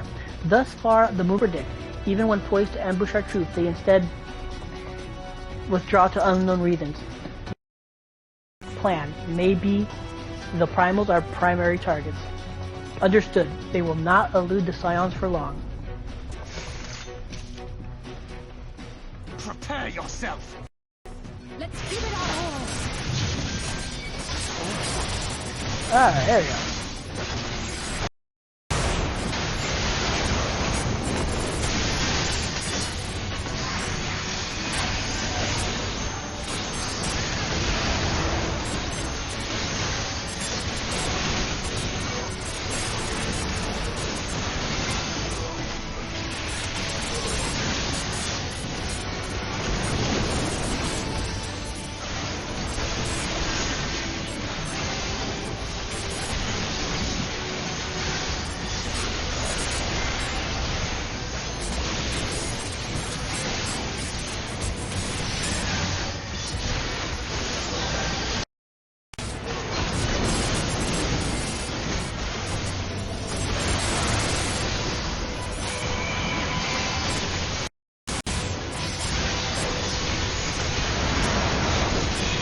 Ah.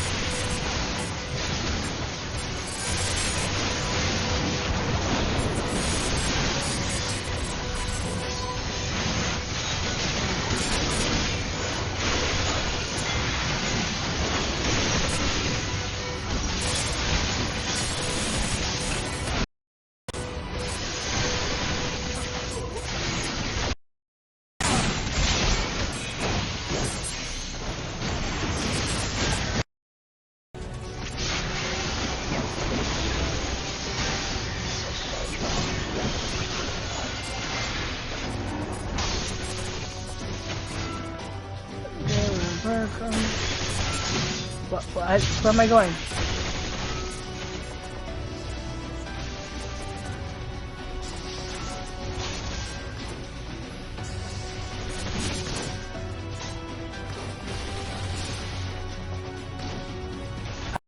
Going, I'm like looking back.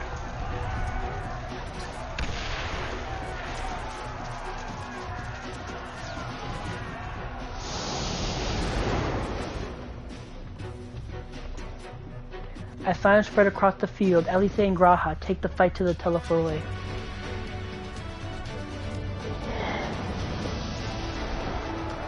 What the fuck? Oh my god.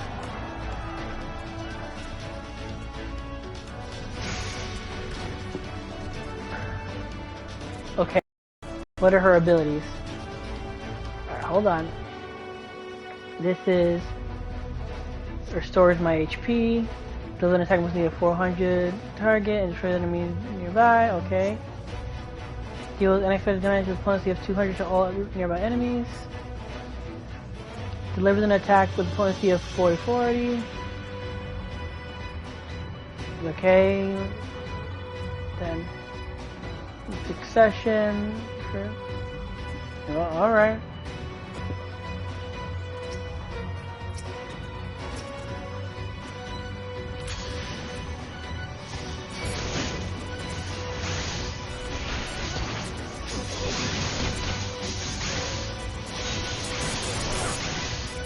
Yeah, I'm pretty sure this is not how these guys, this red mage works.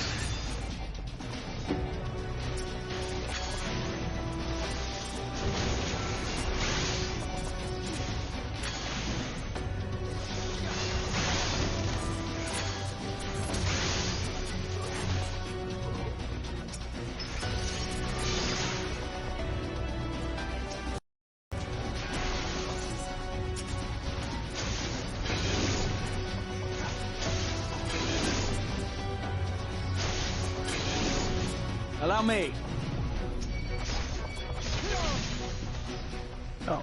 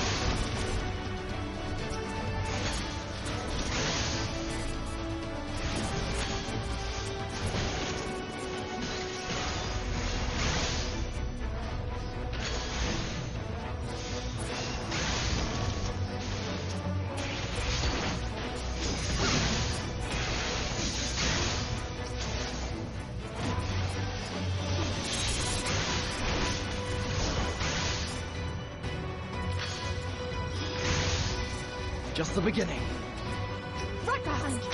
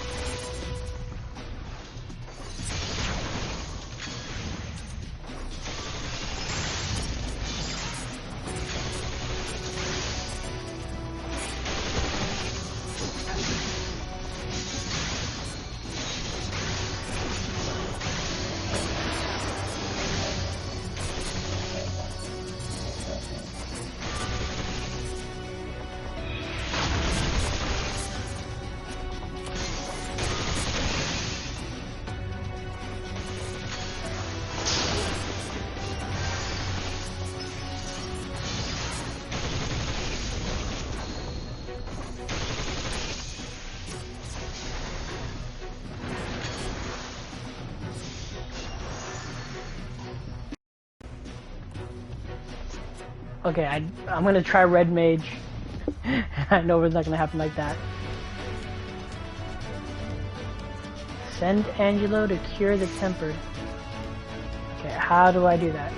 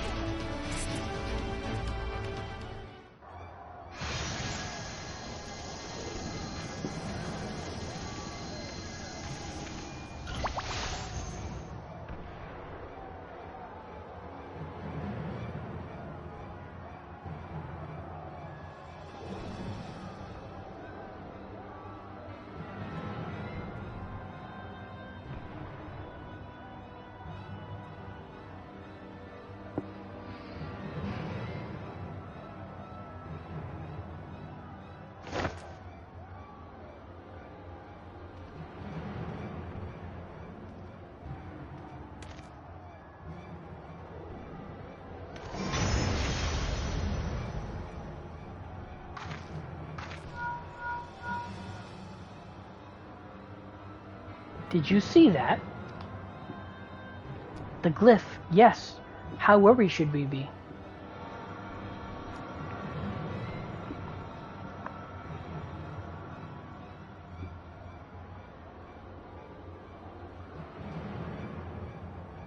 Listen well, and judge for yourself. Though I can see ethereal currents, I had not thoroughly examined those that flow through the heart of Cartano.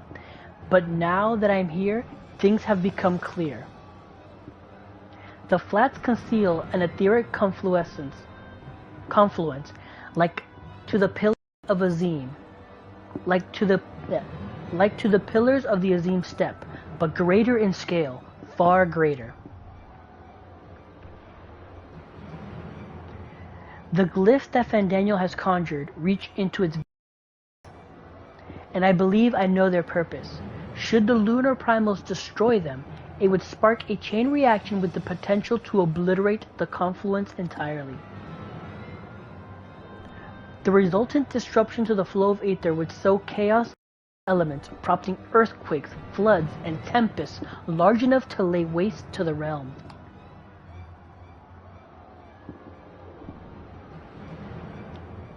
He would go so far, cometh as little surprise. We must need protect the confluence at all costs.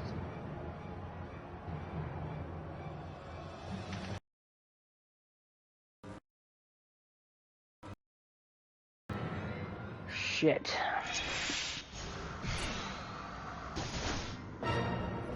Lunar Odin? Oh, I'm Oriange! Okay, hold on. What do these things do? Creates a sign centered around the caster, reducing damage taken by 10 for self and any party member who enters. Expected Helios restores own HP and the HP of all nearby party members. Okay. Executes the following boon. This includes draw fate, damage is increased. Okay. Benefit, restores retreat. Regular life for your damage and blah blah blah. All occurred this season. Okay, I don't know what any other shit does, but okay.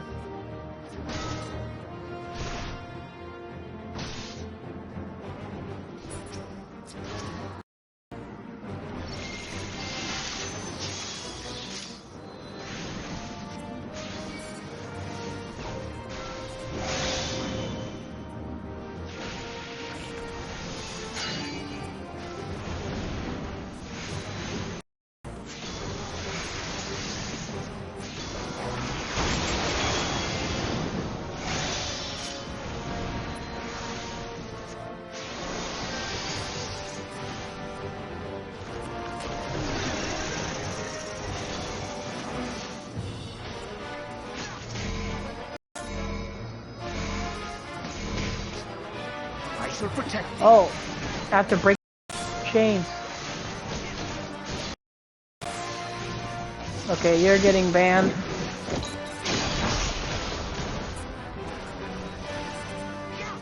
Man.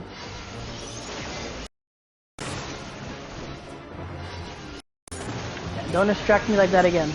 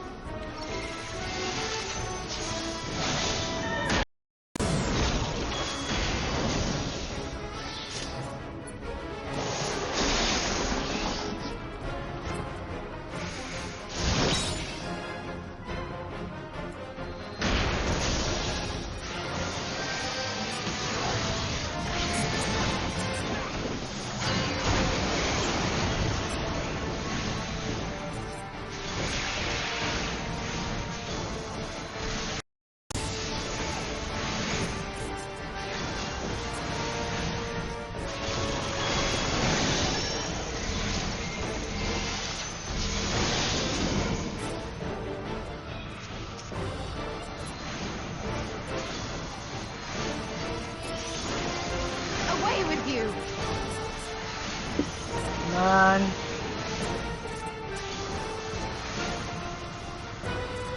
The best defense is a good defense!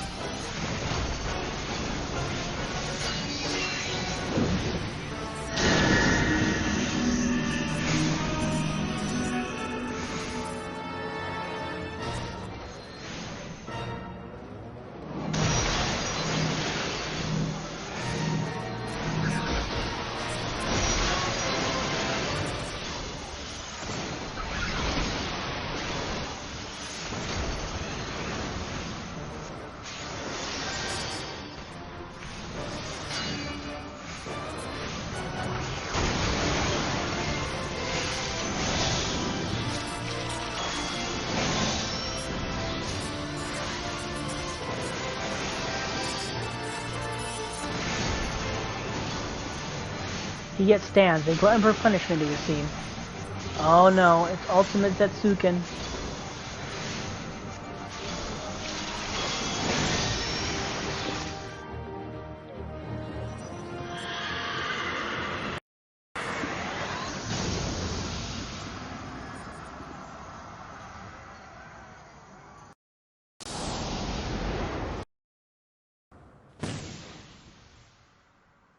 Meanwhile, Graha, Tia, and Elise prepare to lock swords with Luna Ravana. Oh, Jesus. They even put the music. Oh, we get to play Graha!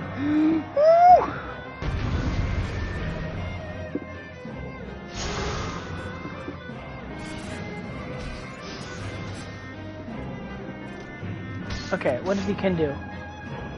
Break. Prevents spellcasting for movement and other activities from only rare enemies. Restores HP of me and my party members, okay. Thunder, deals damage to target. Pew. Full combo. Fire, fire, fire, fire, pow. And ice. Let's see, restores. Okay, let's see if I know how to can do this.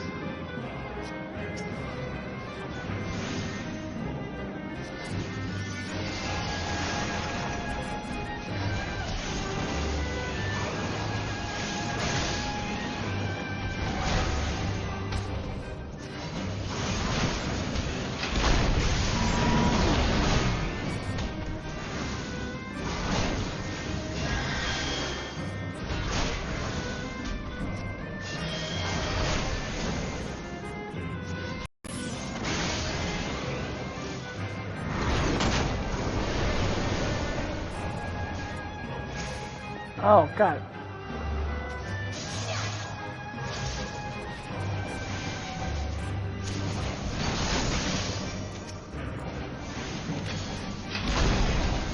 I have you now.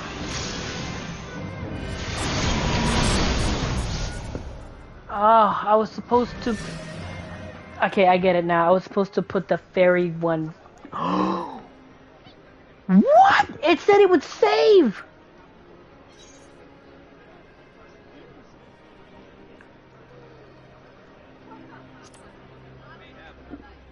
Okay, that's kind of dumb that it just...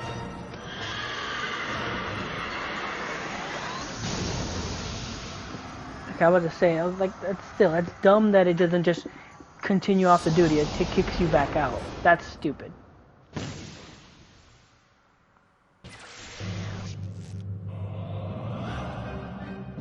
Bump, bump, bump, bump, bump, bump. Down, down, down, down.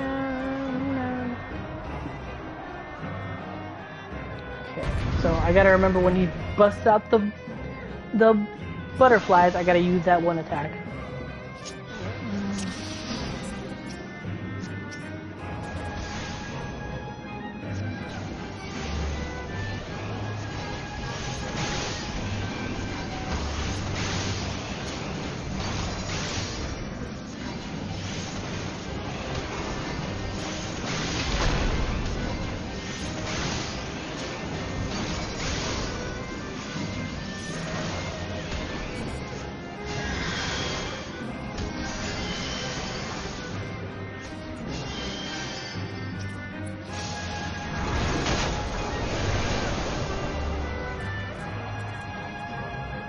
Oh god.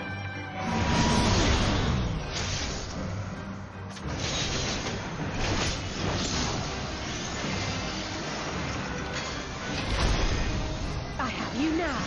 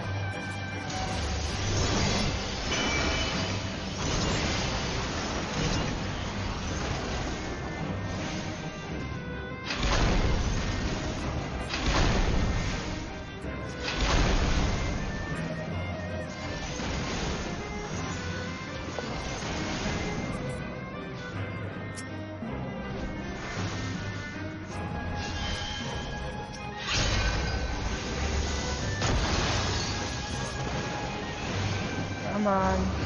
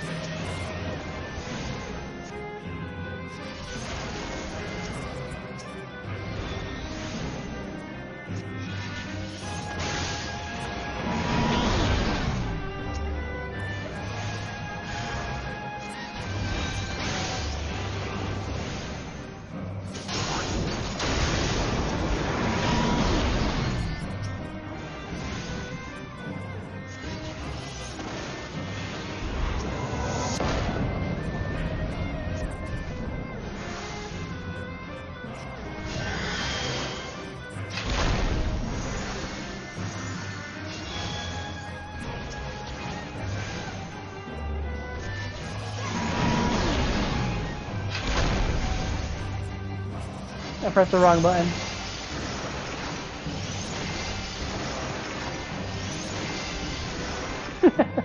Yeah.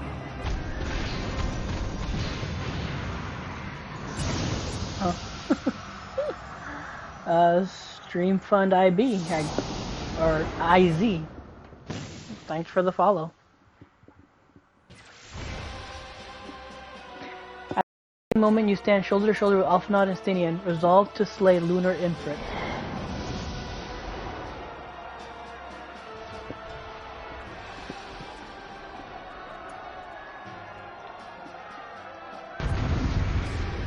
Oh god, I knew that was gonna be happening.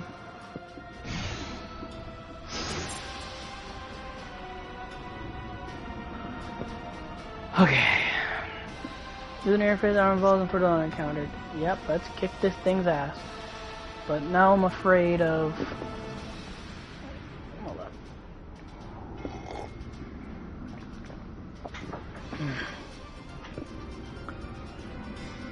Alright, let's just go. What, will you...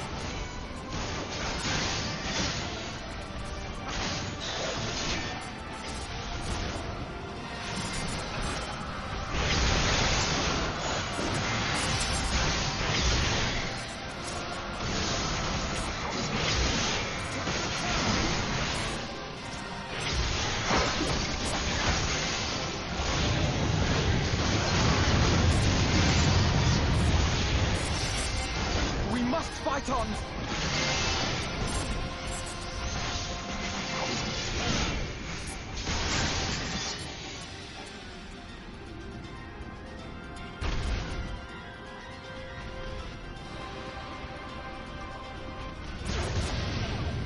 Oh, that hit me? Come on.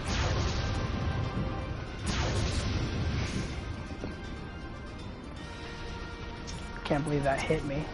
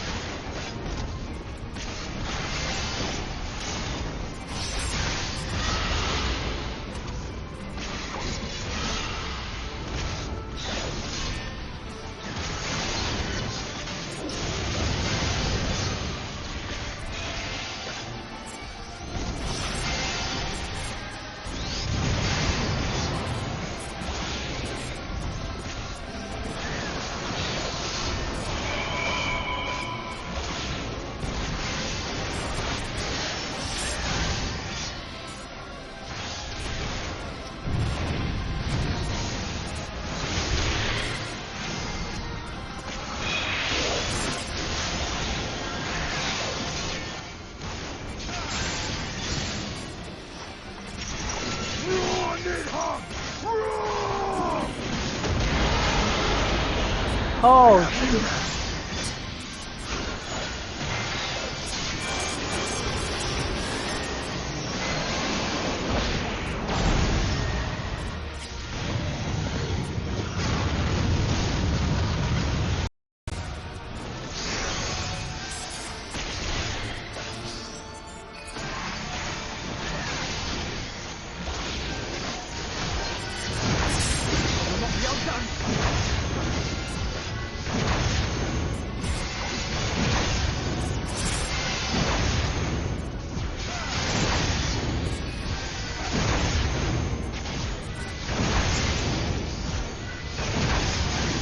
Not sure what I'm supposed to do here.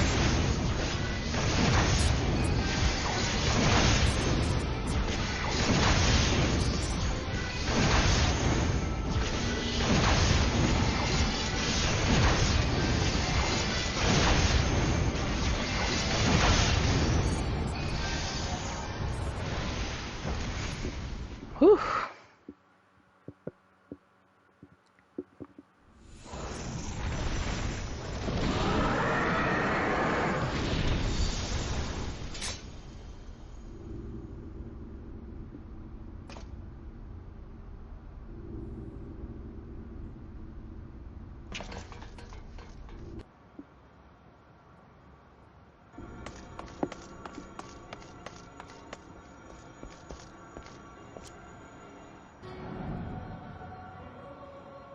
And thus another plan went up in smoke. I am beginning to see why Lord Xenos thinks so highly of you. Something about that doesn't ring true.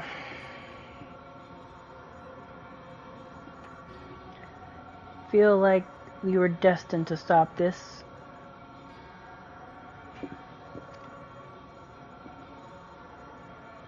Not that this changes anything, you understand. You have merely earned yourself a stay of execution.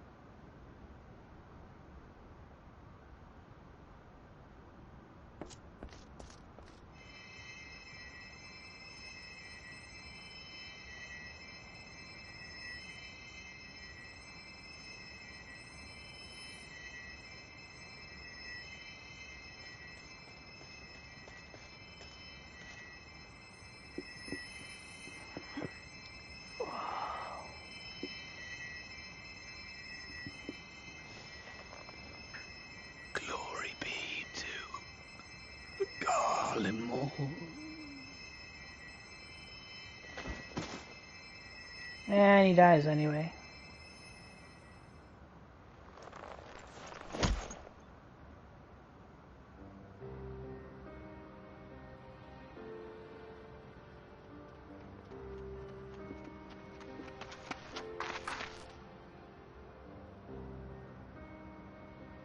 How fare the tempered? We've treated as many as we can, but some were beyond help.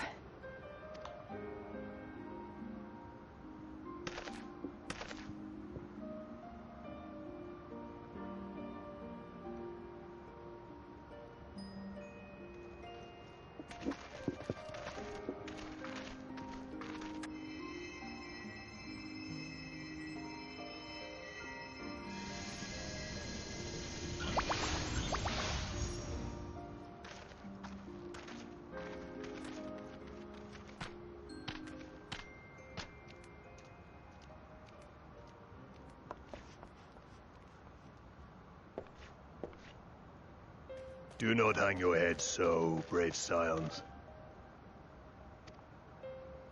Though not all of our captured brethren could be saved, we are grateful for those whose minds have been restored. You could do no more, and that is enough. So please hold your heads high. Damn, man, to hear that from the beast tribes is like, shit. Man.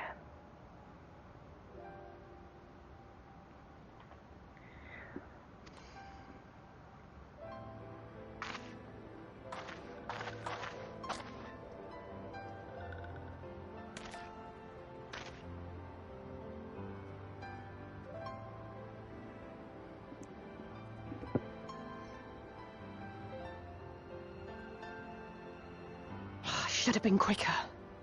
But I'll do better next time. Oh, at least. Thank you for your kind words. They mean a lot.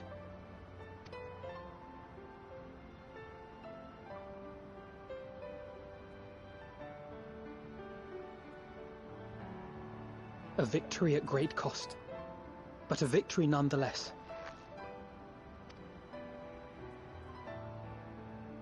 We must stay strong and press on. Isn't that right?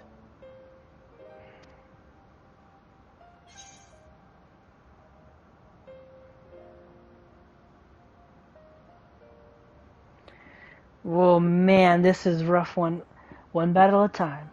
We'll get there. And to the very end. And, well, you've come this far. Part of me is like, to the very end is the right one to go with, especially because Endwalker. So let's go with that.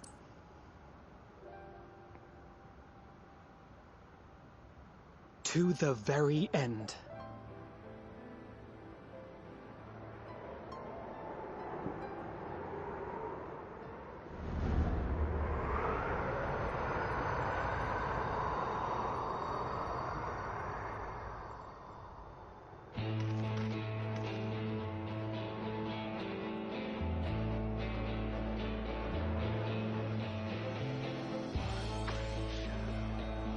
Oh man, and they play the music.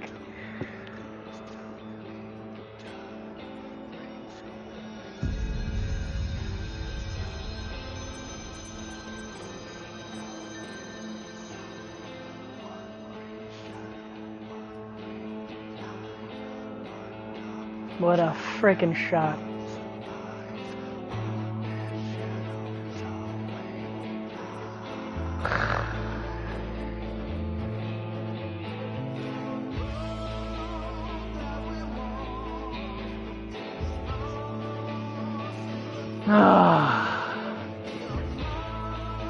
So gosh darn good.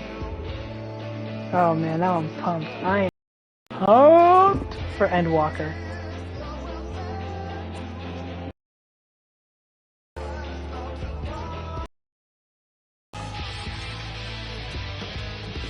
Don't worry, Alfie. You're gonna get your job changed. And you're gonna live, damn it. I swear. Awesome artwork. So good. I always let credits roll to pay respect to the creators.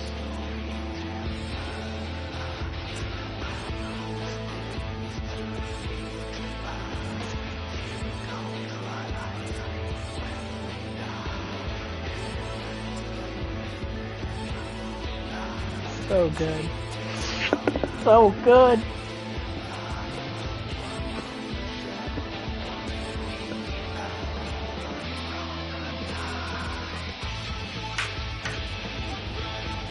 Oh, that's a good one too. Oh crap. And it's her completed Rin form, not her Menthilia form.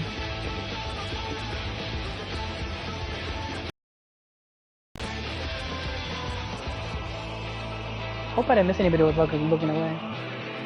Oh, riding home, home.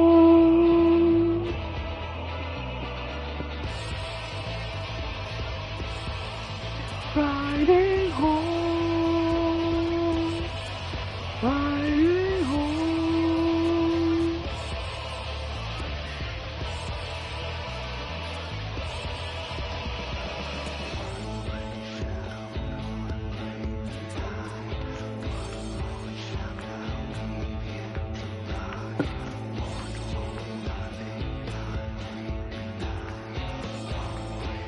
God. Crystal X-Heart uniform, or Crystal X-Heart look.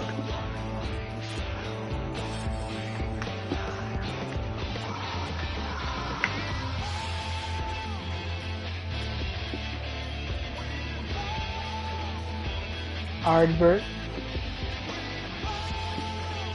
Frickin' Fordola, man. Oh my god. Who would have thought it?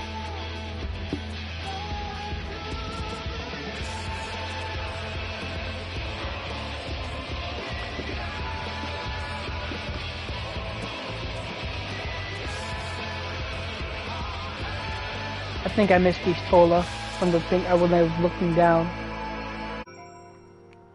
Ooh, wow, okay, everybody's here. Alright. Start at Tataro. You should have seen my face when Lord Emmerich turned up on our doorstep. Did none of you think to send word he was bringing you home? Okay. At the close of the battle, when the clouds parted and the moon shone down on all of us, I cannot well express how I felt. Somehow it seemed more a beginning than an ending. Oh man. I got news for you, Alfie. It's an ending. It's definitely an ending. Or it's leading to an ending. Or would it be because it's the beginning of the end? Is that what they're trying to get at? Clever bastards. Clever SOBs.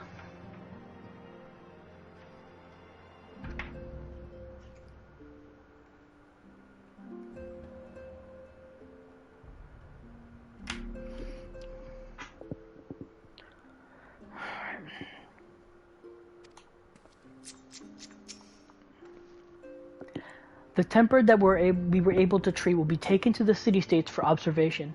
As soon as the Alliance is satisfied that they're fully recovered, they will be free to return home. Ooh, gotta be careful.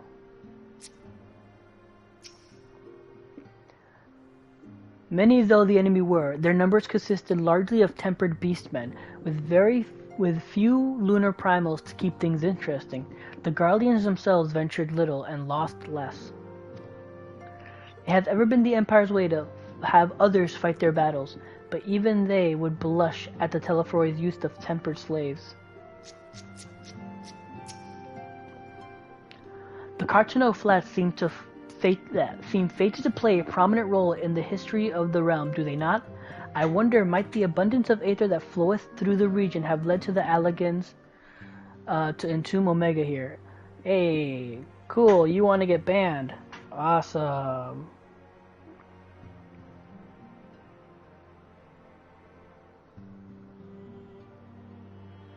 Cool. Distracting me with nonsense.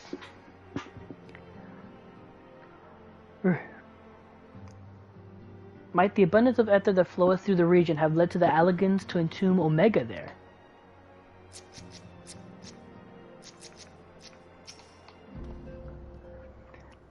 It was decent of Lord Emmerich to bear us home aboard his airship. The gods only know how we would have squeezed this many people into the bonanza. Throughout the battle, I could not shake the feeling that all present were performing for the amusement of Fandaniel. Nor did his blithe reaction to the latest defeat give me cause to think otherwise. I could only conclude that such failures are of little consequence to his broader scheme, whatever it may be. Yep. I would recommend the Alliance keep a closer watch over Carteneau. The Telephoroi may have failed in their attempt to destroy the Confluence, but this time, but there is naught to stop them from trying again. Okay. Alright, and then we finish off with Emmerich.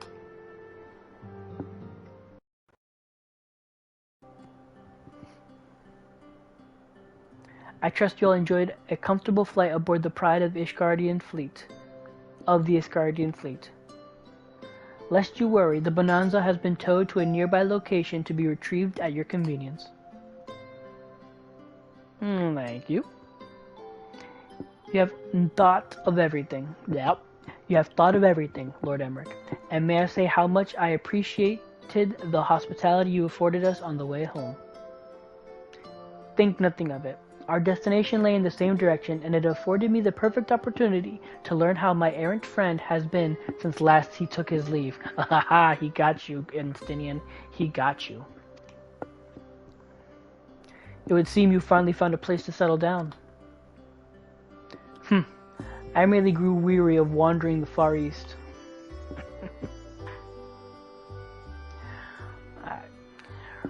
Returning to more serious matters, while the Telephoroi have been driven from Carteneau, 'tis like that the bulk of their forces yet remain. On the evidence of the Grand Company of Eorzea's first joint military operation, however, I am confident that we have the potential to meet such threats head-on, even without the aid of you and yours.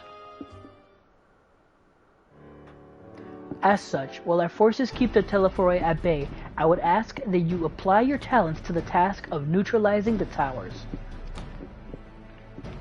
A sensible division of labor. While the towers remain, so too will the threat of lunar primals. And given our expertise in the field of etherology, we are better qualified to find the solution.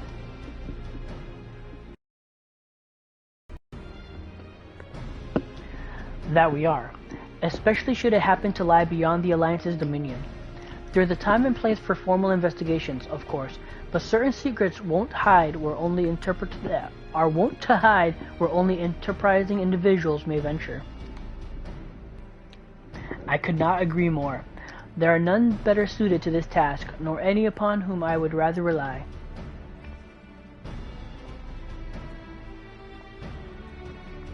On behalf of the Alliance, I thank you.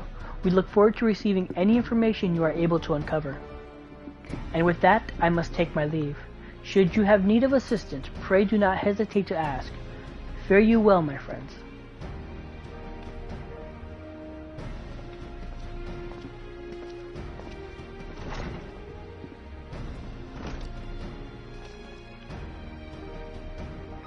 I confess I had hoped to be able to study the towers more closely.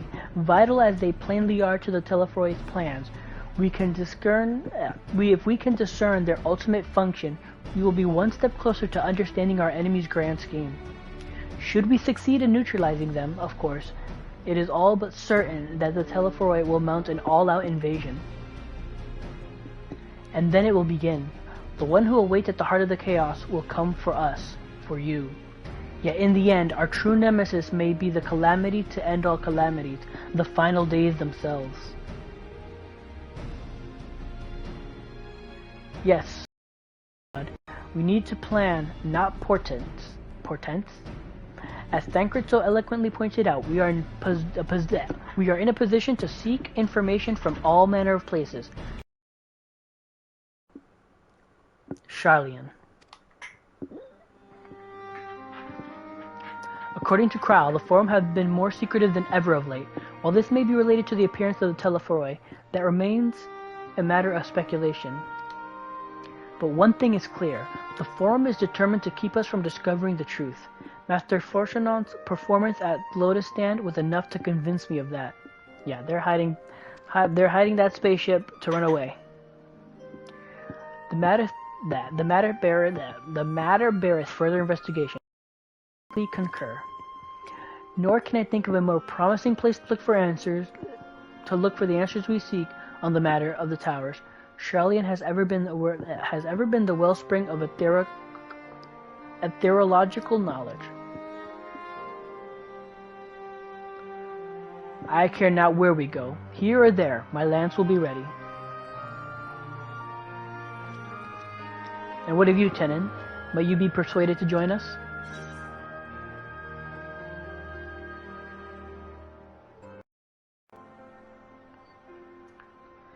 Oh yeah, say it like this, if it means I can have words with Fortunon.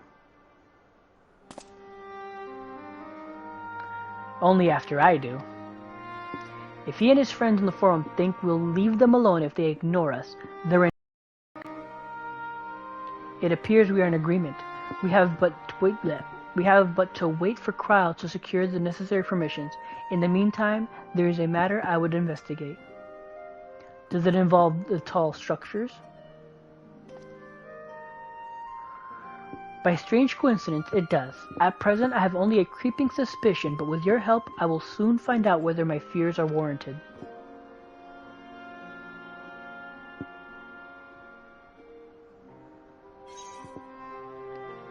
Death unto dawn. Na na na na na na na na. You have learned the emote shush.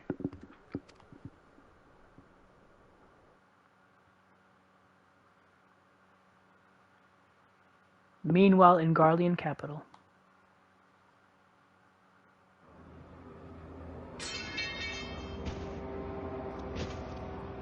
Oh, they do show the sights. Holy shit.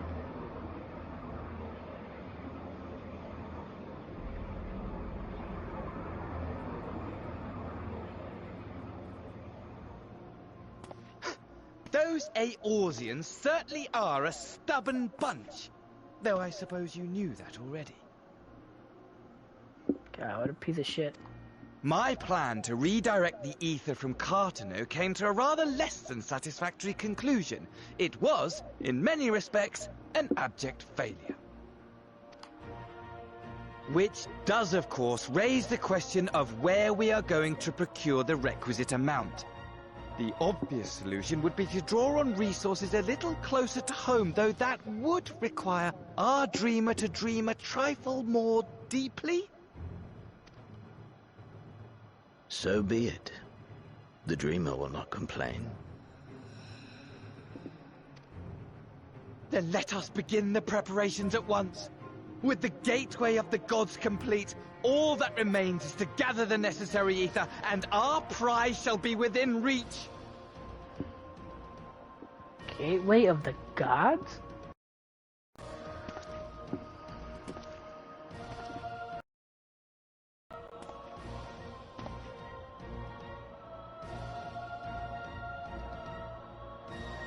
The time has come to fulfill your heart's desire. My desire! To relieve those wretched creatures of their meaningless existence!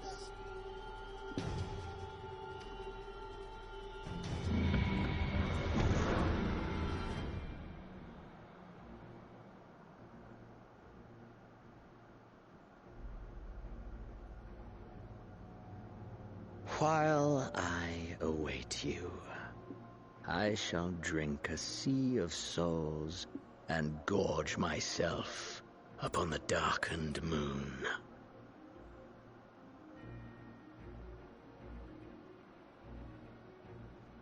Then you shall come to me, all roiling rage and rancor.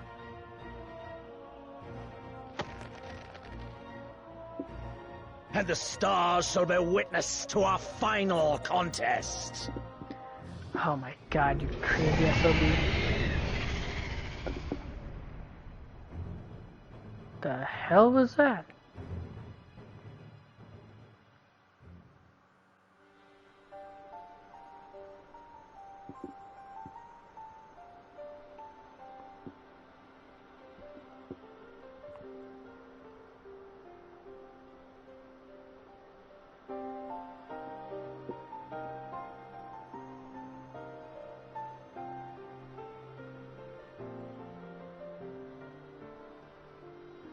As I thought, the ethereal currents have been disturbed here too.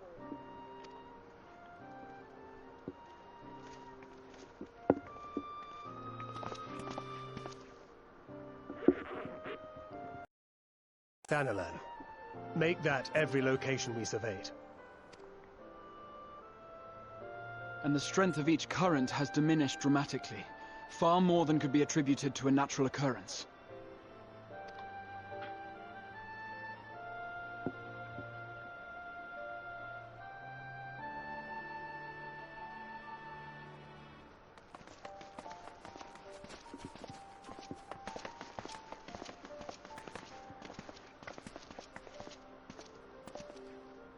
What tidings bringest thou from Dravania?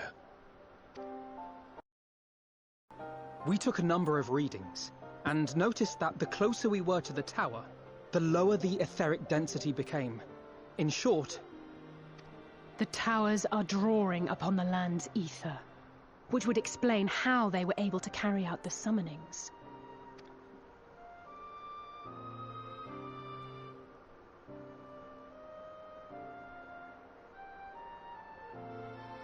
Our allies must be informed of this. We should return to the Rising Stones and have Tataru relay our findings to them.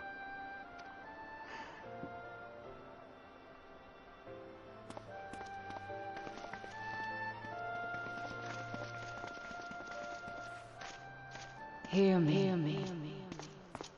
Hear me. Hear me. Darkness comes, and with it, the end. The fate of the star is in your hands.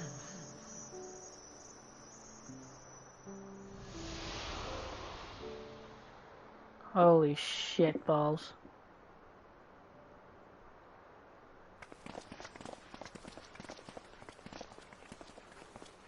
Everything all right back there?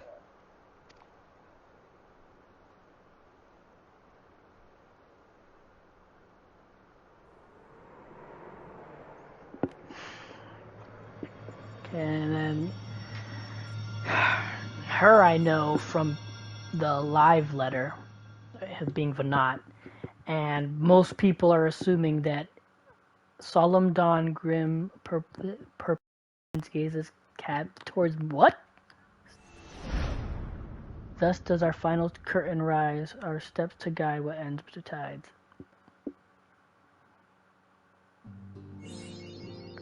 Okay, what was that?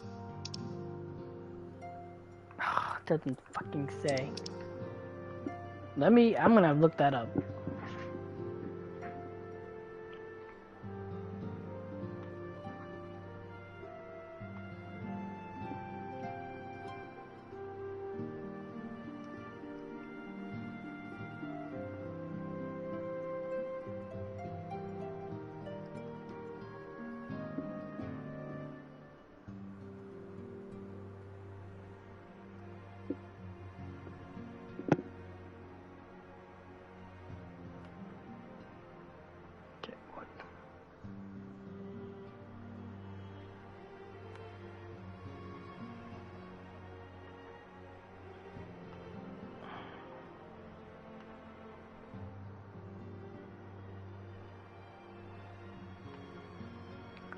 Okay.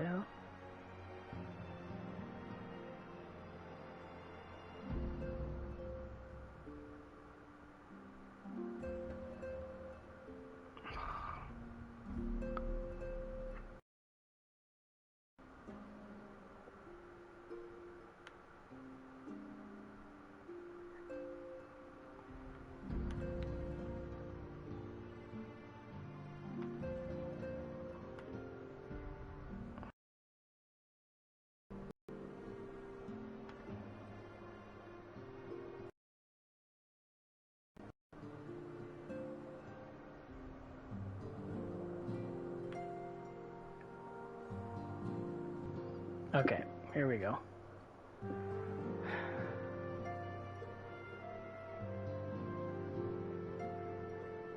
Okay. The first part was at solemn dawn. What? Hold on. At solemn dawn, grim purpose shines in gazes cast toward moonlit sky. Thus does our final curtain rise, your steps to guide what end betides. Okay. Right. Got it. Not super foreboding at all. Jeez Louise.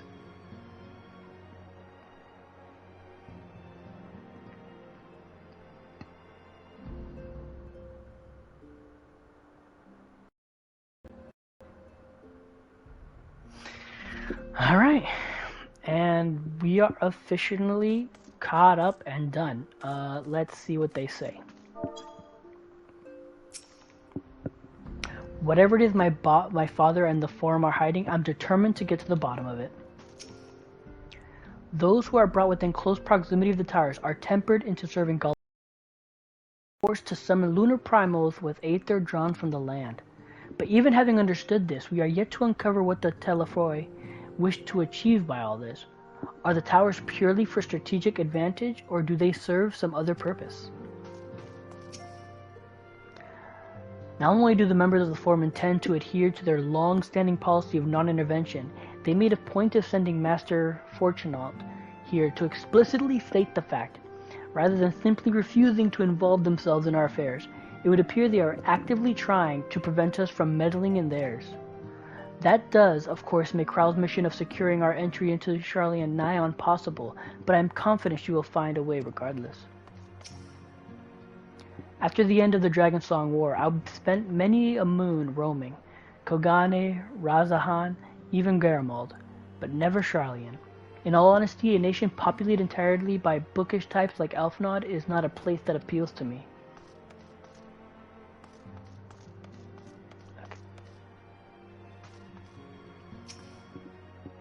Much and more we have discovered of the Telefroi's machinations since Thancred and I did return from Garlemald. Verily, their troops doth appear to have been tempered in much the same manner as those engaged in the construction of the towering edifice in the capital. When Arenvald tried to free the Amalja held in the tower, it triggered some sort of alarm, and the captives were killed instantly. As such, we have no choice but to leave them in the clutches of the Telefroi until a means of rescuing them has been found. In the meantime, the summoning of lunar primals will continue, just as we must rely on the Grand Company of Eorzea to put down such entities and prevent any further abductions. So too do they rely on us to come through with our investigation. I have a feeling the journey to Sharlayan is going to be quite the test to your nerves, in more ways than one. You'll miss this place while you're away, I just know it. But for now, the best thing you can do is get plenty of rest while we wait to hear from Cryo. I have received word that Arnvald is back in the Frotistry. As much as I would like to visit him, I shall wait until there is good news to share. The last time we met, it was strange that he should be the one to try to cheer me up, in spite of everything that has befallen him. Still, I was glad of the chance to meet with him, and his words continued to be a source of encouragement. Alright.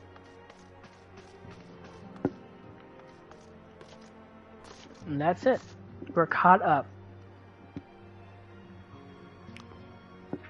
I'm